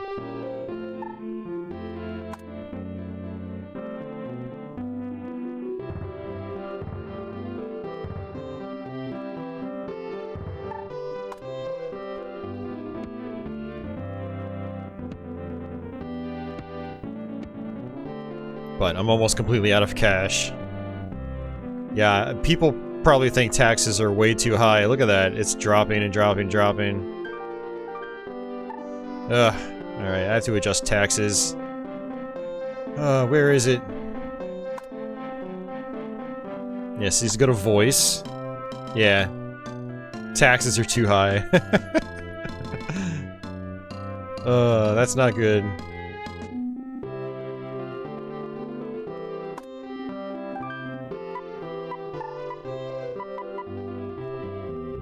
I mean, I could also get rid of some of these funds. One of the problems, too, is that transportation actually costs a lot because I placed railroad tracks. You know, started a rail system, and that costs a lot of money. But I wanted to combat, you know, bad traffic later on. So, yeah, I don't know. It's a bigger, prettier SimCity 2000. 3000 was exactly what you wanted back in the day out of a sequel. Okay.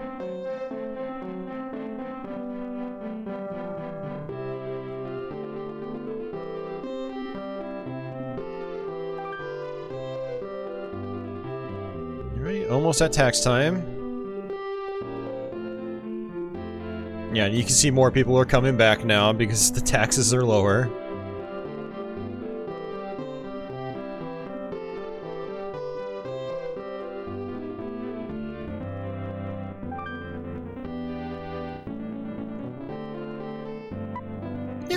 Okay, so I got about 300 bucks from that. So we're still making money each year, but I can't really do a whole lot with it.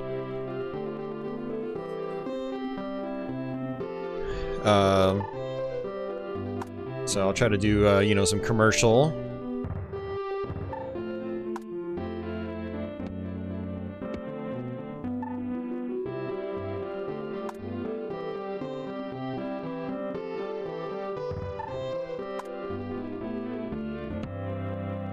Alright, and now it's just the waiting game again.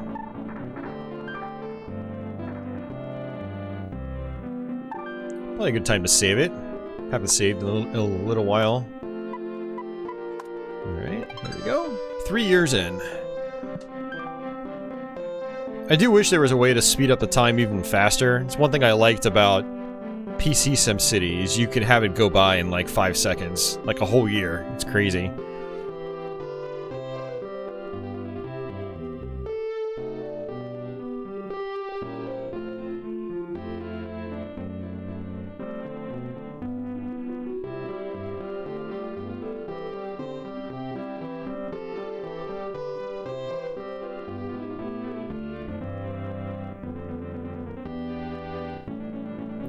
No, Pearl Jammer. This was a very, very early game. This was way before the mouse was even available. 10,000. We are now officially a city. Your town has become a city. Solve any transportation dilemmas and reduce the crime rate to keep your citizens happy and the city growing. Yep, and a music change.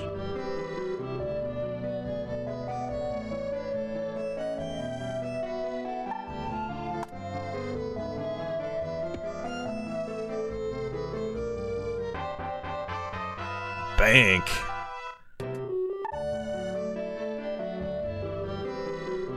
So I can't place the bank yet because I don't have enough money. But we can actually take out loans from the bank. I don't really recommend it.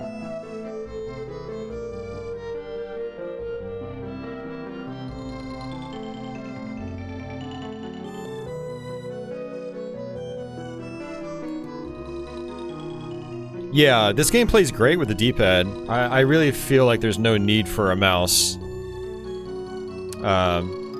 What's great about this is, you know, you're basically locked to like a grid kind of pattern.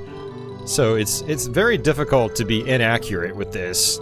Whereas with the mouse, you can kind of like jiggle it around and accidentally hit like a different spot. I know I do that all the time in the PC version.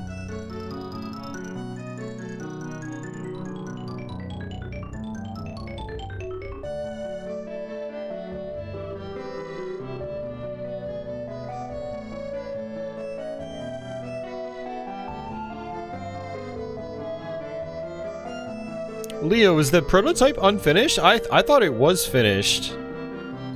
But I never tried it out, because I was like, you know, it'd be interesting to see, but I can just play the Super Nintendo version. But yeah, it would have been great seeing a NES version actually be released back then. It was actually kind of interesting, it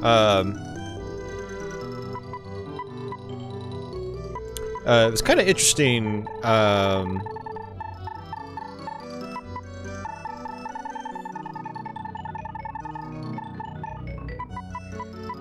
I made the realization today, like, I was like, man, there's a lot of, like, cross-platform NES and SNES games by Nintendo, like, Yoshi's Cookie, Dr. Mario, Tetris, Tetris 2,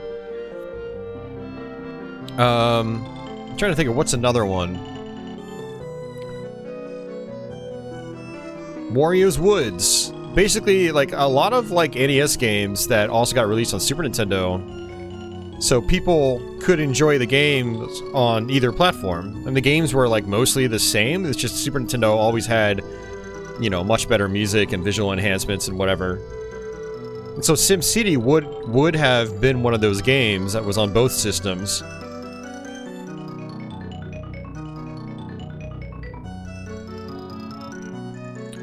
Leo says he would guess SimCity NES was at about 85 to 90% done. Okay, some major things left to do and several significant bugs left to squash. The NES version very well may be finished and sitting in their archives like the Earthbound NES translation. But what leaked was an earlier beta. Okay. Okay. I thought SimCity was on NES was like completely finished. Like actually done.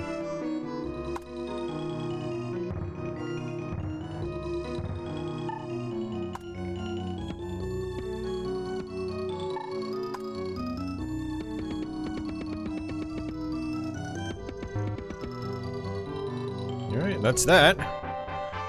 Alright, we'll do a park this time, although I can't actually place it because I don't have the money. So, there's a lot of waiting. As your city gets bigger and you have more people paying taxes, you'll end up bringing in a lot more money each year.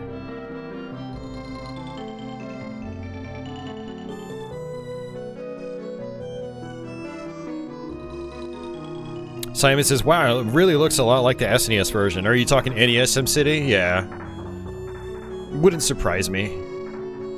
I haven't actually checked out video footage of it in a couple of years now, so I don't really remember exactly what it looks like.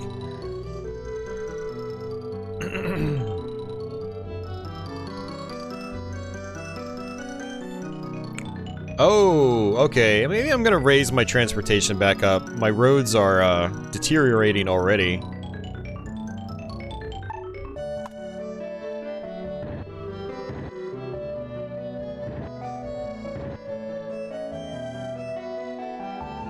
Yeah, I'm gonna raise that back up. That's not worth the maintenance costs. Yeah, that's not worth it at all.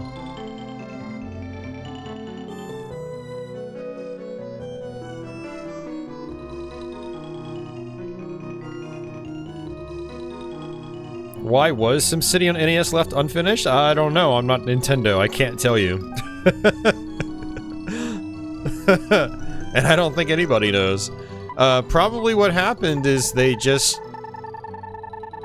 You know, NES was a dwindling market, and,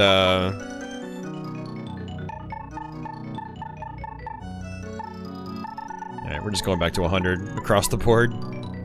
Wow, see, I actually got quite a bit of money from that. I got 700 bucks because my city's growing and more people are paying taxes. This is frequent traffic jams reported. It's because half the roads disappeared. Alright. Let's try to fix that.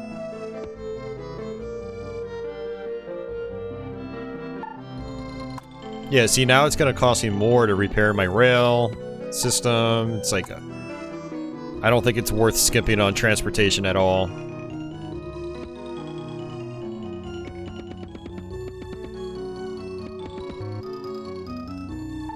Alright, I really want to place the park because that can bring in extra money. And I should probably place the bank as well. Alright, this industrial zone isn't doing anything for me, so let's get rid of it.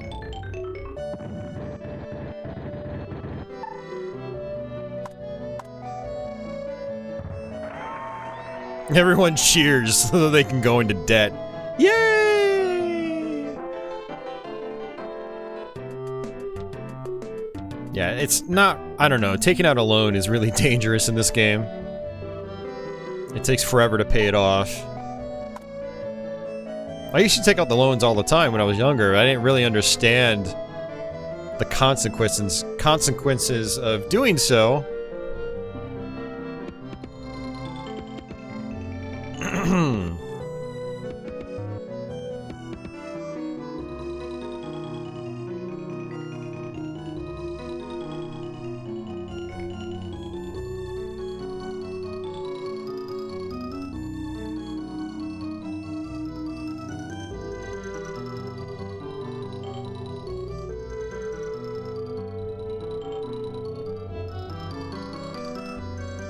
Yeah, I mean, it's hard to say why they didn't release the NES version. It could be a bunch of factors, and like Leo said, leaving it exclusive to SNES would have enticed more people to get an SNES.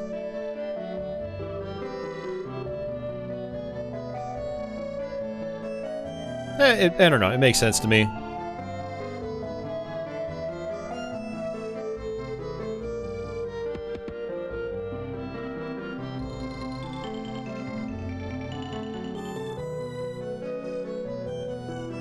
Yeah, the unfortunate thing about doing, like, the grid pattern is that traffic jams are common. And if I ever want to extend my rail system, it's going to be really hard to do so. Like, I can squeeze it down here. Maybe what I can do eventually is take it and move it around this area. Just go all the way around.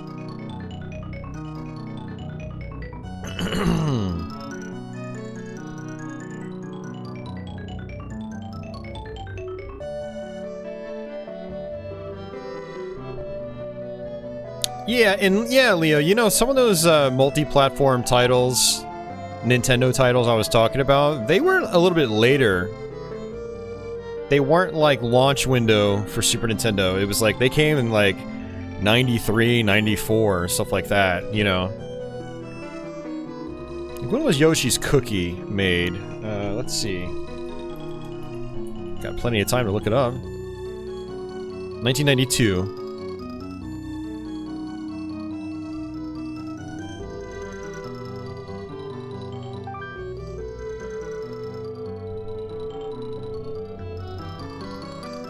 $766. What's my population doing? Is it rising?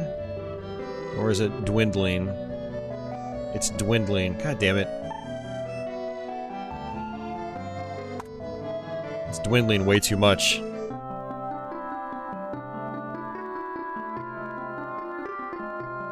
Unemployment. Okay. I guess I need industrial zones.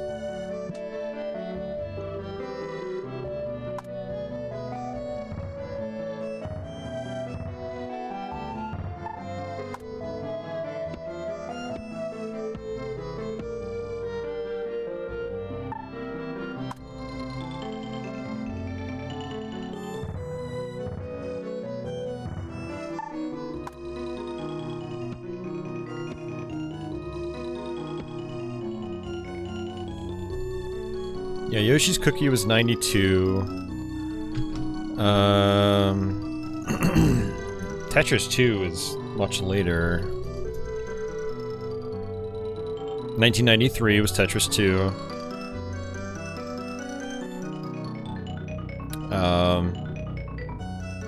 Wario's Woods was like 94. I think that was the final NES game in North America. Hey, Ego, this is Sim City.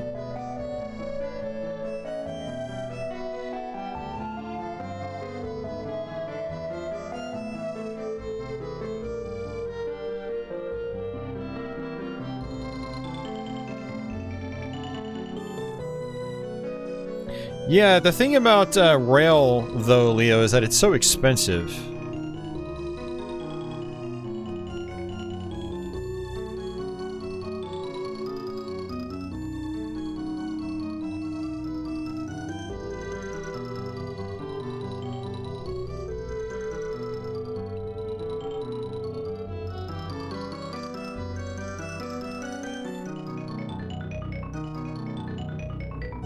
Yeah, I could totally see them no longer, like, not releasing SimCity NES just because of, you know, the Super Nintendo version. You got a brand new console on the market, you want reasons for people to invest in it. That makes perfect sense to me. That could very well have been the reason. But a couple years later, it's like it didn't really matter as much, I guess, right? I don't know.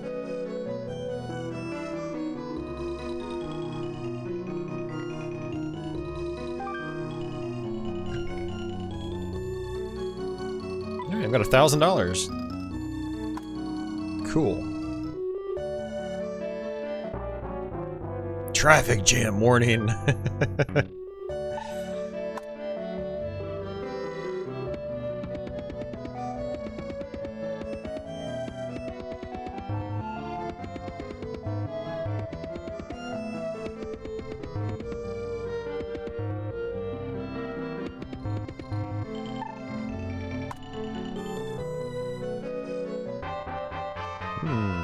We'll do another park. We'll do it on the other side. Right next to the casino, so all the kids can get hookers and blow.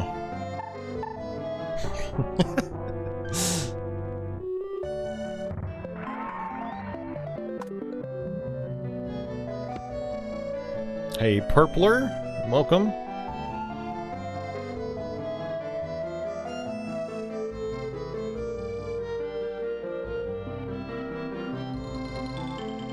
Oh yeah, Star Fox 2 style bonus on the NES Classic. Yeah, that could have been cool, Leo.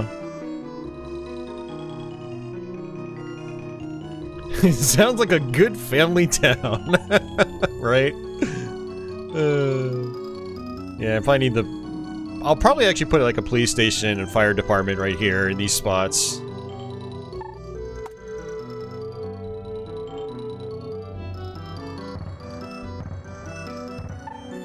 Oh, I can't even power those.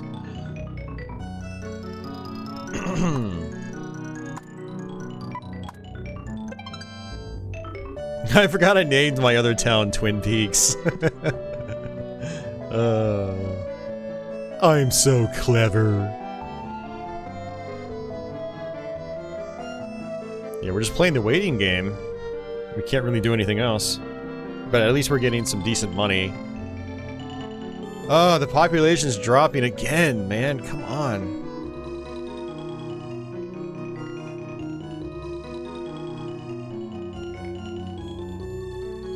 I need to grow so I can expand. Expand my empire.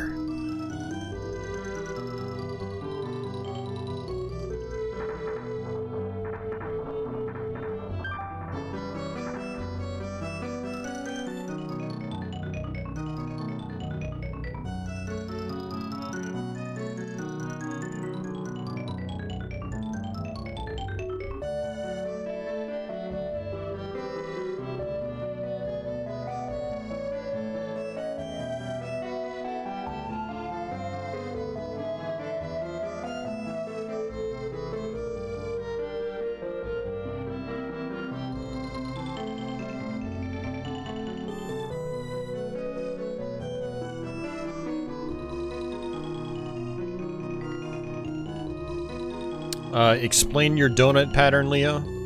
Again.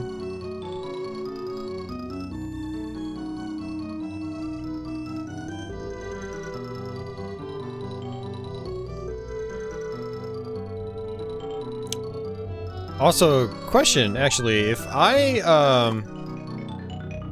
put roads side by side, will that actually help with traffic? Like, I could fill in these spots with just all road.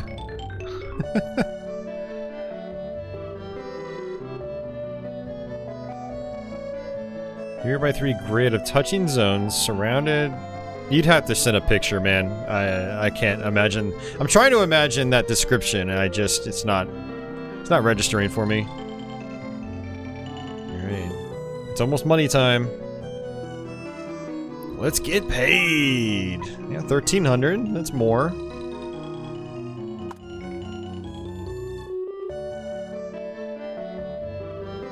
Inadequate rail system? What are you talking about?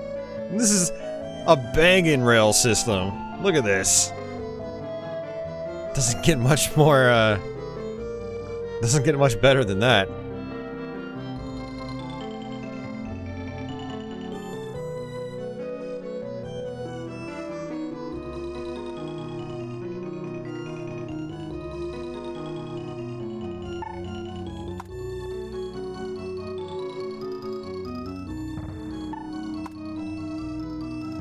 I hate spending money on these things, but it's like you have to. They're so expensive though, like 500 bucks a piece.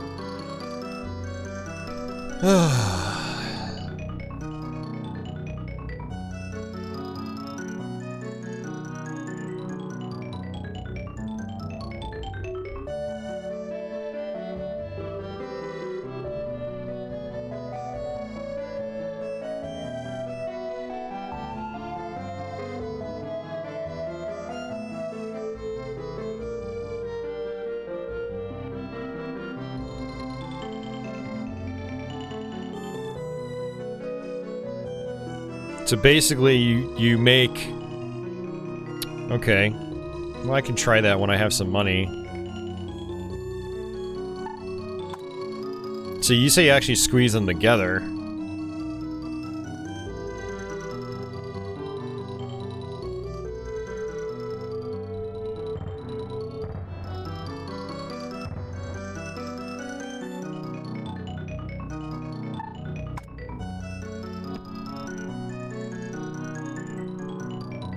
And basically just have a gap in the middle. It'd be like a huge apartment complex.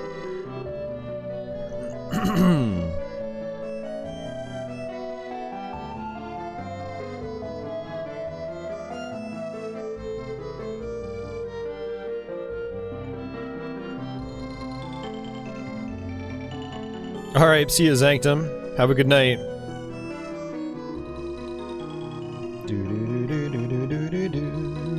Oh, I still need to power these too.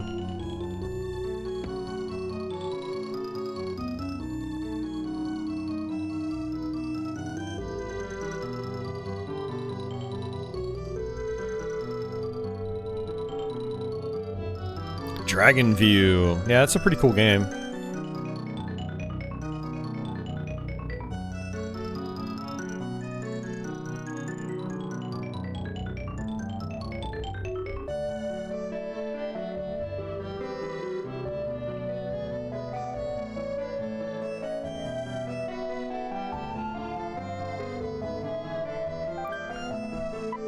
I didn't get a whole lot for that. Look at Leo with all this amazing knowledge.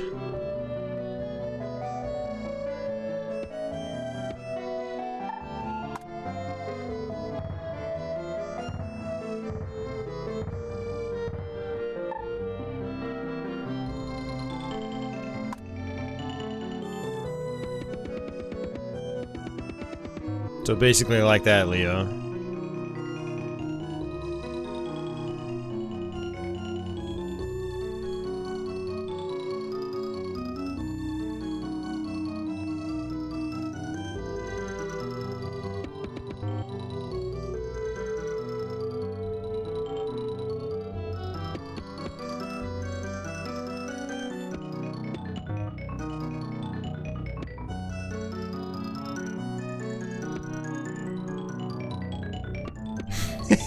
I know that's not gonna work. We're gonna do it anyway.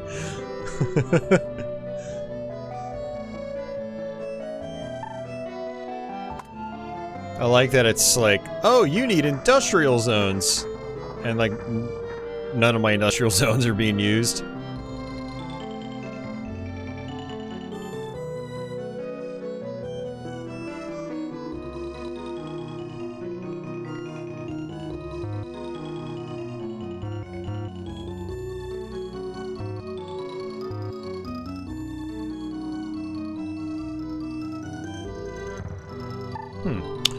Interesting.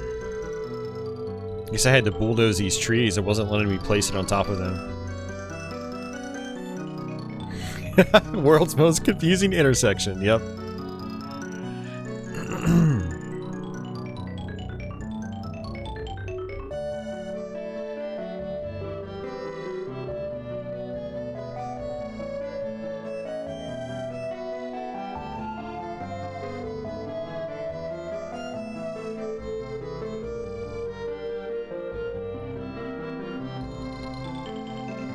Almost at 20,000.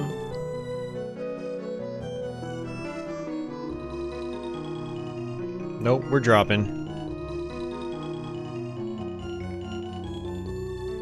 Have you been to Spaghetti Junction in Birmingham? Hey, Savvy, welcome back.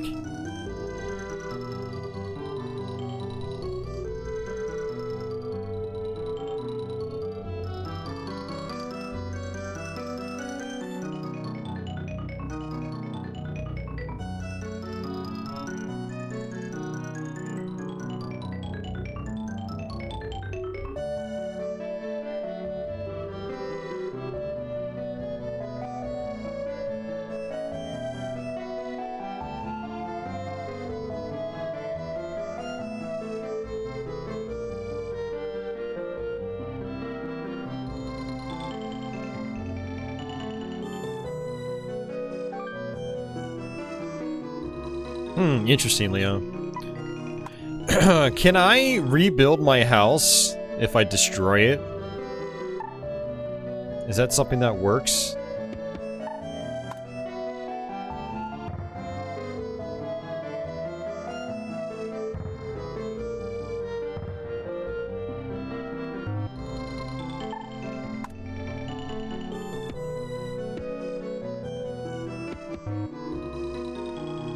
Man, that's gonna trigger my OCD so bad.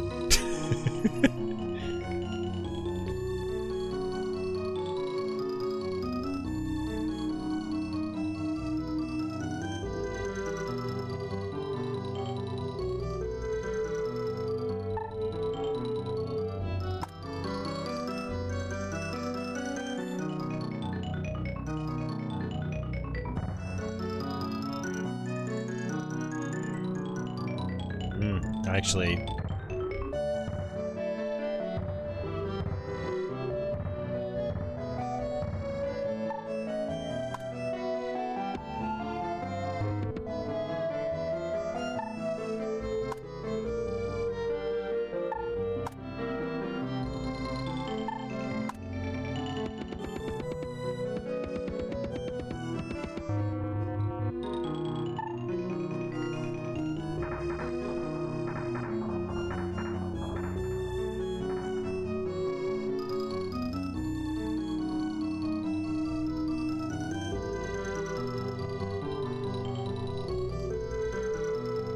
Alright. Ooh. This popped up fast.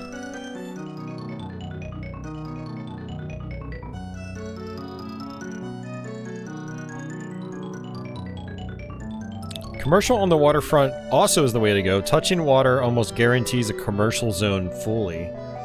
Oh, really? Well, now I kind of wish I got rid of these industrial zones.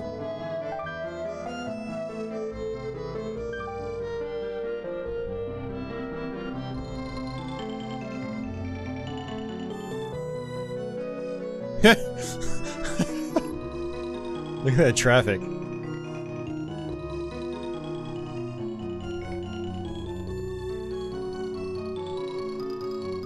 Hey, Aquas. Sim that city.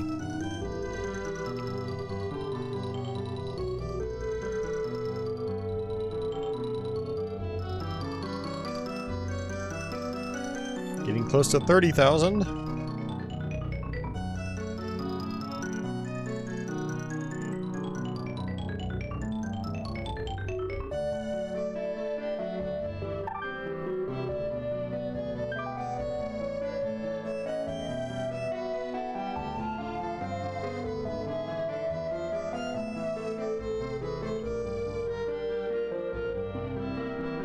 Oh, I forgot about the landfill.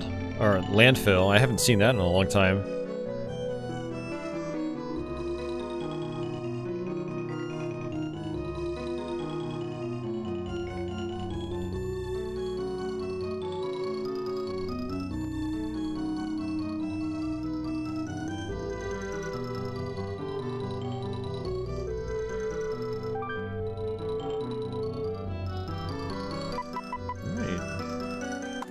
Getting money, $2,000 now.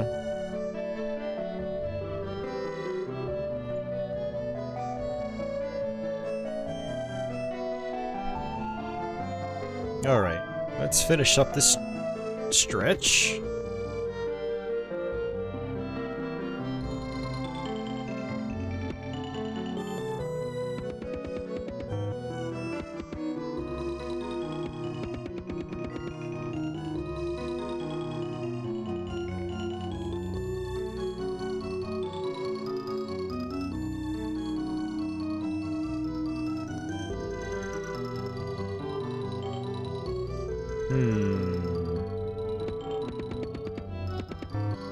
Hey.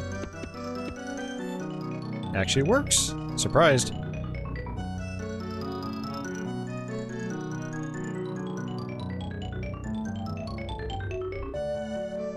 What did the message say? Industry requires a seaport. Okay, so I need a seaport. So maybe what I'll do is, I'll just save up for the seaport. I just won't do anything.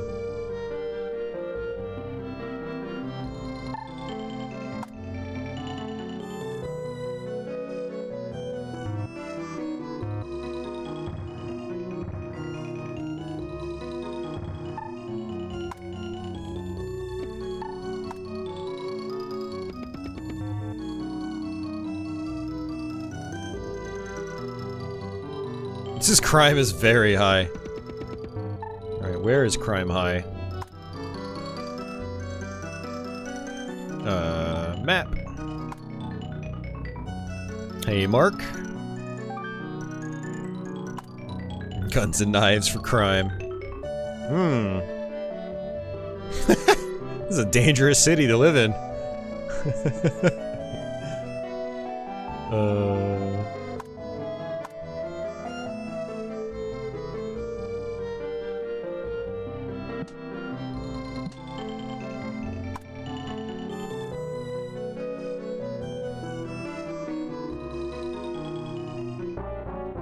Crime warning!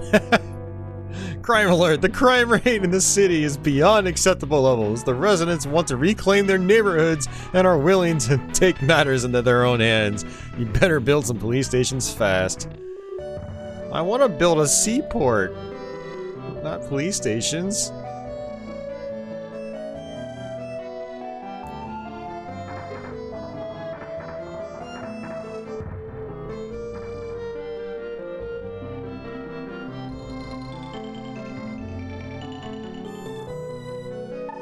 Now I'm out of money. Again. Sigh.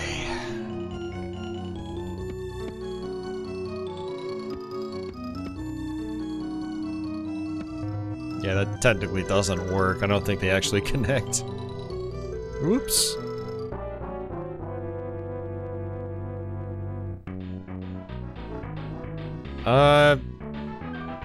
Pearl Jammer, haven't you asked that question like 7 times before? I feel like that's a topic we've talked about a lot.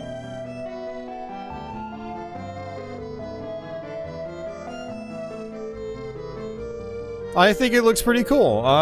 Depending on the price, I might even get it. And we might even play it here. We might even stream it.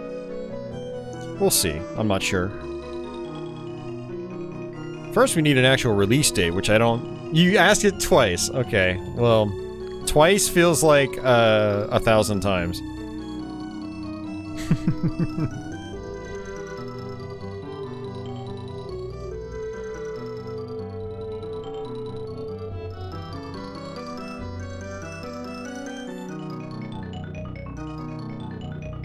Turbo, I have not heard it, no.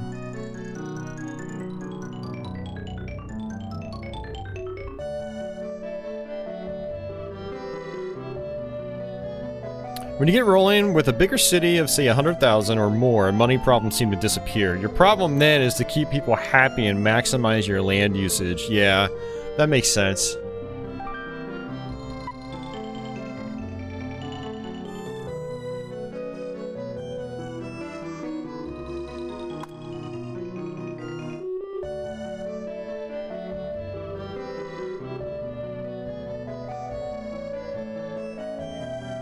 Yeah, no, time passes much slower in this one, yeah. And we have it on the fastest speed, too. I basically just don't even want to do anything because I need to build that seaport.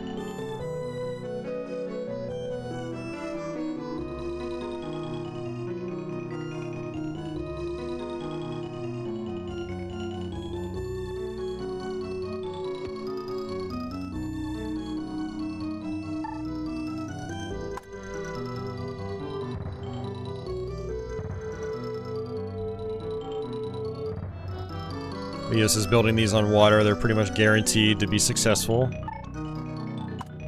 See, now my city's like turning goofy looking.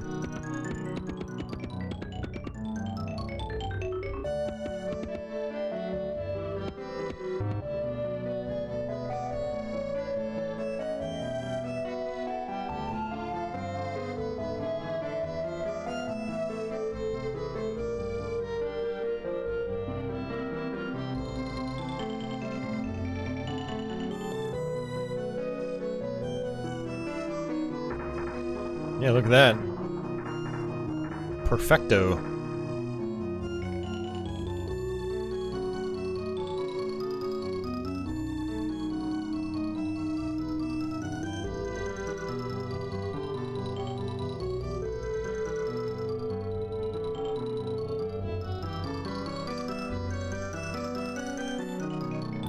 Crime is very high again? I've got a ton of police stations. Alright, now it's like we're at the point where we're just playing whack-a-mole.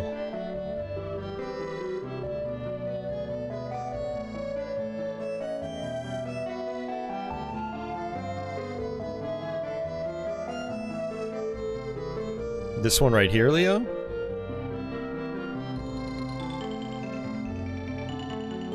I'm not really worried about it. It looks like it's built up.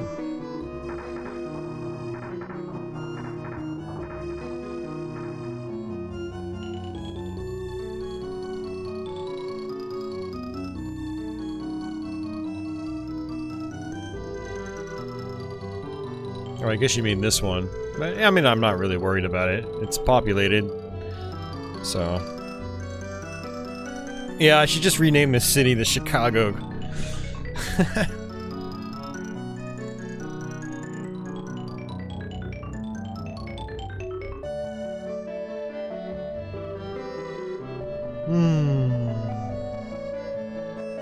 Getting close to 40,000.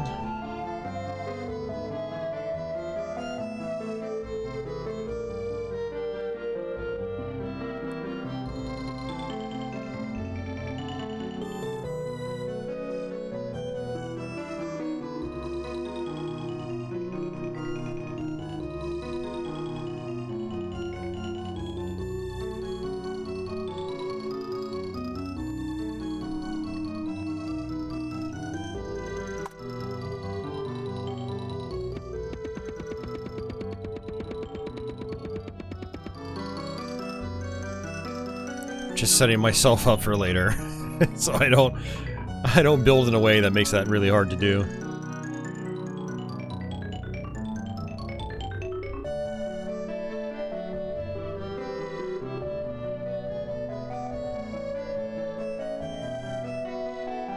Yeah, SimCity collection would be cool. Absolutely, 2,700.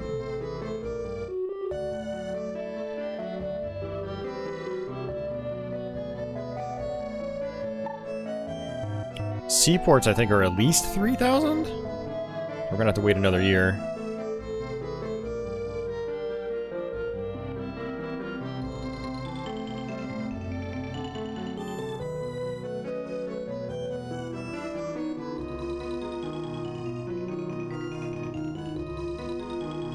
What would actually be cool, Leo, is if they do a collection like that, actually remake the first SimCity to be kind of like this. Add all sorts of like animation and stuff like that, and sounds and music. So the gameplay is still really fun, even though it's obviously the least complex of all of them.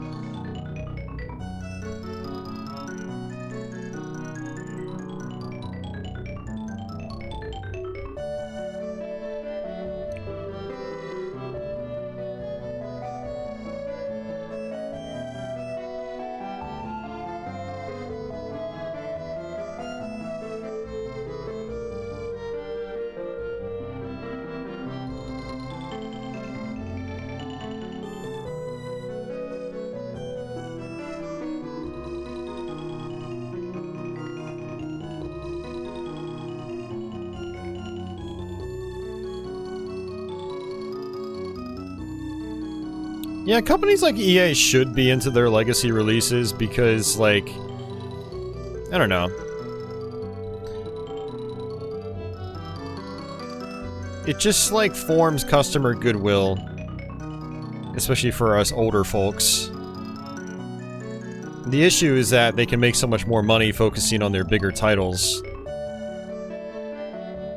But I'd say it's still worth the money to just have people employed that just like solely focus on like old properties.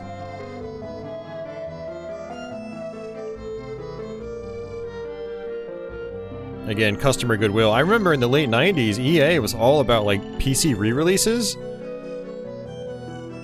They re-released so many of their old MS-DOS games and early Windows games at budget prices, and like they could still do stuff like that today. That would be really cool.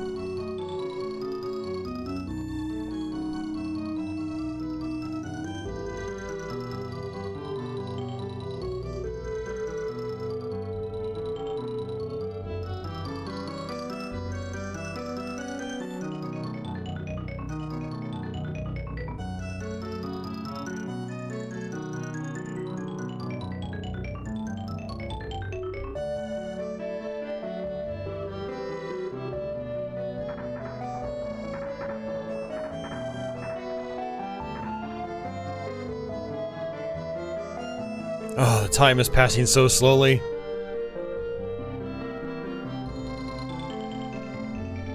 I don't know why crime is very high, because my police stations, are covering a lot of area.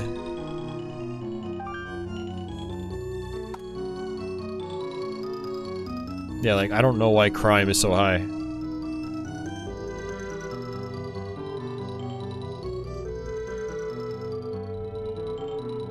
I guess I had to just put more police stations close together. I guess I'm gonna have to focus on that after the,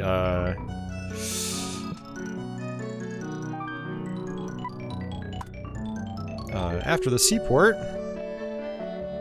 Uh-oh, what is this? Oh, that's right, it's gotta load my map again.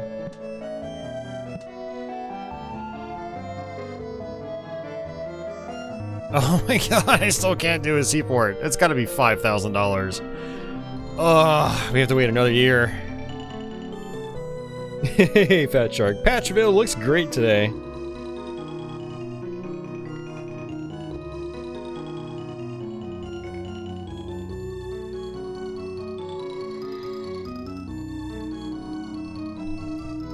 Yeah, I don't think crime complaints are under 20%, because I don't think that message would be popping up, but let's see.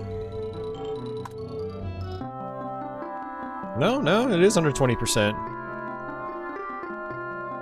Apparently I'm not doing a good job at all. Traffic. Ugh. Why does everyone hate me?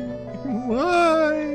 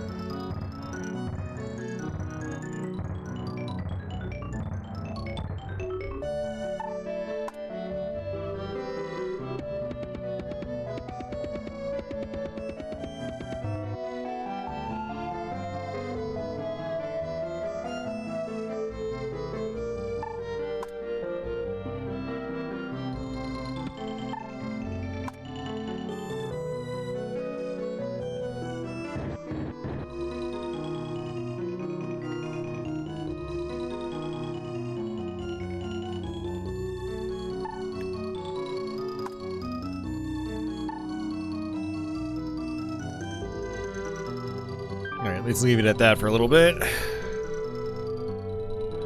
Mark, Patchy is doing just fine. She's sleeping.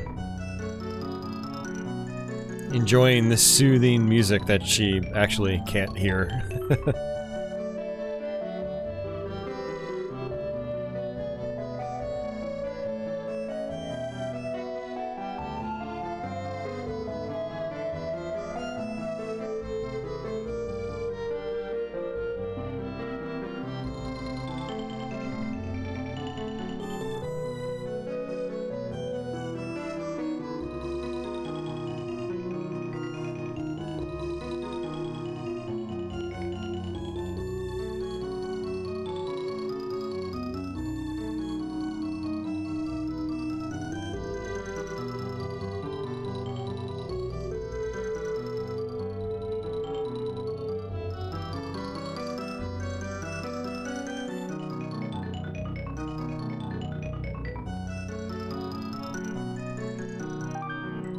Alright, tax time!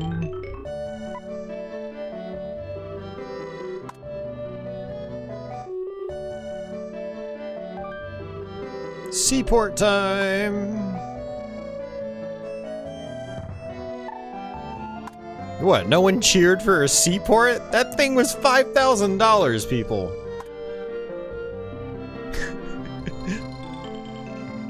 I place a casino and everyone's like, yay! I place a seaport, no one gives a damn.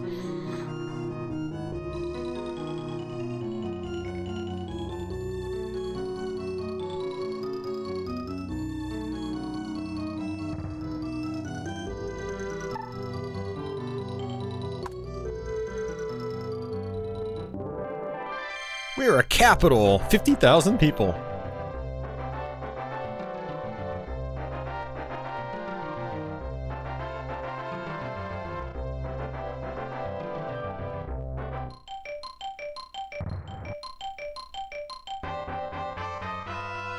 Oh, that's right. You get the scale model now. It's pretty cool.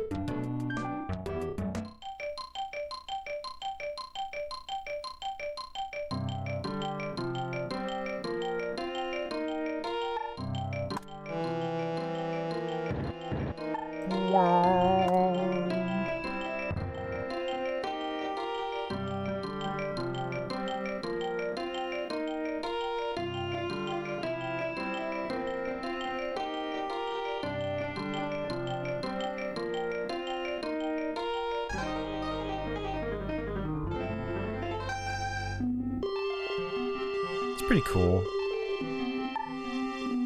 Yeah, probably a good time to save. Wow, Leo, we've almost surpassed our last city we were working on.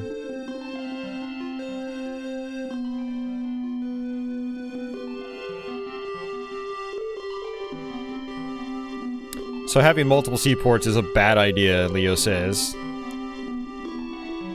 The simulation only recognizes the benefit from the first one you place. Okay.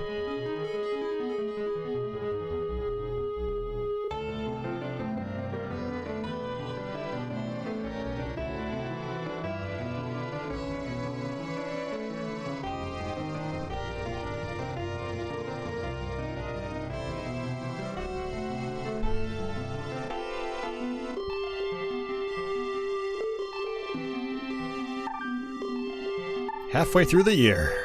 I mean, our city is still growing at least.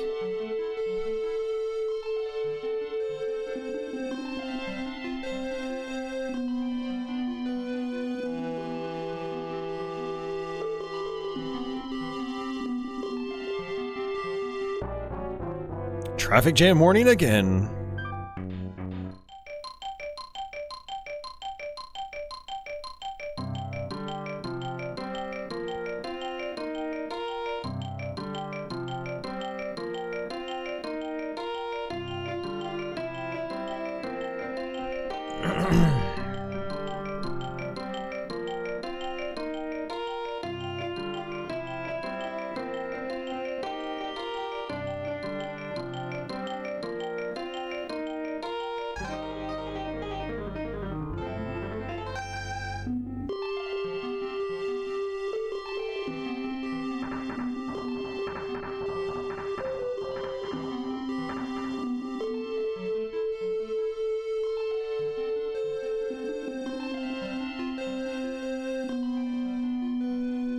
So what is Patchy Town the capital of? The capital of No Man's Land, apparently, because this place was empty.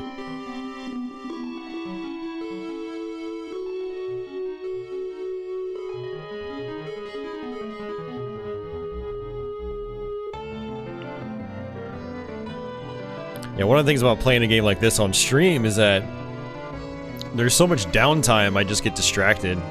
Like, I'm looking at a forum thread right now that's completely unrelated to my stream or the game.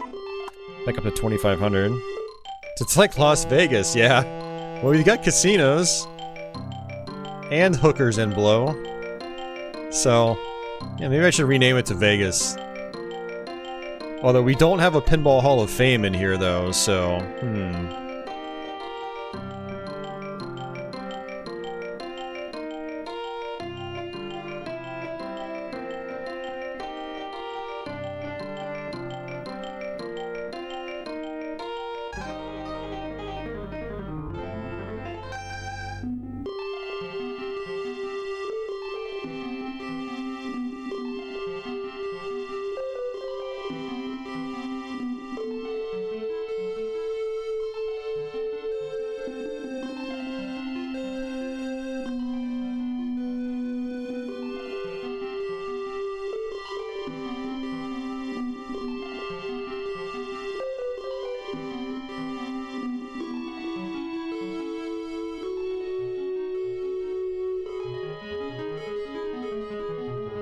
high crime, lots of catnip dealers.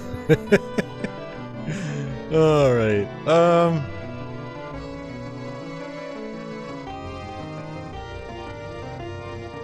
man, I don't want to place a police station so close to those other areas. Yeah, one of the things is I feel like I'm gonna have to knock down one of these places for one. Yeah, I don't know. Oh, probably help if I connected this.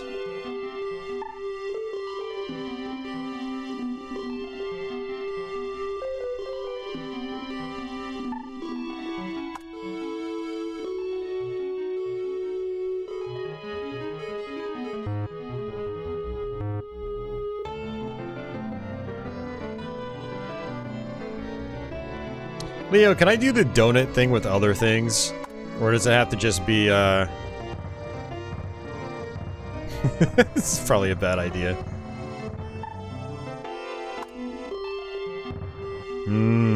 Donuts. Donuts.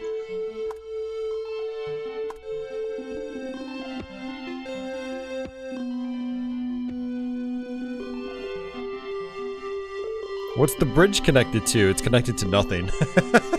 I just brought it over here for the future because I know I'm going to need it.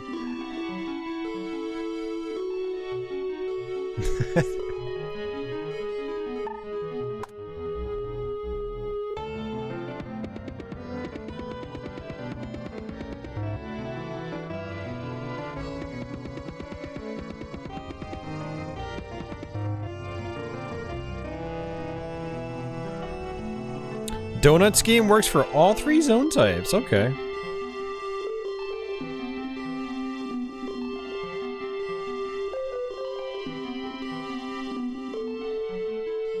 Simon says, whenever my cats are annoying at night, I'm trying to sleep, I just put a pile of catnip down and they're all like little kittens again.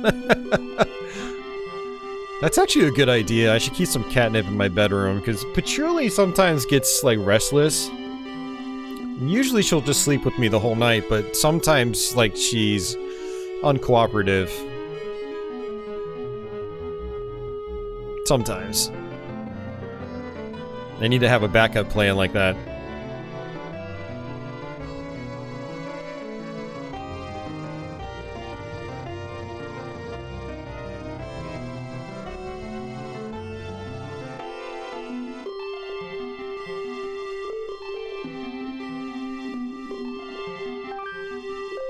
Up to $3,000. Looks like we're getting about 2,500, which is good.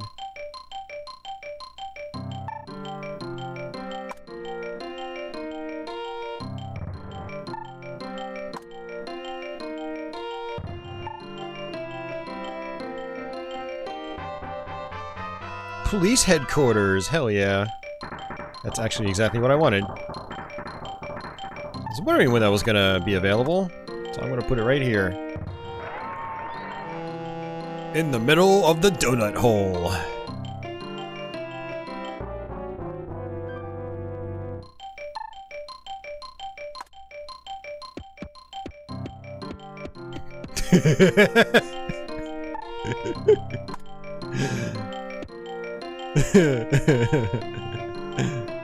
Brownouts, build another power plant. Great. Now I have to wait and save up for another power plant, which I guess I'll probably put towards the top. This city is being problematic. You know, one of the nice things about starting at the top corner, which is what I usually do, is that I don't have to worry about, like, where I'm gonna place the next power plant. You kind of, like, place it up in the corner, and it has good reach, and then you place the future power plants wherever you're expanding to.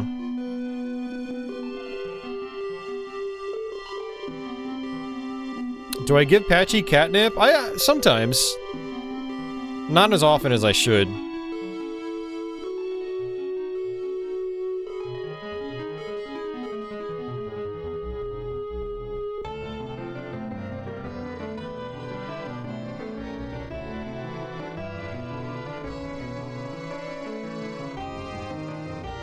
Where's the train? I wanted a little train spinning around in circles. We can imagine it's like a kiddie train ride. Like in those kids' amusement parks.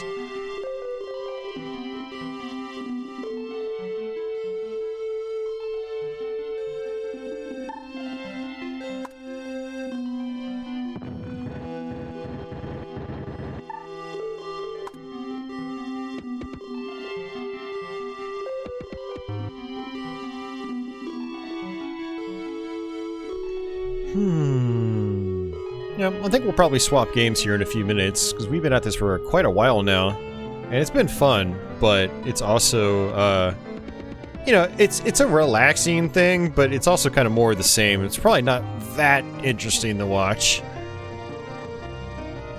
But, yeah, I'm having a good time playing the game. I like this game. I loved it growing up as a kid. And it's interesting learning about all, like, the little nuances and details as an adult.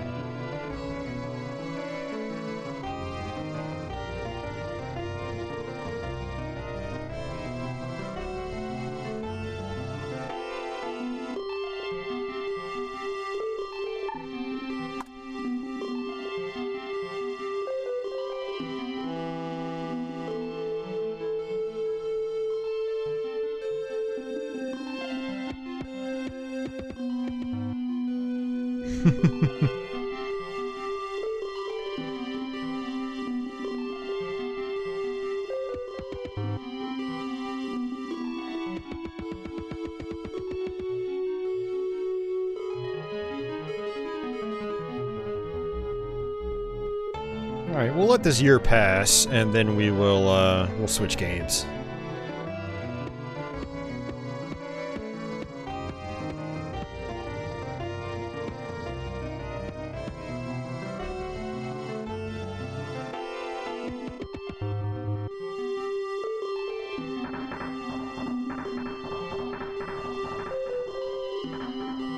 Still no train here. I'm disappointed.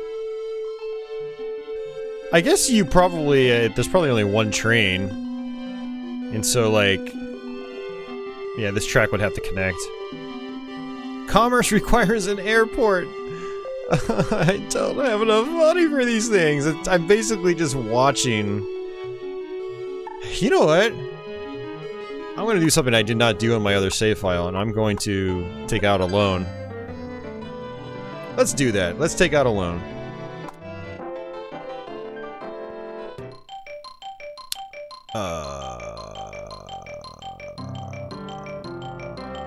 Where do I take out a loan? I totally forgot you could do this. This is really cool.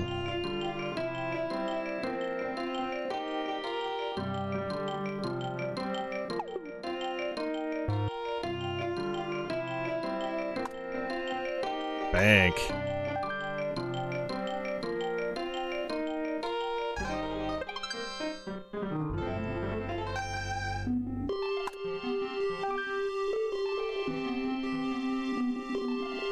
You're too far in debt to come get another loan. Come back and see us when you have your head above water. Ooh, man.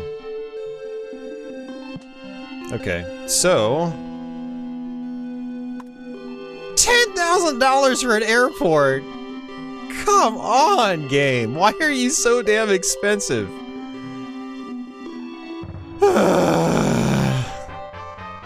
And now we get the Expo Center.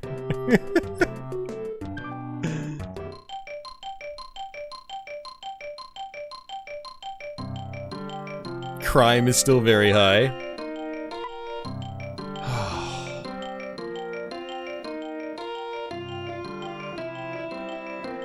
City expenditures. I wonder if that is that factoring in the loan. I don't know.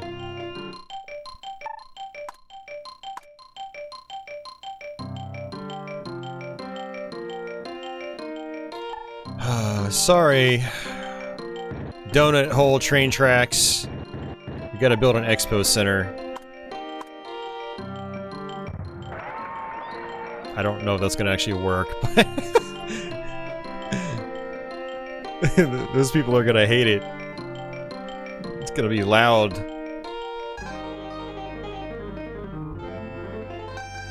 You sprayed some catnip on your friend one time and they would not leave him alone. That's hilarious. Leo says, yeah, you can only have one train. It gravitates towards the longest contiguous section of rail on your map, so it will never circle that little square unless that's all there is. Man, that's a bummer.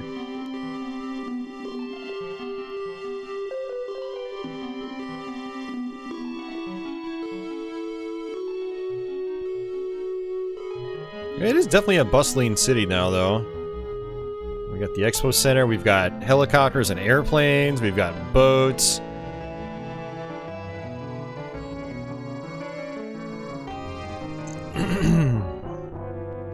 A pro tip is to never build the airport next to the seaport. They're the most polluting structures. An expo on crime. Oh, man. Well, I'm glad you gave me all these pro tips, Leo, after the fact. That's great. It's so helpful. Now you're making me feel like my city is trash and I need to, you know, bring Bowser in.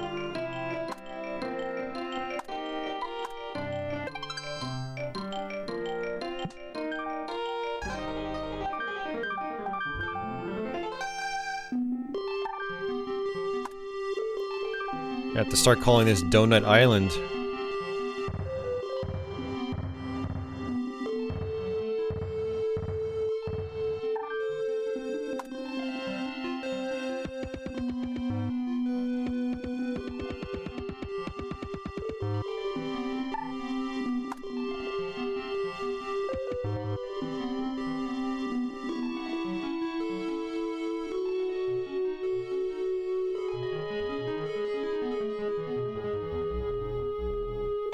So Leo, you're just saying to do that just because of pollution? That's it?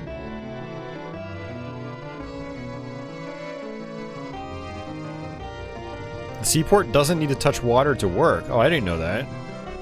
Why? Man, that's weird. You think, like, you would need the seaport, you know, to be near water? Weird. That's an odd design choice.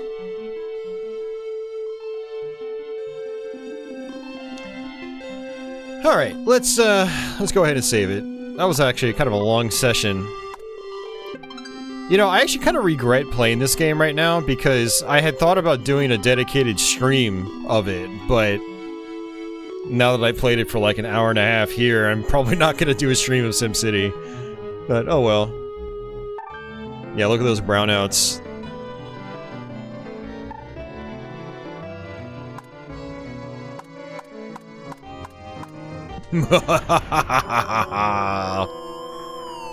Well, that's morbid.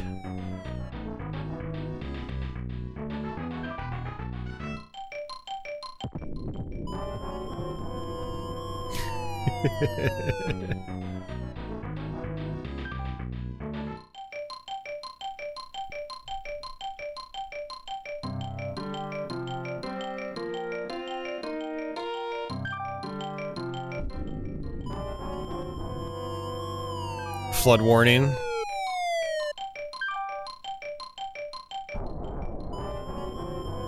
Tornado.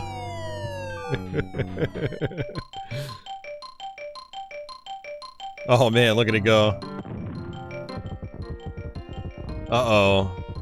Earthquake. Yep, earthquake.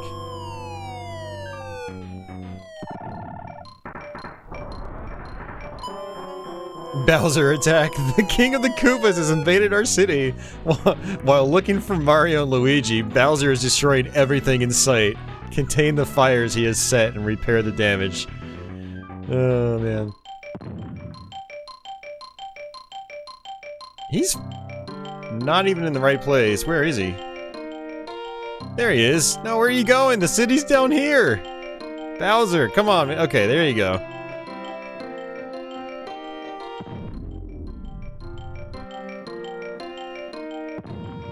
Oof, SNES SimCity 2000? I don't know about that, Simon. I think I would do PC SimCity 2000.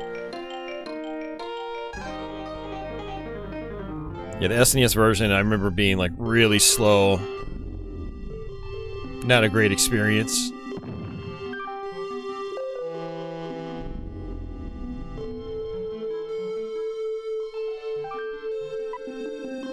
Oh, sweet. The city's in shambles, yet I'm still getting tax money.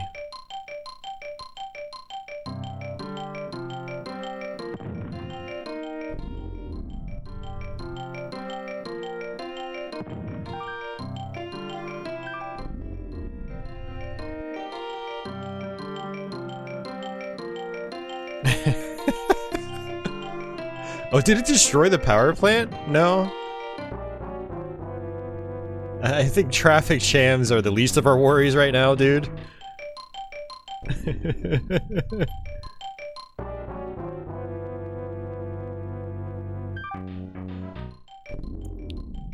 Complete anarchy. The game's slowing down, trying to display all these bits of information. Alright. That's gonna do it for SimCity, folks. Let's switch over to another game. Well, that was fun. I'm glad I was able to show that off. That was a good time. Yeah, next time I start a new city, I think I'll try to start from the top left or bottom left or somewhere that's in a corner.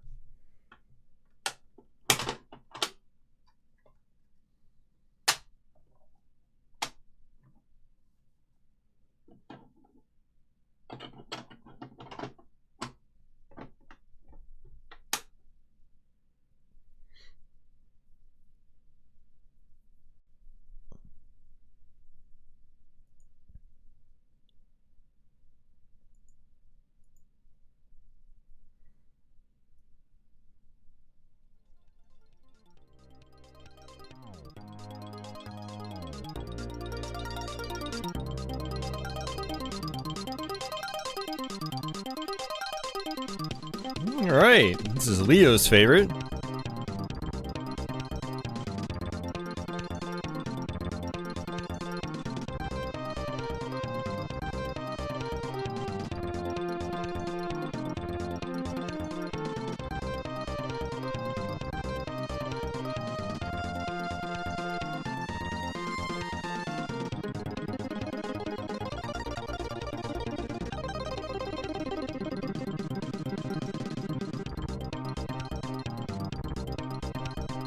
A VR SimCity would be so cool, yeah.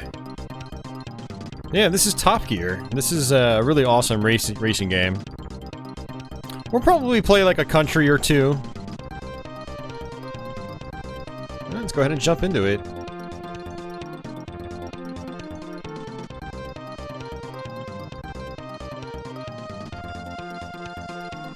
You gotta ban a bot real quick. Don't mind me.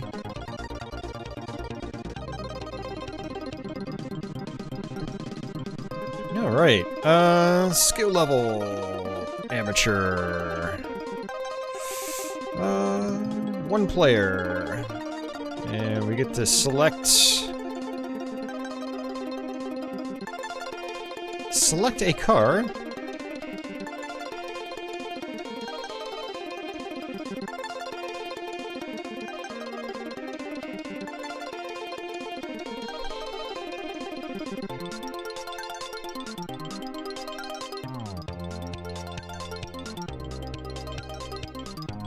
Letting you see a first-person view of your city. Yeah, I remember that expansion. That's, I'd like to see that. Alright. So this is how you can select your car. I'm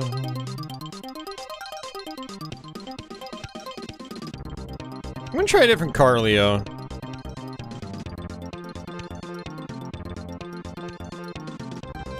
Well, I guess it doesn't really matter.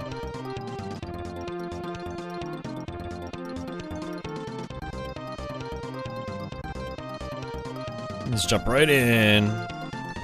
Alright, see ya, Gimpler. Have a good night. Yeah, this is Top Gear. Great racing game. It's pretty common, pretty cheap. And it's super fun.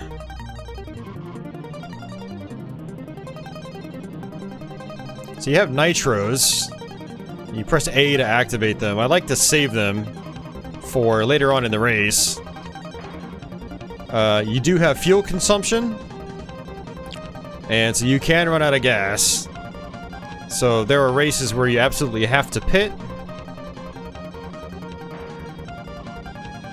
If we even get that far, Leo can tell me which ones I have to pit on. Leo knows this game inside and out.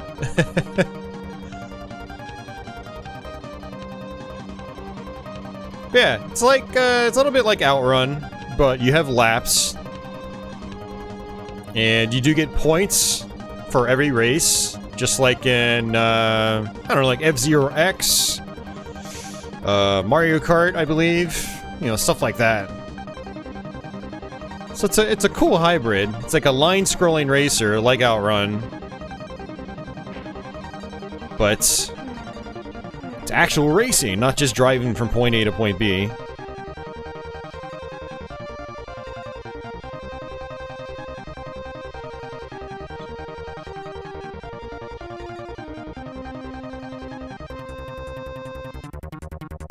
Yeah, the Minecraft AR demo. Whatever happened to that?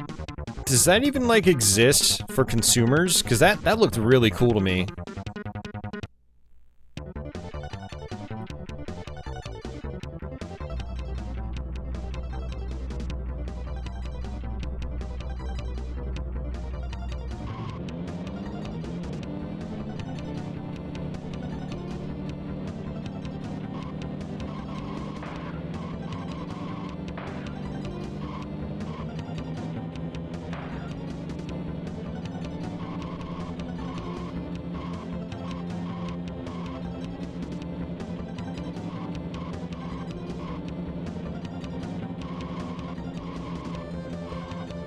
Yeah, I love the music in this game in particular.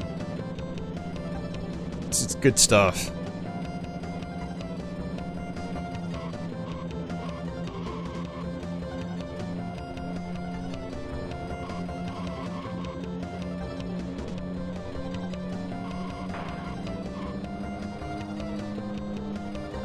Two laps left. Watch out for the rocks in the road.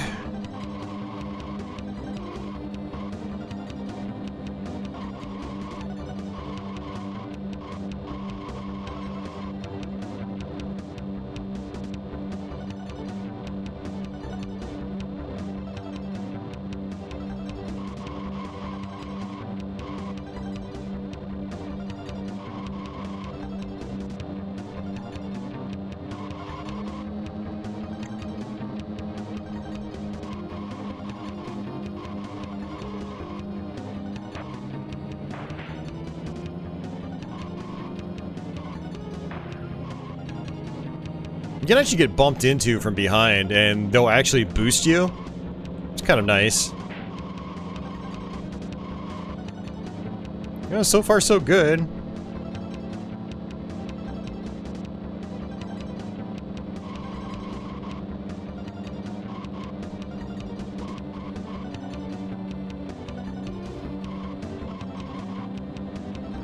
That's it.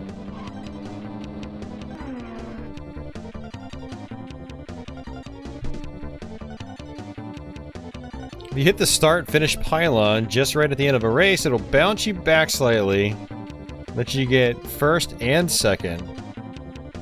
But seriously? Do you get the points for both?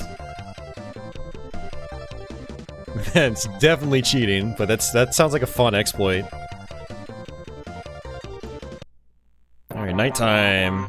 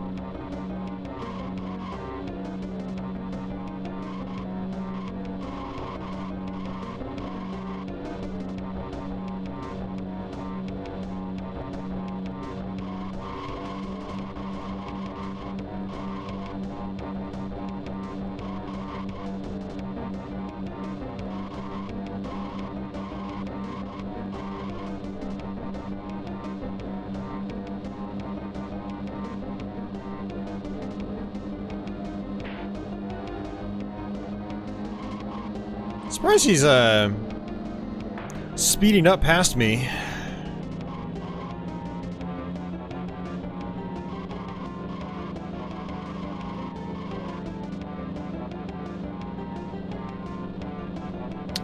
Hey Leo, I got a question for you. If you pick manual transmission in this game, is your top speed higher than it would be if you were using automatic?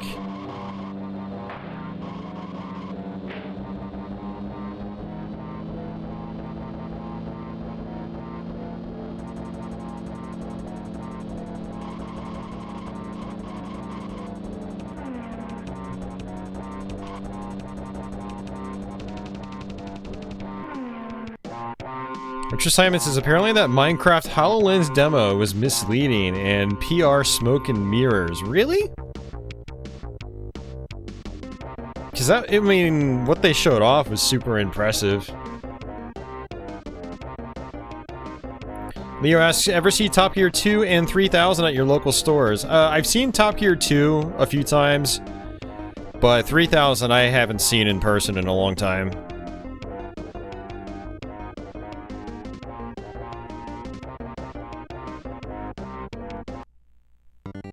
Yeah, it's a good question, Jeffrey. I'm not sure why it's split screen permanently. I wish they gave you the option, because when it goes, oops, I'm pressing the wrong button. I wish they kind of gave you, like, the option like in Mario Kart. Well, Mario Kart didn't really have the option, but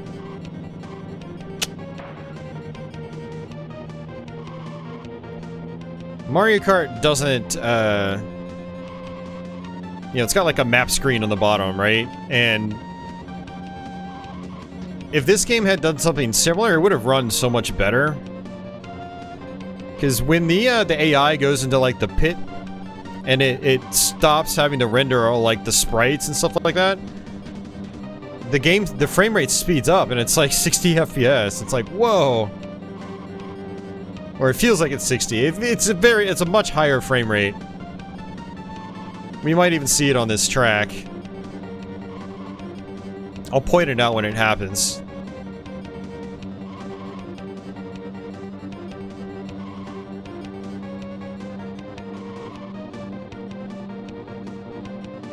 Now, I've talked about it, you know, when I was streaming it on Twitch, like, I've talked about it, and, you know, with this lower frame rate, you do have a greater sense of speed, because everything just, like, flies by really quickly. But when the frame rate, like, doubles or quadruples or whatever, everything feels like it starts to slow down. You're seeing way more frames being rendered. And so you lose that sense of speed. So it would have had to have been tweaked, I think, to... If it did run at 60 normally, it would have to be tweaked to, you know, keep that sense of speed. Yeah, we have 3 laps left, half of our gas is gone, so we'll probably have to pit.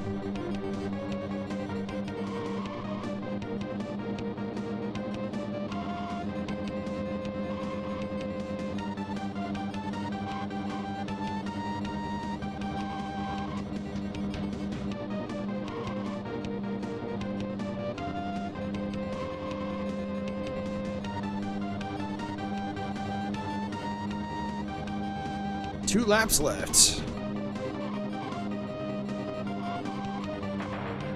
Yeah. Okay, so it's not 60, but you can see the frame rate's improved. Now that he's in the pit. Now it's gonna get choppy again. There it is. The frame rate, like, dropped in half once he was back on the playfield.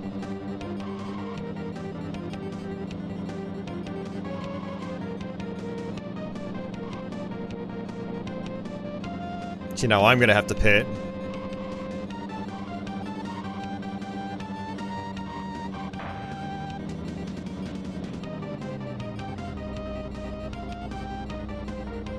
That should be enough.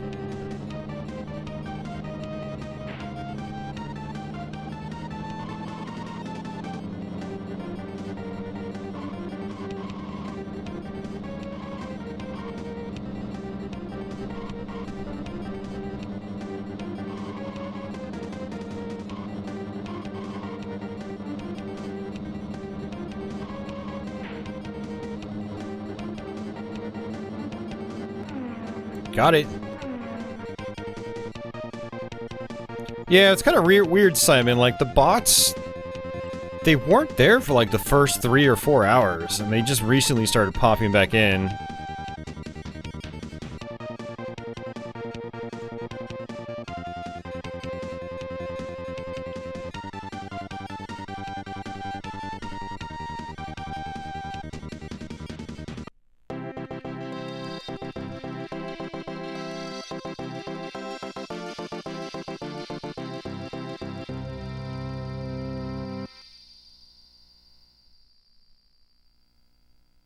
Yeah, I've always wondered about those Majesco re-releases, Leo, like how many more copies they actually ended up putting into the market. Like, the amount might be kind of negligible. You know, might not actually be as many as, like, we think. But still interesting to think about.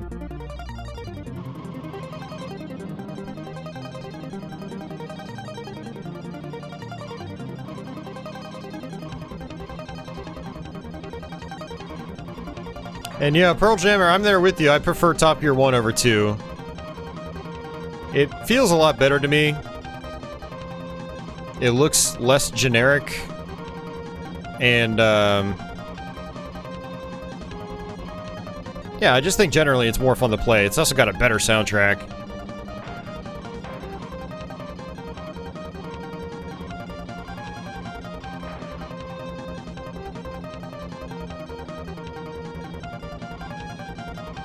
Yeah, for anybody wondering, this is actually like an extension of the Lotus series.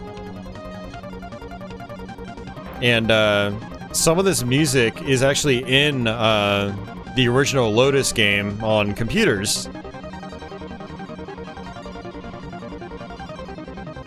It's kind of interesting.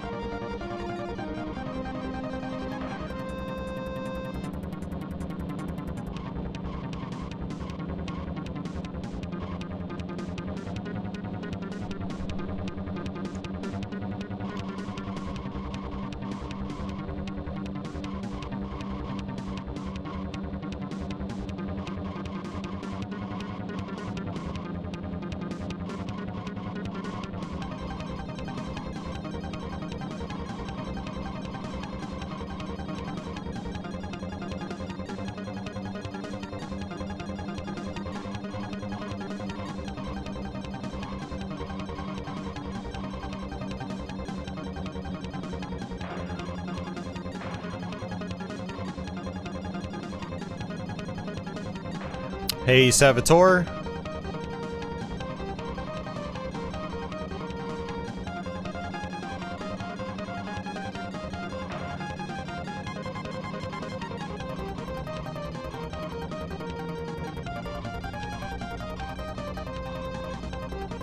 Yep, frame rate boost again.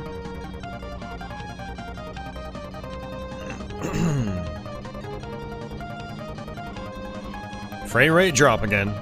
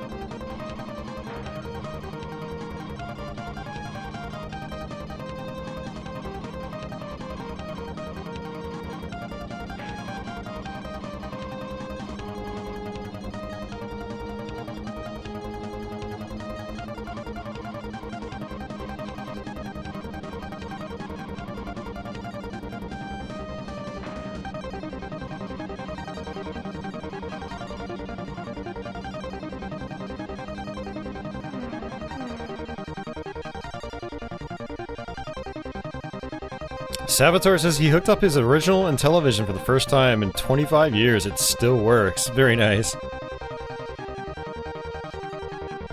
Ben, yeah, I'm still here doing the same stream. Almost 6 hours now.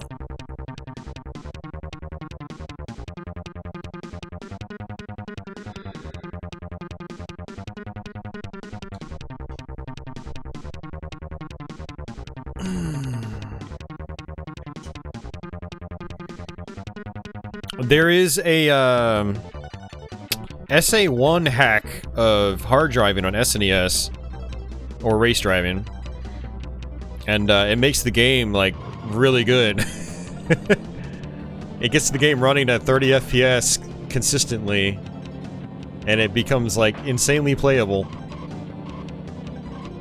Anyone that's got a Mister, I recommend trying to play that. A Mister or an emulator. Or an FX Pack Pro.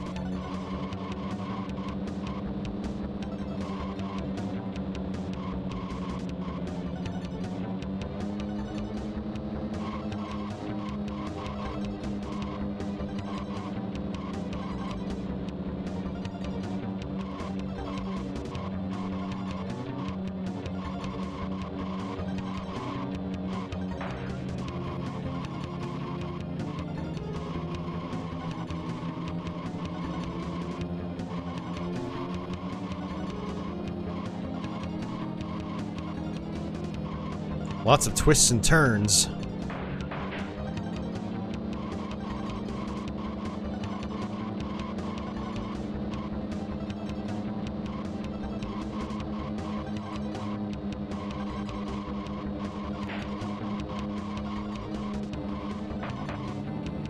Oh, that's not good. That's not good.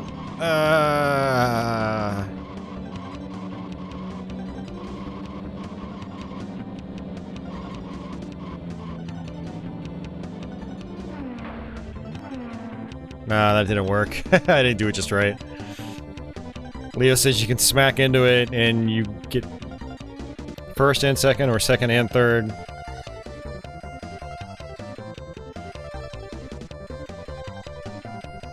Oh yeah, yeah, hard driving on Saturn's pretty cool. Or was it race driving? I mean, they're both basically like the same game, right? One is just kind of like an expansion of the prior.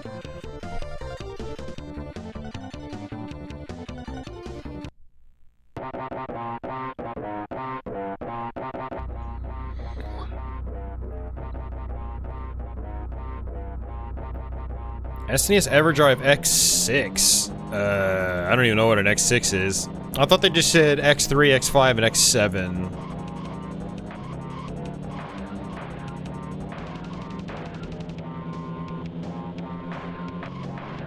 I mean, the X7 for Super Nintendo is basically the FX Pack Pro. And yeah, they do work on that.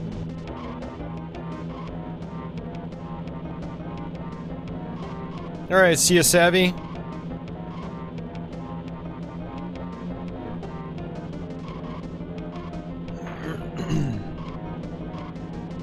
Yeah, no, if you have like an original Super EverDrive,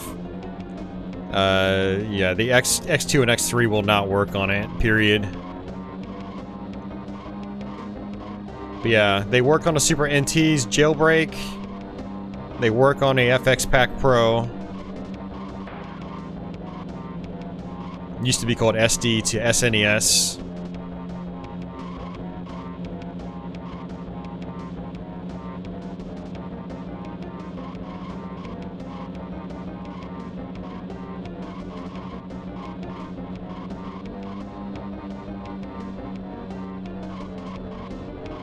Probably gonna have to pit on this one.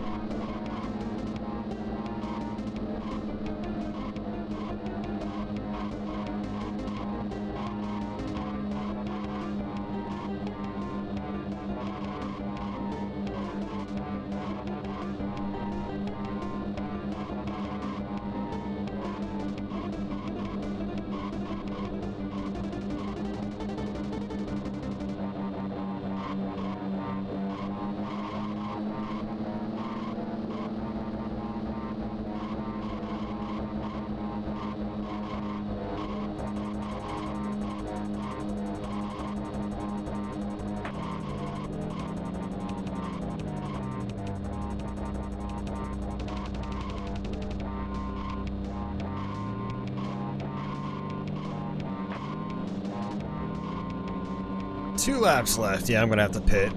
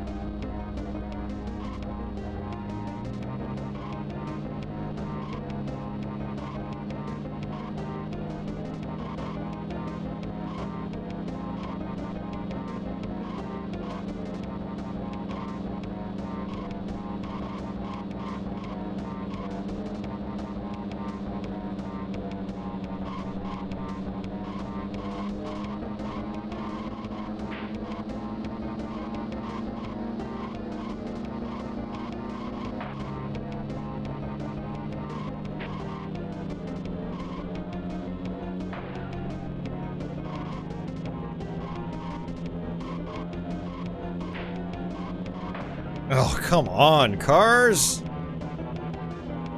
Man, I hate it when I waste my nitros. Because you can get, like, up to insane speeds with the nitros.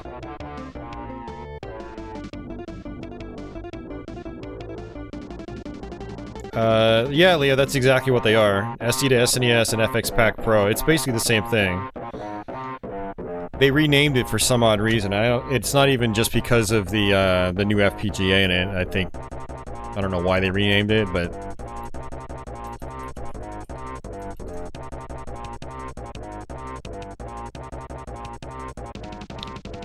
alright. I'm gonna actually look up the Super EverDrives, because I've never heard of an X6. That's gotta be a new thing.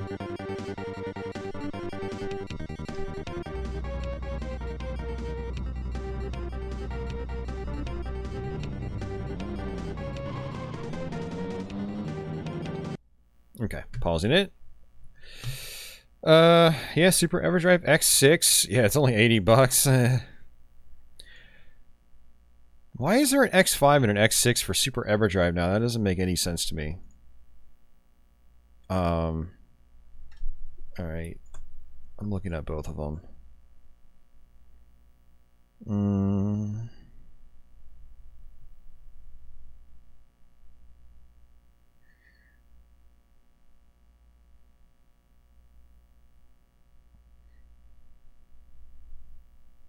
Okay, X6 supports the DSPs 1 through 4.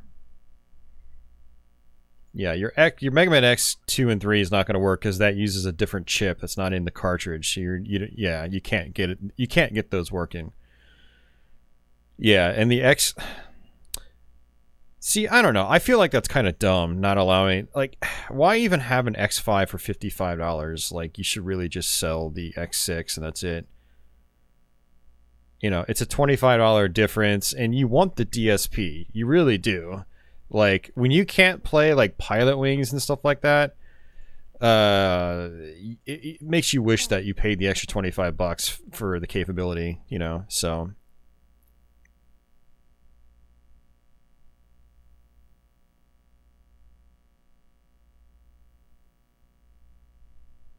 Pearl Jammer says they renamed it since they thought they might get sued by Nintendo.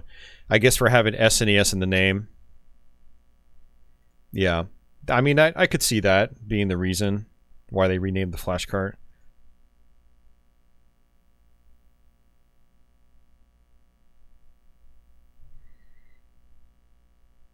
Yeah, Leo, it might not be able to do MSU1 patches of SA1 games just because of the FPGA limitation.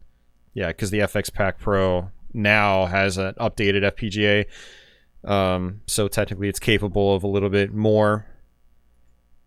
Matt, I don't know. I don't understand why Crix is made two totally separate, like, tiers for the Super EverDrive, and the only difference is DSP support. To me, it seems like you might want to just have the $80 model and that's it. I mean, $80 is like nothing.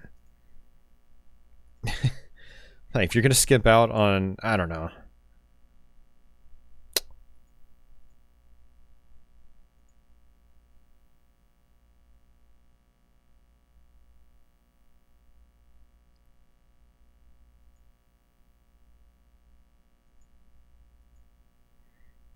Mario's heading out. Take care, Mario. Tom says, I don't have the room, money, or patience to collect physical anymore. Yeah, I totally understand.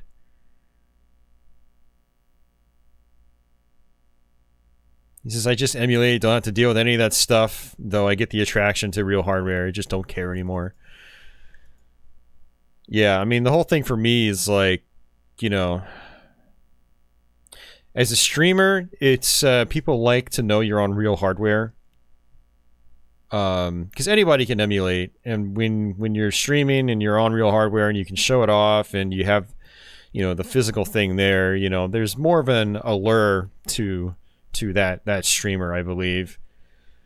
But also, like, I love having the option to play on, like, my CRTs, which I do quite frequently.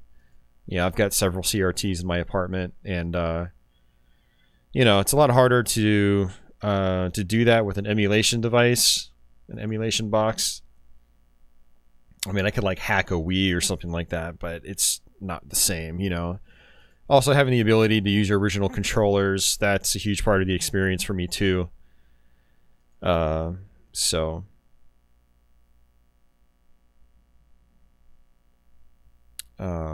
yeah. But yeah, real hardware, it takes up space. Having physical games, that takes up space. For me, like, the best balance though is having the real hardware, but then having flash carts. Because then I get the benefits of emulation, but I've got all the benefits of real hardware as well. Like, the ROMs play exactly as they did on cartridge, all the same quirks and everything. I'm using the original controllers, you know, I can run it into a CRT. So it's basically like I have the selection of an emulation station, but on my real hardware. Something like the Mister is also a great kind of middle path, because it's replicating all the hardware in the FPGA. It's not using a software layer for emulation. And so you get like pretty much no input lag. You know, when the FPGAs are, you know, super accurate, they're super accurate. I mean, it's yeah, that strikes a great balance too. They're not cheap, but it's, you know, they take up a whole lot less space, and you get the benefits of emulation as well. So, all right, let's get back to this. I was still looking at the Crix EverDrive store. And the other thing for me, Tom, is just like, you know, I've had real hardware for so long that, like, I don't know, I kind of feel naked without it, if you know what I mean.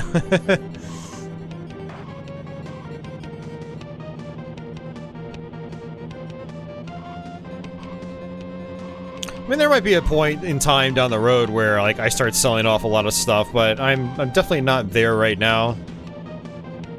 Honestly, the thought of it kind of makes me cringe, just because, like, I have sold off all my hardware in the past, and then I ended up a couple years later just starting to buy it all back. But when I started buying it all back, it's like the consoles were still really affordable. Now, if I sell my consoles again, like, I'll probably never own them again because prices are so absurd. I mean, especially with my boxed hardware. I've got lots of boxed hardware. I mean, I try to have everything boxed. That's, you know, still a little bit of a collector in me. I really like my boxed console hardware.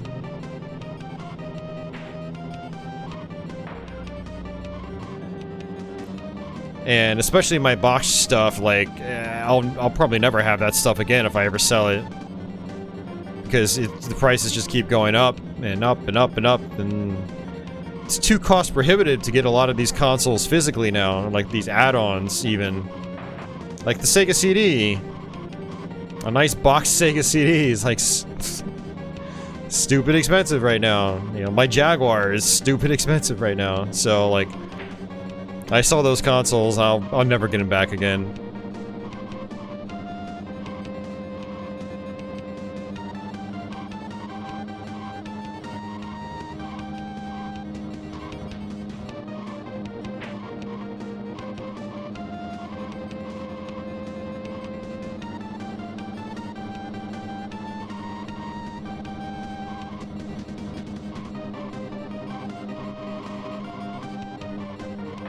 Oh,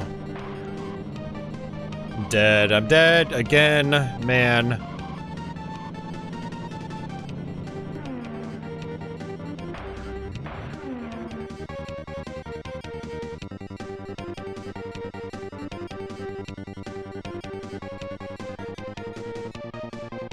Yeah, Pearl Jammer, definitely do what Leo said, because your cartridge reads all that stuff. It should work with all that stuff.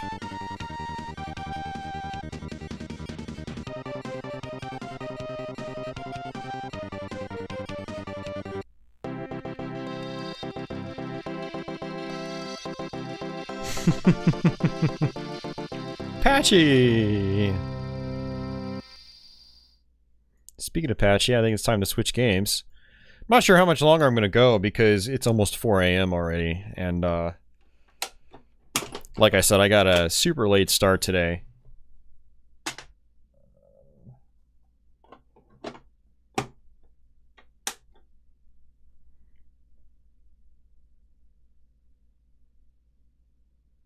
You seriously considering a $200 Game Gear you saw last week? New capacitors, LCD, the works. But Tom, one thing you could do there is instead of buying a $200 Game Gear, you could buy like a modern emulation device, portable emulation device, and then you've got a good solid portable handheld with an LCD, but then you can also play more than just Game Gear. Oh, speaking of which, you could actually buy an analog Pocket. That does Game Gear. It'll do Game Boy. It'll do TurboGrafx. I think Neo Geo Pocket? That's an option too.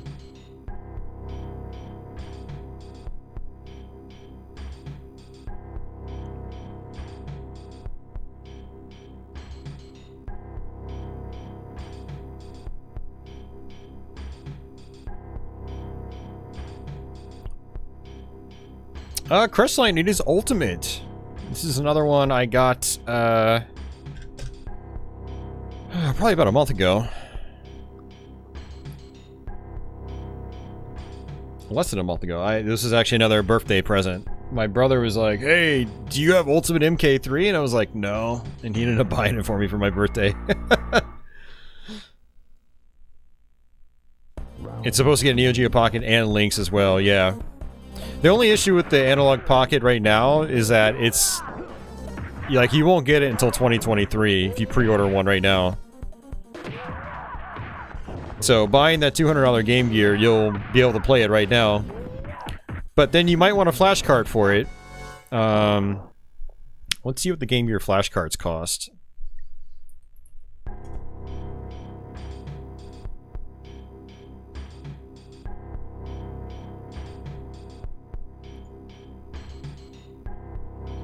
I'm not a fan of the new EverDrive store layout, though. I think you used to be able to... No, actually, I think I'm maybe just thinking of like Stone Age Gamer or something. It looks like they only have the X7 variant for the Game Gear, and it's $129. Whew. Ouch.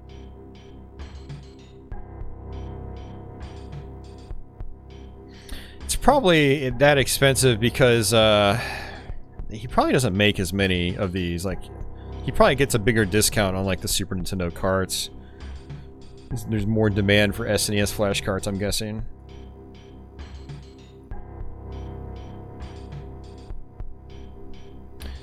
You have a special emotional attachment to the Game Gear, which is why you're thinking of getting this one. Right on. I hear that. I mean, I've got crazy nostalgia for the Game Gear because that was my first handheld, and I really like how it feels. You know, the D-pad works really well. It's got a pause button right above the buttons, as opposed to what a Master System is like. Hey, Stexor, what's going on? You believe you have this game on Saturn. Never played it, but your brother let you have it. Nice. That's a good version of this game.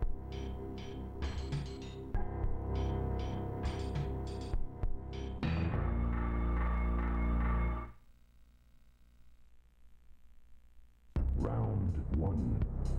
Fight.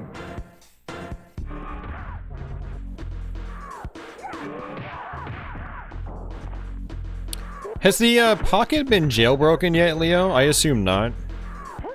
They've not opened the system to third-party development yet, like it was promised, yeah.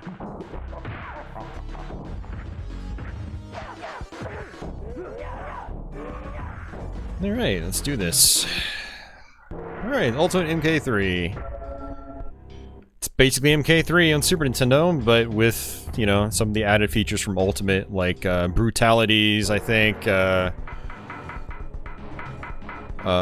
bigger character roster.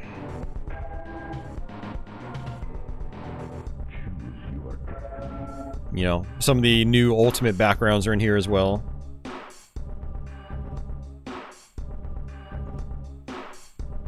No jailbreak on the Pocket yet.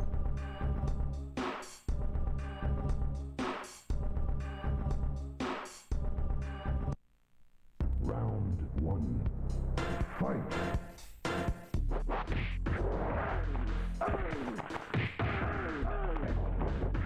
So one of the other things that was added to Ultimate MK3 is the ability to start a combo by doing a jumping high punch.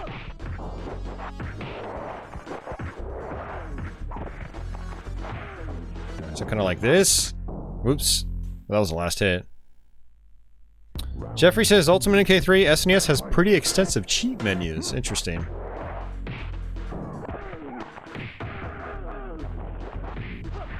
That didn't actually link into a combo.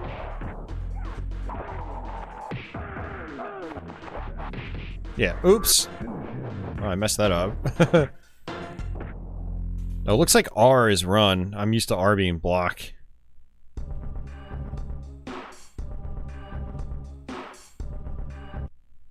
Round one. Fight.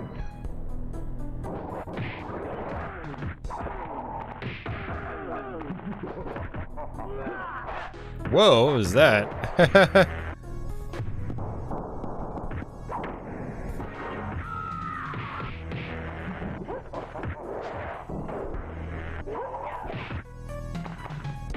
Hard right from stage one. Round two. Fight.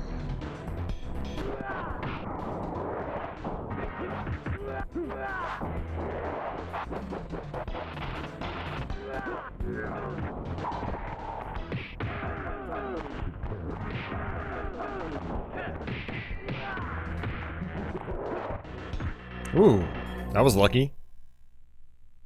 Round three. Fight.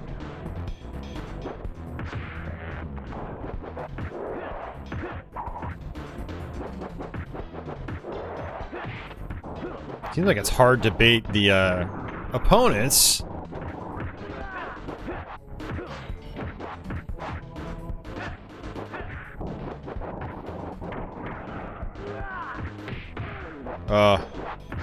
I do find like the combos feel laggy in this one. It's hard to be accurate with them, and I find myself like not stringing my hits together properly, and my combo just ends like mid-combo. And I don't have that problem on like the arcade version or like the Saturn version. Hey Steven, welcome to the stream.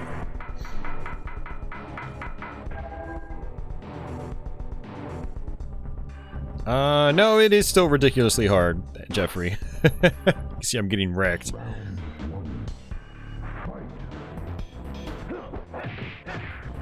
Yeah, like I dropped my combo there again.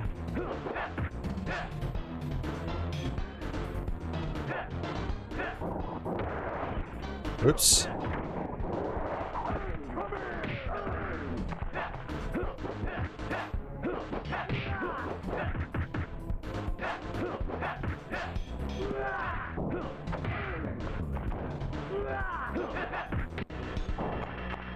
Yeah, and actually I was doing the wrong combo.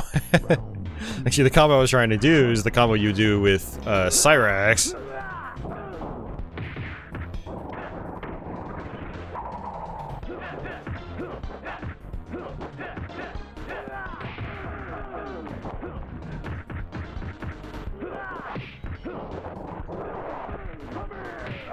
There we go.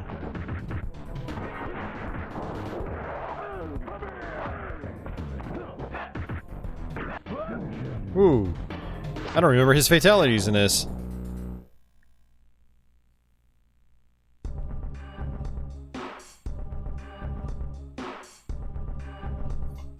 Amazon delivered that USB drive you ordered today at 1 a.m.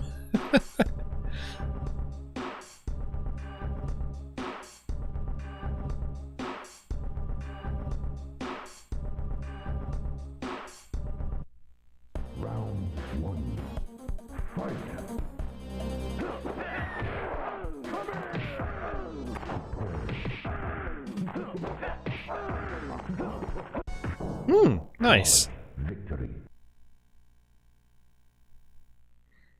Round 2. Fight.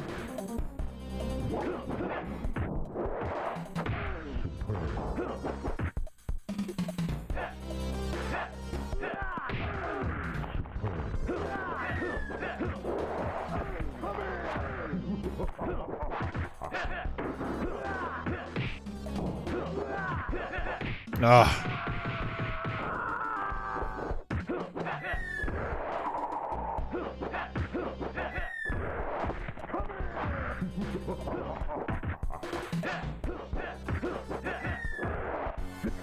Nice, there we go.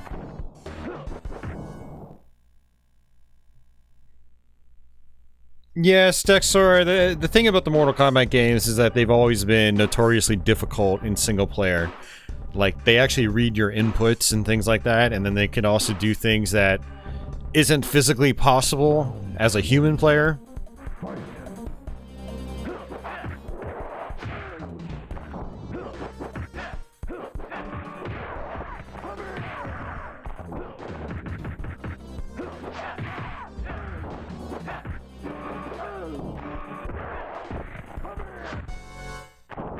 Yeah, as far as fighting games from back then, you're best off starting with like Street Fighter 2.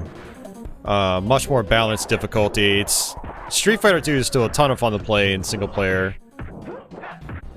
The Mortal Kombat's get more enjoyable when you learn how to manipulate the AI. Like, one thing I'm trying to do here is get her to throw projectiles so I can teleport behind her.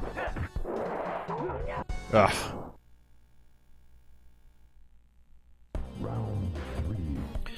Yeah, and ultimately with fighting games, you're meant to play with people. They're definitely multiplayer focused games.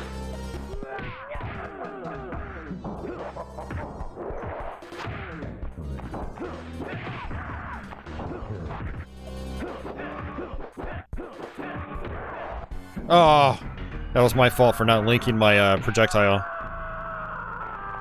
Fatality.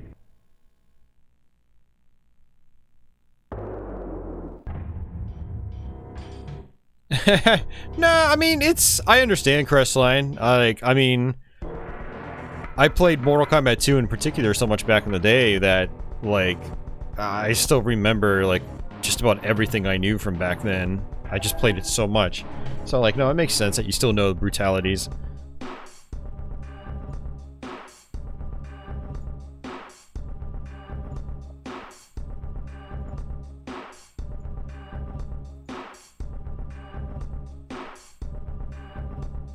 Yeah, the Championship Edition on Mega Drive, that version is good, right? Yeah, it's solid. I would recommend Street Fighter 2 Turbo more on Super Nintendo. But yeah, no, they're both great. Oh, come on.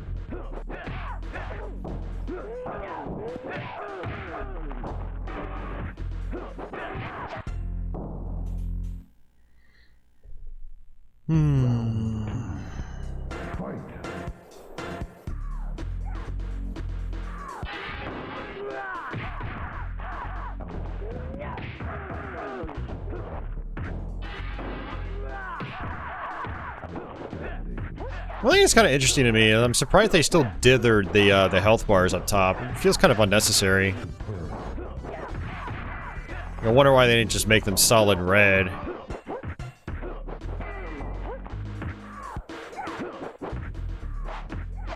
Oh, foot to the face.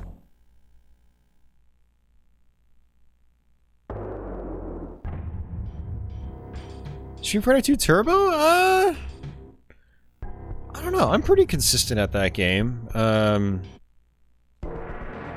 I'm pretty sure I've 1cc'd Arcade Street Fighter 2 a bunch of times, actually.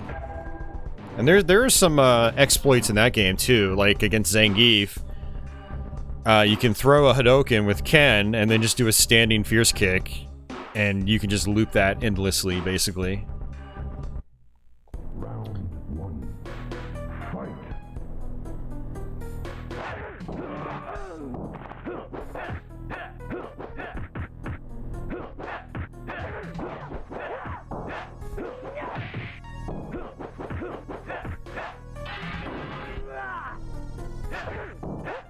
It's weird my combo wasn't working. Ugh.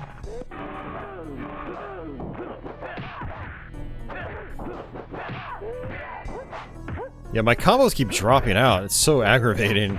And that's a Super Nintendo issue. It's not an Ultimate MK3 issue. Oh, Super Street Fighter 2 Turbo. Okay, yeah, well that's a little bit different. Yeah, Super Turbo is really tough. Yeah, for some reason I thought you meant regular Champion Edition.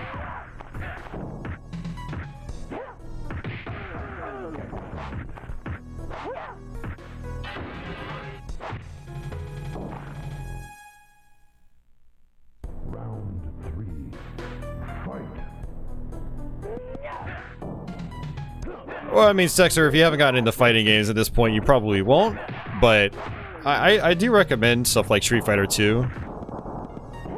If anything, for like the historical context, because it's an extremely, I think, important game in the history of games. I mean, Street Fighter 2 was a phenomenon.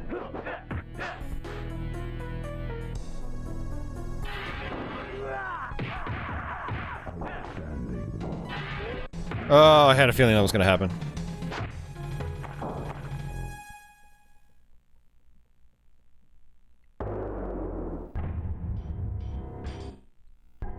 Getting wrecked. Getting wrecked. Oh boy.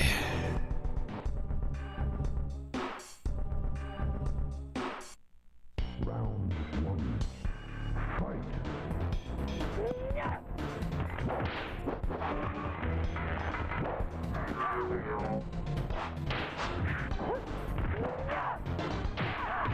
Oops.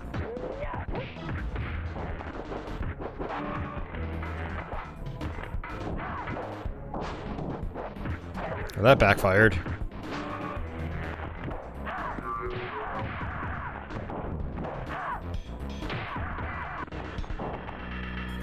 Lucky.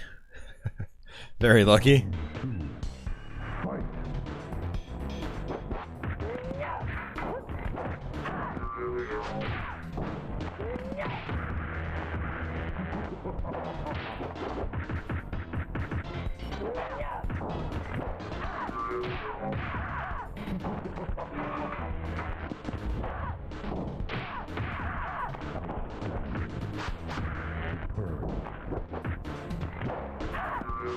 Wow. I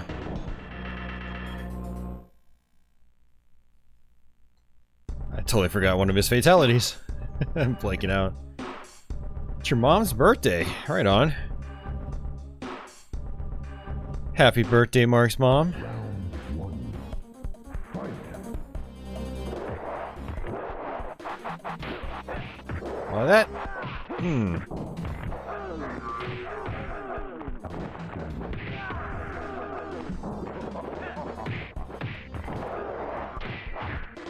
I was trying to do a sweep, but I was too close. Started a combo.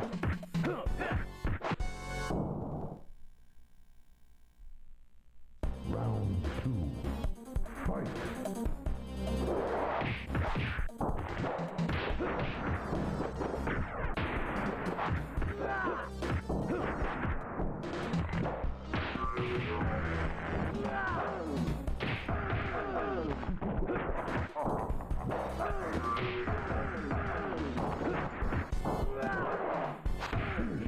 Okay. I think I'm thinking of someone else's fatality. Oh, I remember the fatality, I think. Wait, no, I don't. I don't remember the fatality. Round one. Every time, like, the fatality pops up in my head, I'm like, oh, that's it, that's it. Oh, wait, no, that's for another character. Oops.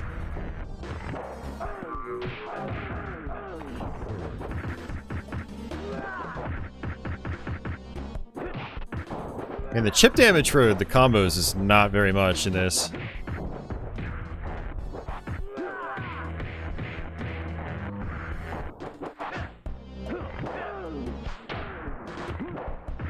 Oh. Round two. Fight. Yeah, Dungeons and Dragons were in television. Hell yeah. Which one? There's two of them. You playing the top-down one or the first-person one?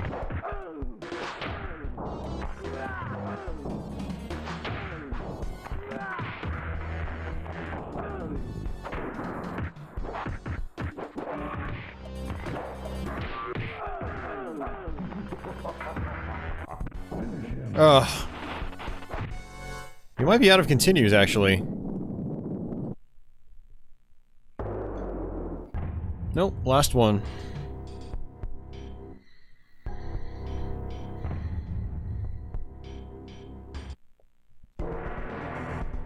Yeah, you already said that once tonight, Pearl Jammer. I can read. I'm sharp, man. I'm tired, but I'm still sharp as a tack. Yeah! I don't know why Nintendo would censor that, so I'm not really sure why you think that, but yeah.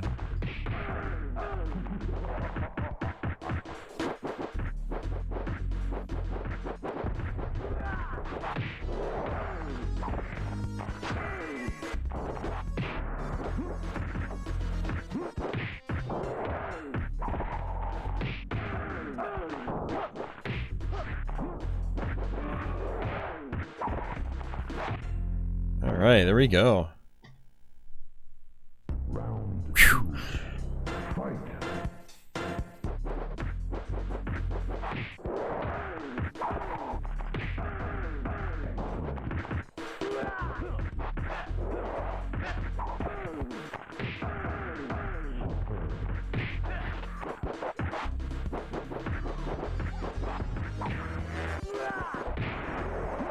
Uh-oh.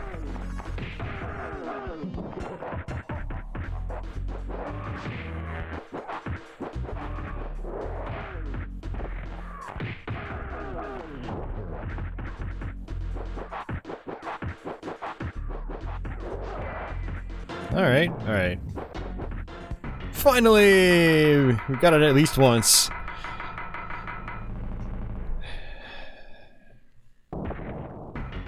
Fatality.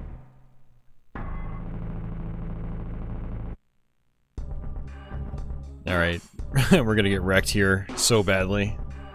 I always get wrecked at Motaro in any version of this game. Fight.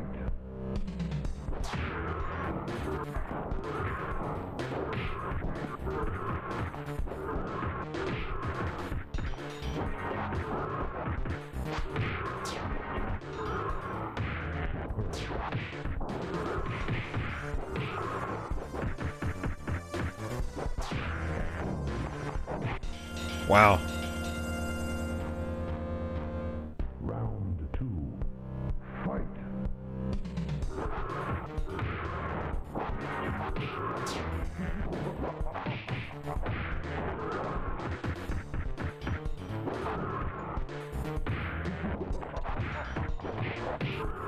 Ah.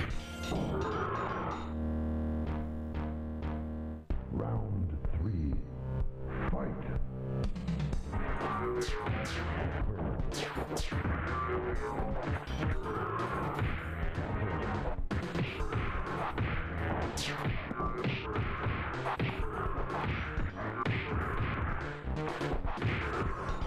That's it.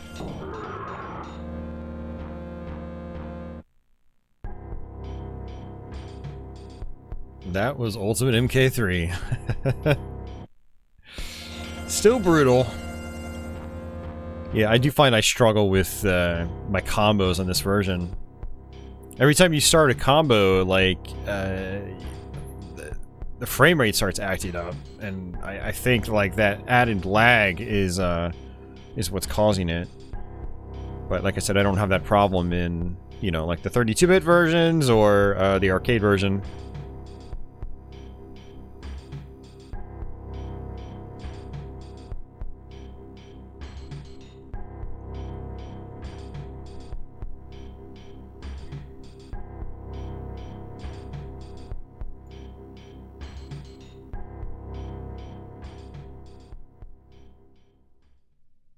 Such a dreary soundtrack.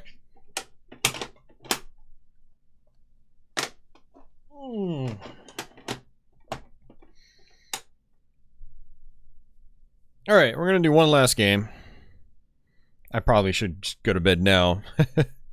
So my friend's Ronnie's gonna be here in like probably 8 hours or so. Hey, Patchouli. How are you?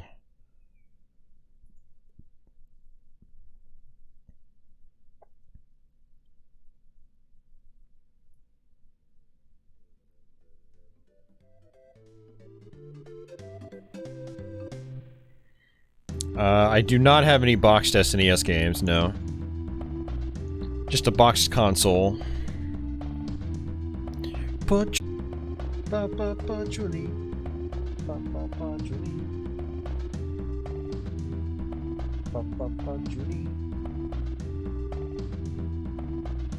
Patchouli.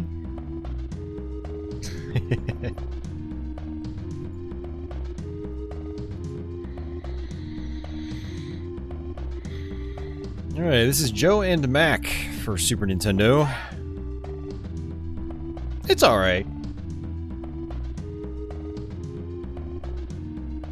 Alright, let's go ahead and jump into it. I do not have the Jungle Book Crestline.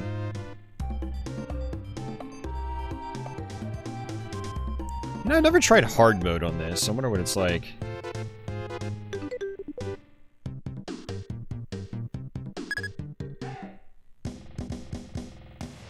Yeah, it's an action platformer. It was originally an arcade game. Super Nintendo version is quite different from the arcade game. The amount of hits enemies take is very different. Enemies have a lot of invincibility frames in this too. It's definitely a slower kind of experience. And you can't charge up anymore either. You can charge up in the arcade version. For like a really strong single attack.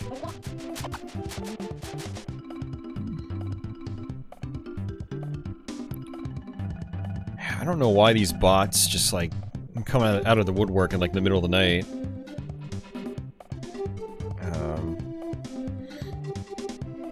Alright, I'm just blocking a bot right now, guys, sorry.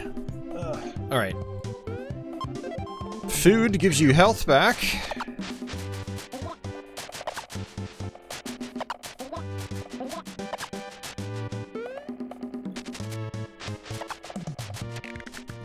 Pressing up and jump lets you do a super jump.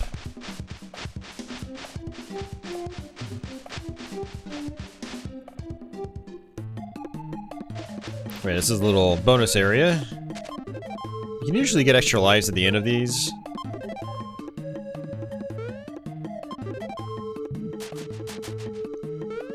There's one. We got a key. These keys allow you to open up locked doors on the overworld map.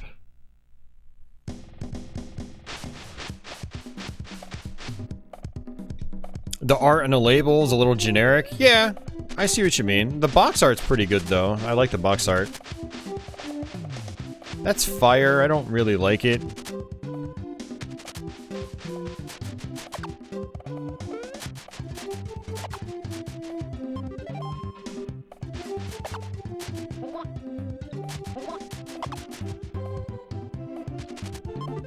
I actually did a Let's Play of the NES version last year.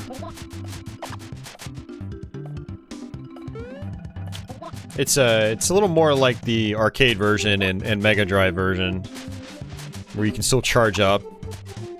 It's not bad for what it is on NES.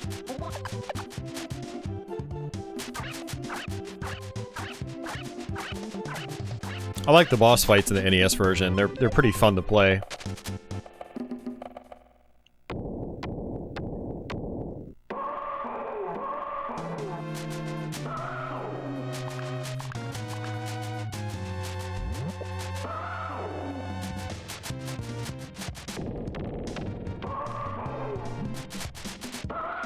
But yeah, the bosses basically have like tons of iframes, so even if you mash your projectile, you're still not really doing damage that fast.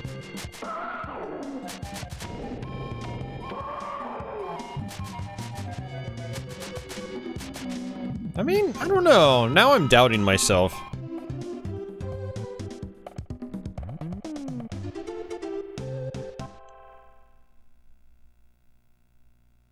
Hey, baby.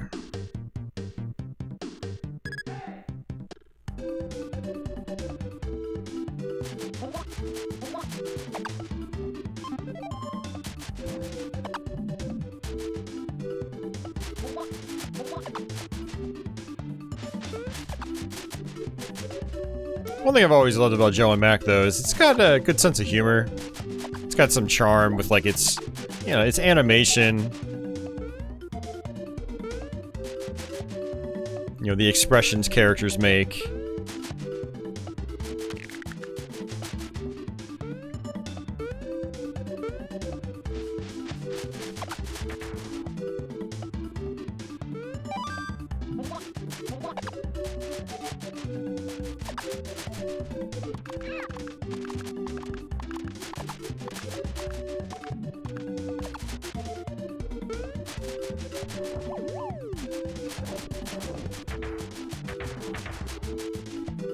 Jeffrey says, Data East made this, and I think at this point, my favorite Data East game is Nitro Ball. A mix of Commando, Pinball, and Smash TV. Arcade only, but the arcade version has had some digital releases. Oh, interesting. Yeah, never played that one.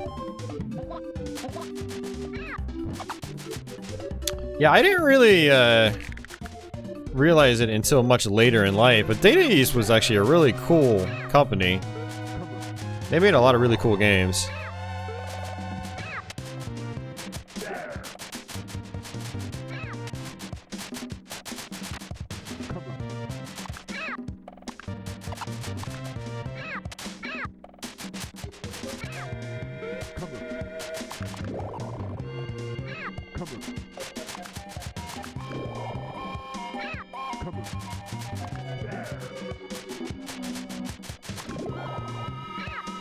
Jeez, man, the hitboxes in this are not great.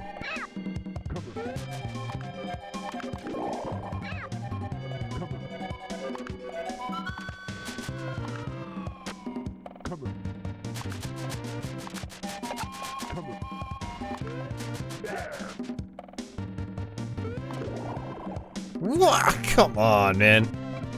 Ugh. You just spawn right back in when you die.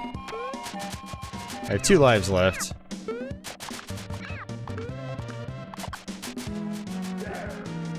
Alright, that's that. Sloppy, but that was that. Games like this are just dumb fun. Tom says that with love. Yeah, I mean, it is. These games are definitely a lot more satisfying, though, to me when they have, you know, good collision detection and stuff like that. And this game doesn't have that.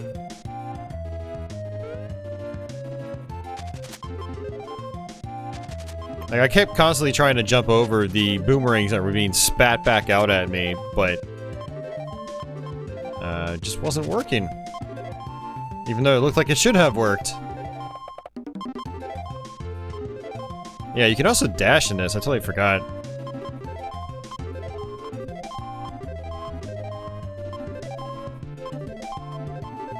Yeah, 1 up.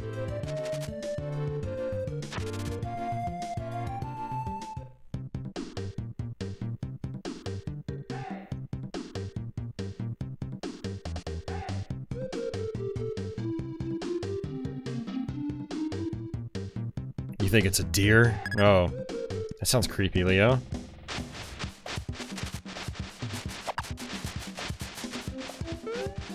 You know, I've heard something like that in the past as well, and it sounds like really scary, actually. Because you think like someone's getting murdered or something. But that actually makes more sense now that I think about it, because in my parents' neighborhood, you know, there's a big forest like right behind them. I mean, Mark can vouch for that. He used to live right next to it. And so maybe in the past when I heard that sort of screaming, like maybe it was actually a deer out in the woods. Because we have a lot of deer around here.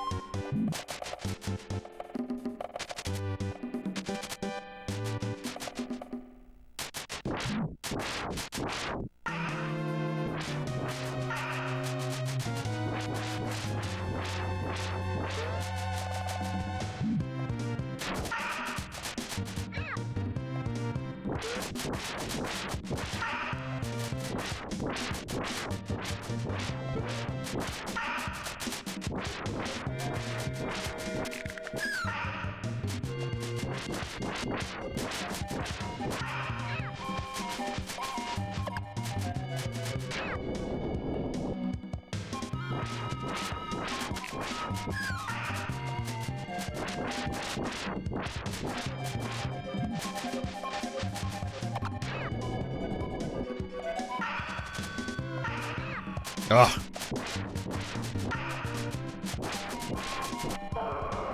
Got him.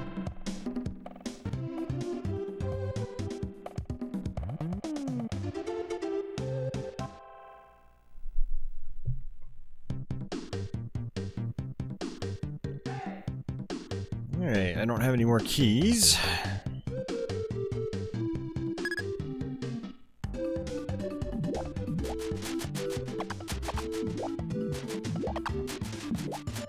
How can I play on a controller for 6 hours without it hurting? Well, it's a Super Nintendo controller, so it's pretty comfortable, pretty smooth on the hands.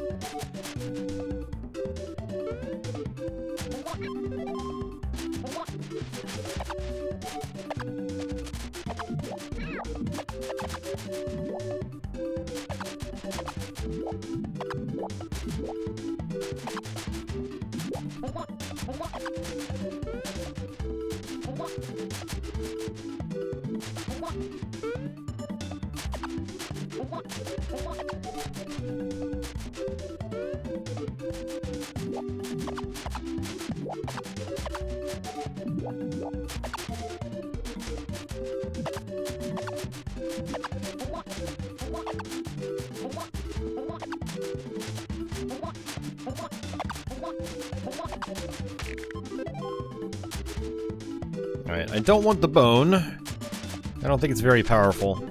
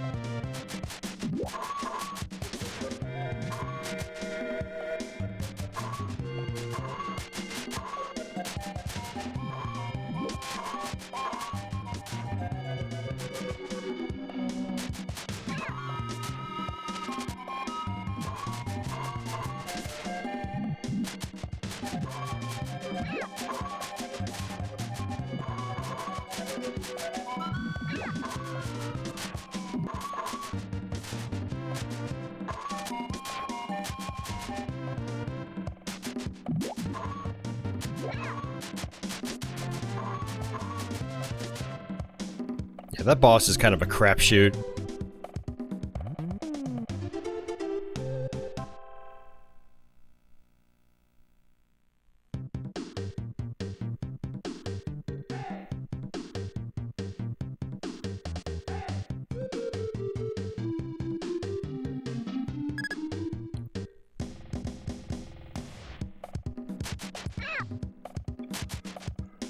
Oh man, I am freaking tired right now. Ugh.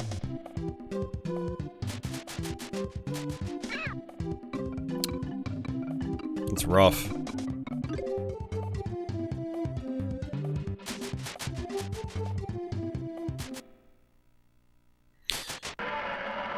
You know, come to think of it, when it comes to streaming for long periods of time, you know, what ends up hurting more for me is, like, my ears, because of my headphones.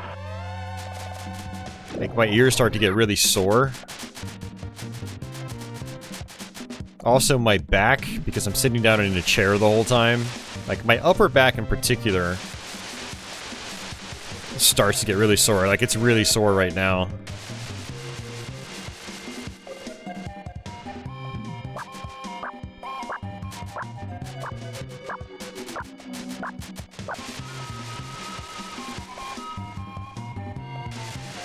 I just wish you could still charge up in this one. It's a great mechanic.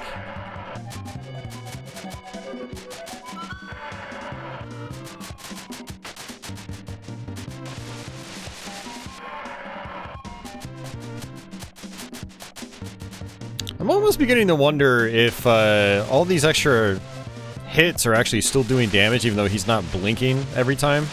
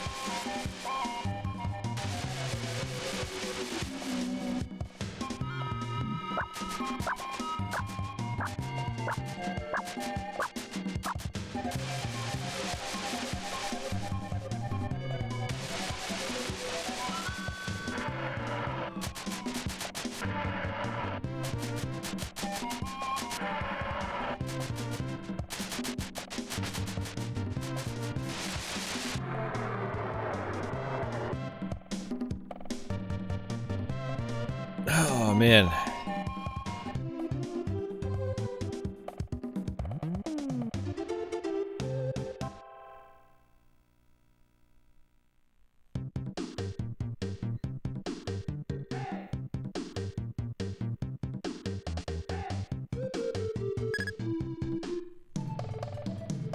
Ice Cave.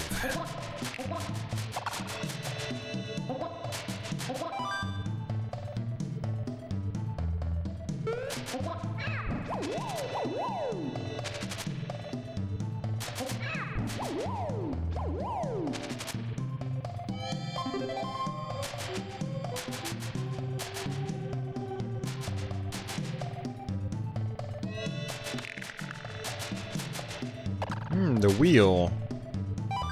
Let's try it. I know the wheel is really good in other versions of the game. Looks like it's good in this one too. I think it's powerful.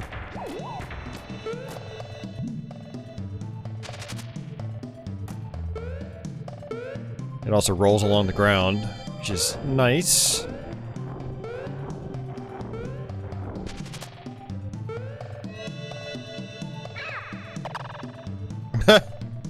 He ran into the spikes and died.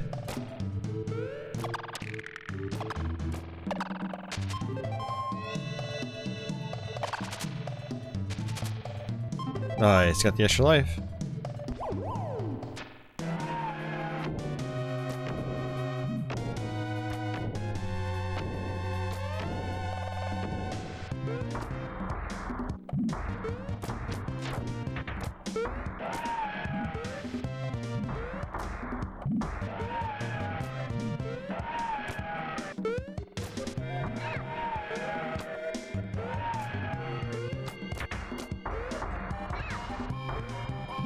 His movement is erratic.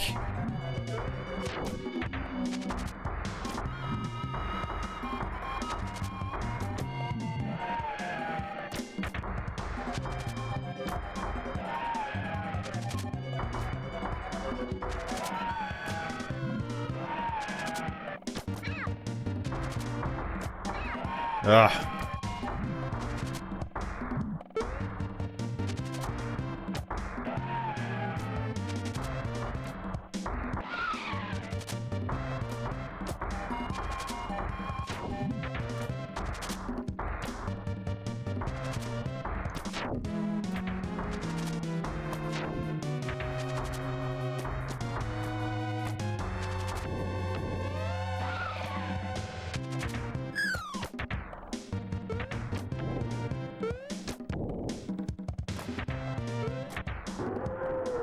Yeah, the wheel seems to work really well.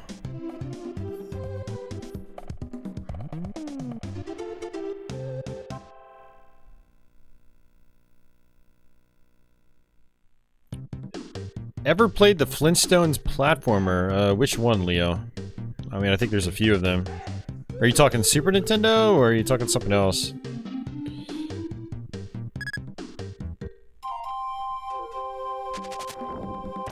If on Super Nintendo, then no. If on NES, then yes.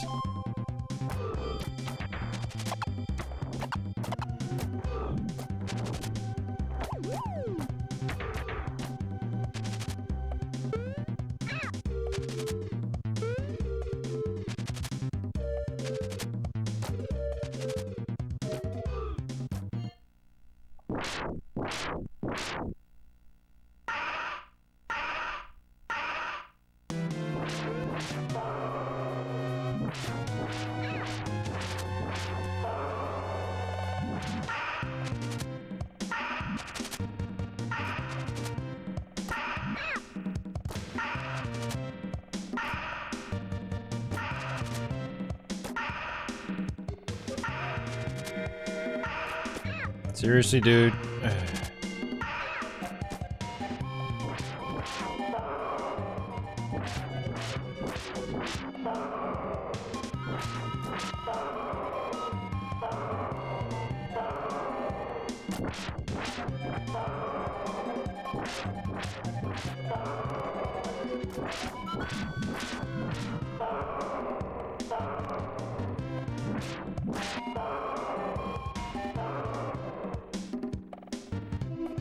Treasures of Sierra Madrock. So there are technically multiple Simpsons games or Flintstones games. One of them is based on the movie, right? Just the Flintstones.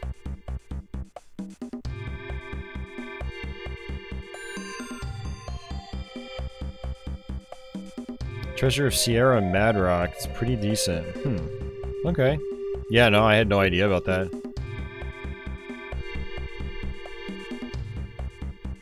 Yeah, speaking of games that I never really played before, I tried Sky Blazer last night on Super Nintendo.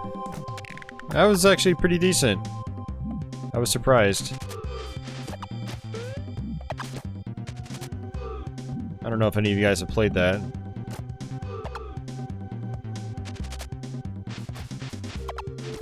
I'll probably go back and try to finish learning it, because it seemed pretty decent.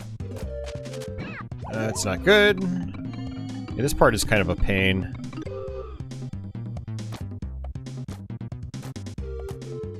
When you played is based on the classic TV series, well, of course, yeah, that would appeal to you a lot more.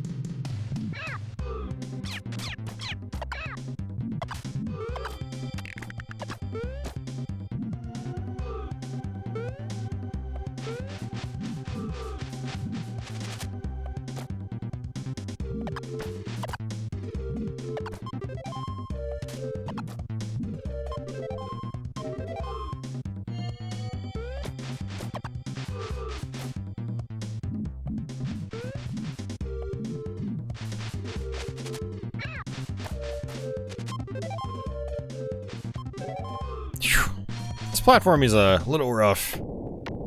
Pixel Dig says Skyblazer is super fun. Hit detection is a bit off in spots, but generally it's not too unforgiving. Yeah, that's what I noticed last night. I got probably like 7 or 8 levels in. Like I played it for a decent bit. And yeah, I definitely see what you mean by like the hit detection. But overall it wasn't too bad.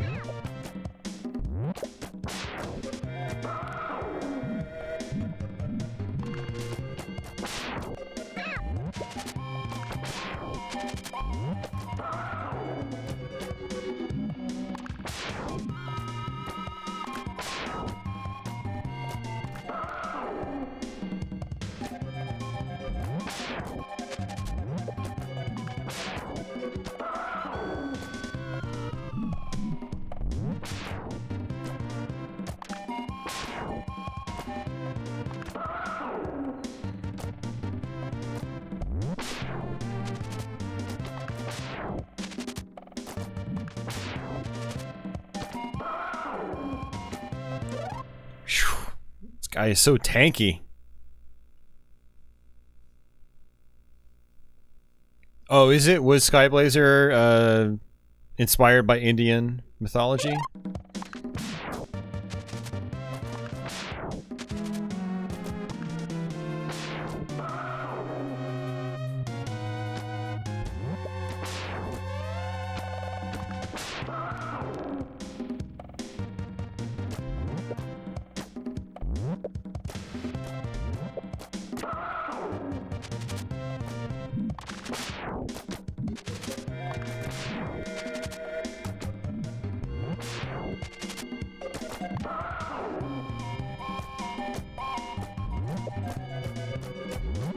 This is one of the things I don't like about this version of the game, is some bosses just go on for freaking ever.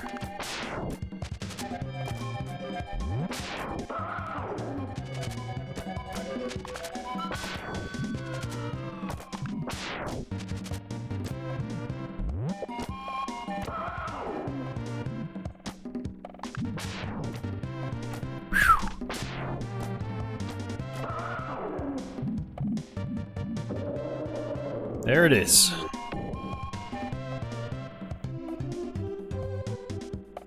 Leo says, I think this one is on Switch Online. Remember people whining about all the obscure games like this one. I think Joe and Mac 2 is on Switch Online. I'm not sure about this first one. The second game is definitely obscure. This one's not.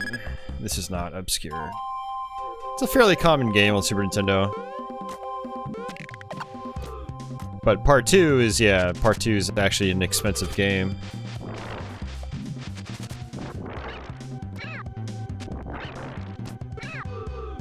Ugh. Died again. Pearl Jammer says, yes, this is on Switch Online. That's so weird that the wheels actually go up walls vertically.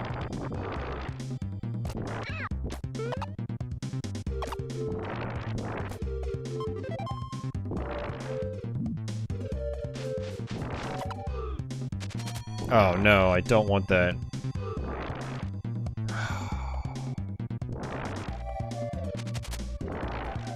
Okay.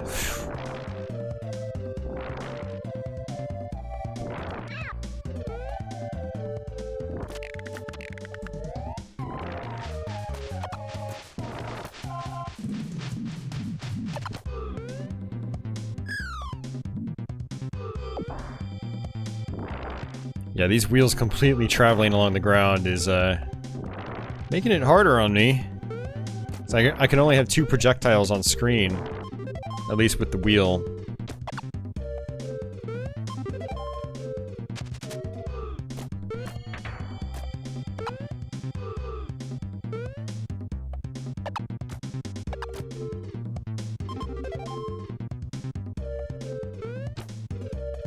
All right, boss time.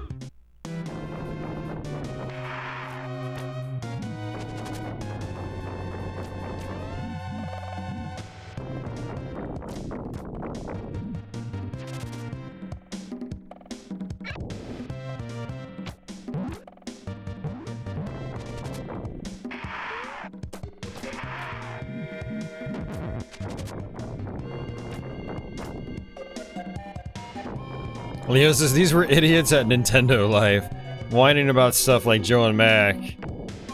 That they had never heard of it. Yeah.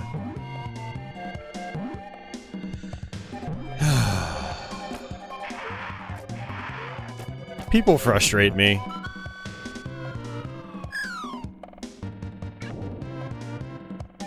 And Leah says where people that were there during the 16-bit era recognize it and think it is well known, like ourselves. Yep. I mean, hell, both games, even Joe and Mac 2 was featured in Nintendo Power. You know, both games had pretty extensive coverage, so...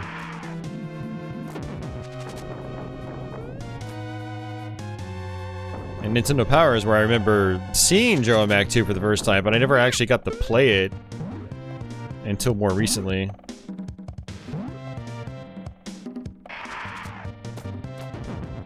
Ugh. I keep missing. Man, I'm so worn out. Yeah, this is definitely gonna be our last game. It's one of those moments where, like, I'd like to keep the stream going, but I'm gonna start seeing sunlight here in a little bit. Yeah, like this guy, you can only hit once, and then you have to wait for the whole pattern to cycle through again.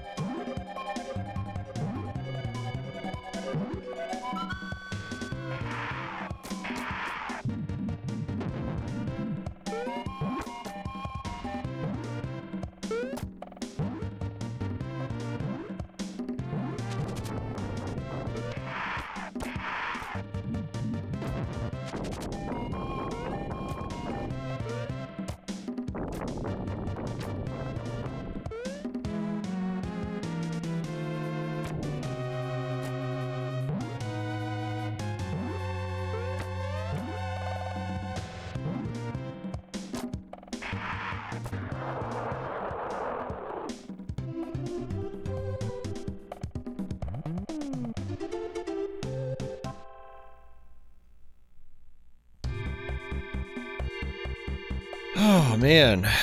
Alright, making progress.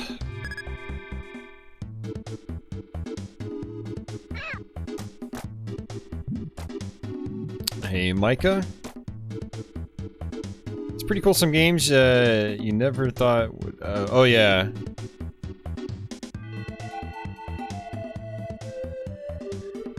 Yeah, it is interesting seeing what games have shown up on that service.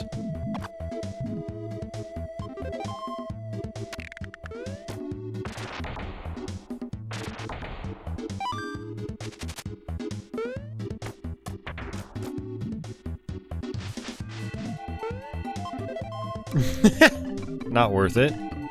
Well, I got all my health back, so maybe it was worth it.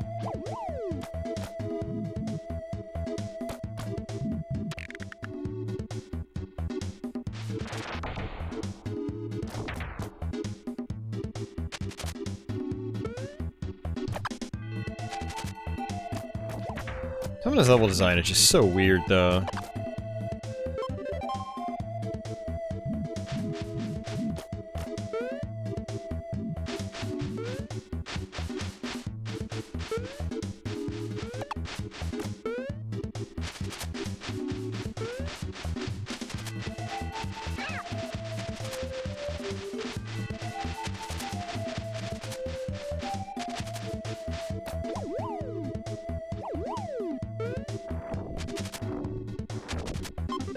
There we go. That dino looked pretty pissed off.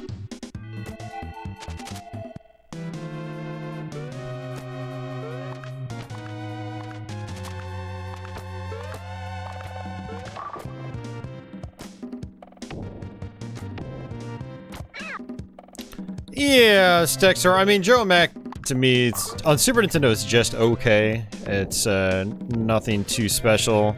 There are a lot of reasons for it. There are a lot of technical reasons, honestly. The frame rate is not, it's not like 60 FPS smooth. There's a lot of janky animation. The hit detection just doesn't feel right. Bosses like this take way too long. They're not really satisfying to fight. Arcade version is different. Like, it feels totally different. I don't really understand why, like, they changed that feeling in this version.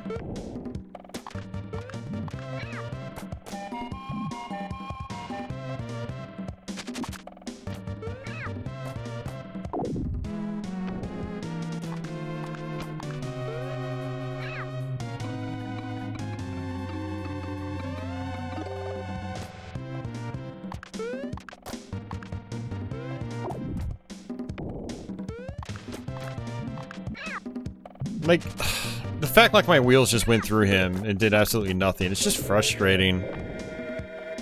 It's just kind of, in my opinion, poorly designed. You know, now that I'm playing this one, this might be one that I end up trading back in to put towards other Super Nintendo games, because I'm not really feeling it.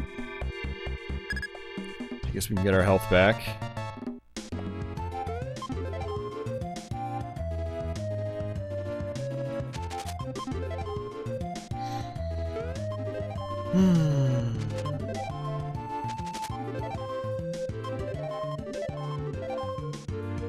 Now, Arcade Joe and Mag is a really tough game, though.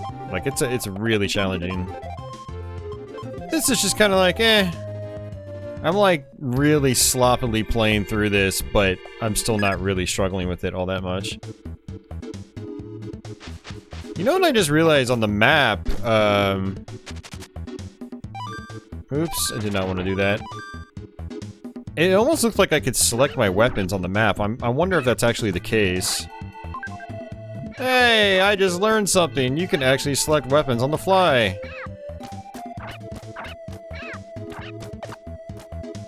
You hit select. I never knew that.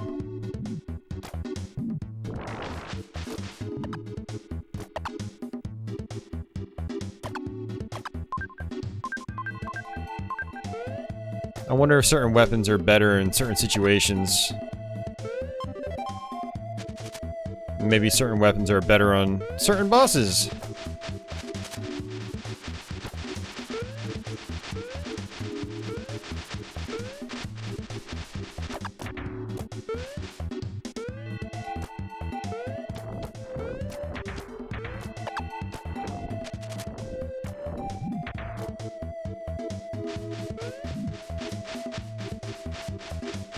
I think that floor actually hurts me.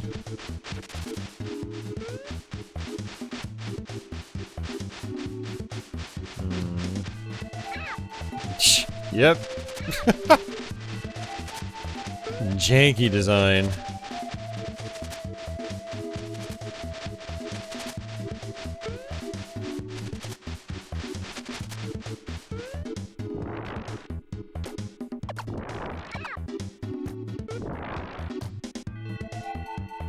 Yes, we fight another dino, and then we go inside its mouth. Yeah, I agree, Pixel Digs. Like, some of the artwork is still really good. But yeah, it's really the gameplay at its core that kind of hurts it the most. And all the other, like, slight polish issues also add up to make it kind of underwhelming.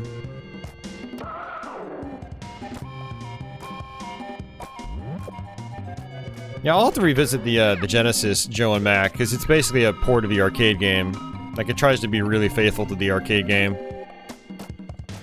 It's got the charge move and everything, same high difficulty.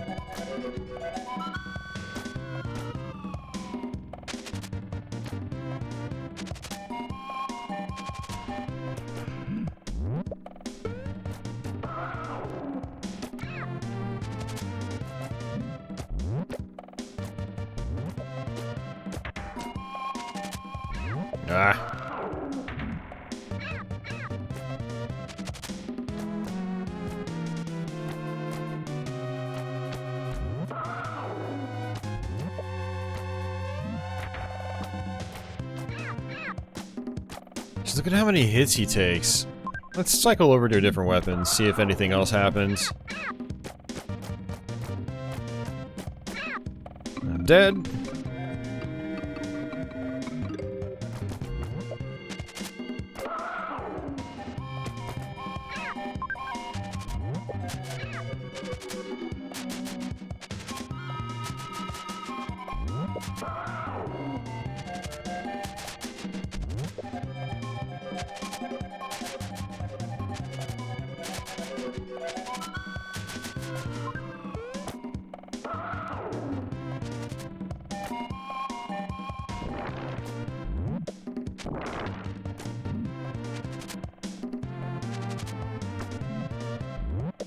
Yeah, it almost seems like being able to switch weapons just makes it just a preferential thing. Which weapon do I prefer using?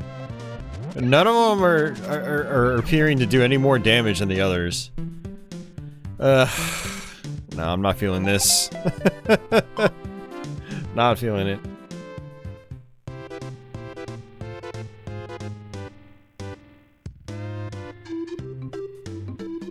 Sexer asks, is Uniracers expensive in North America? Pearl Jammer, no, US version is not extremely expensive. I paid $20 for mine today. Literally today. Now, if you get one complete in box, price goes up a little bit, but, you know, it's not a super expensive game.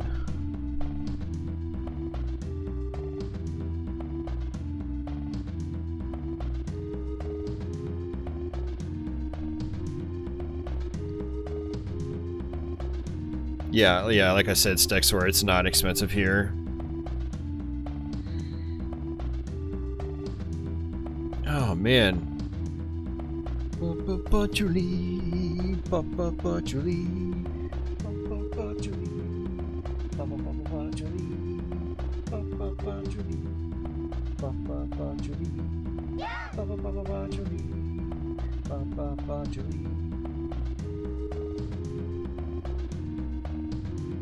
Hey, cutie.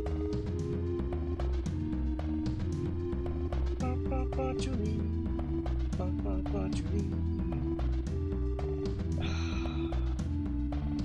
Oh, man. Well, ladies and gentlemen, that was a stream. I think, I'm probably gonna get out of here. Now, YouTube has this new, like, live stream redirect thing that's going on. I'm actually kind of curious to test that.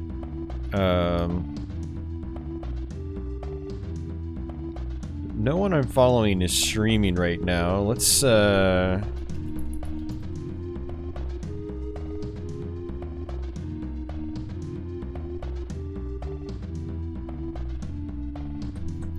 see if some of the other guys out there are streaming.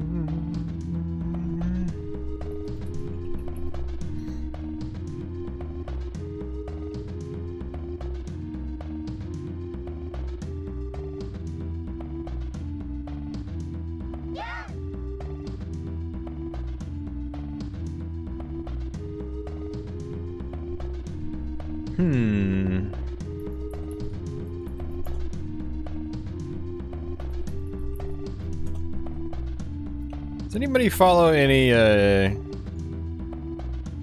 gaming YouTube channels that are streaming right now?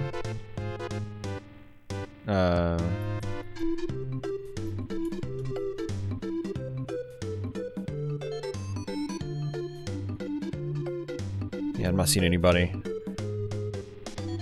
I mean, of course, you know, I'm finishing up at 5 AM, so of course most of the people I would know that would stream are not streaming right now. Oh, man.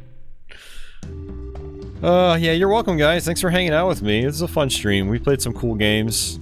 I was already kind of tired going into this. I'm surprised I lasted as long as I did.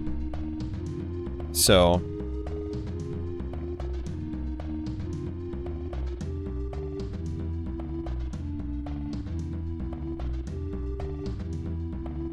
yeah, have a good night, everybody.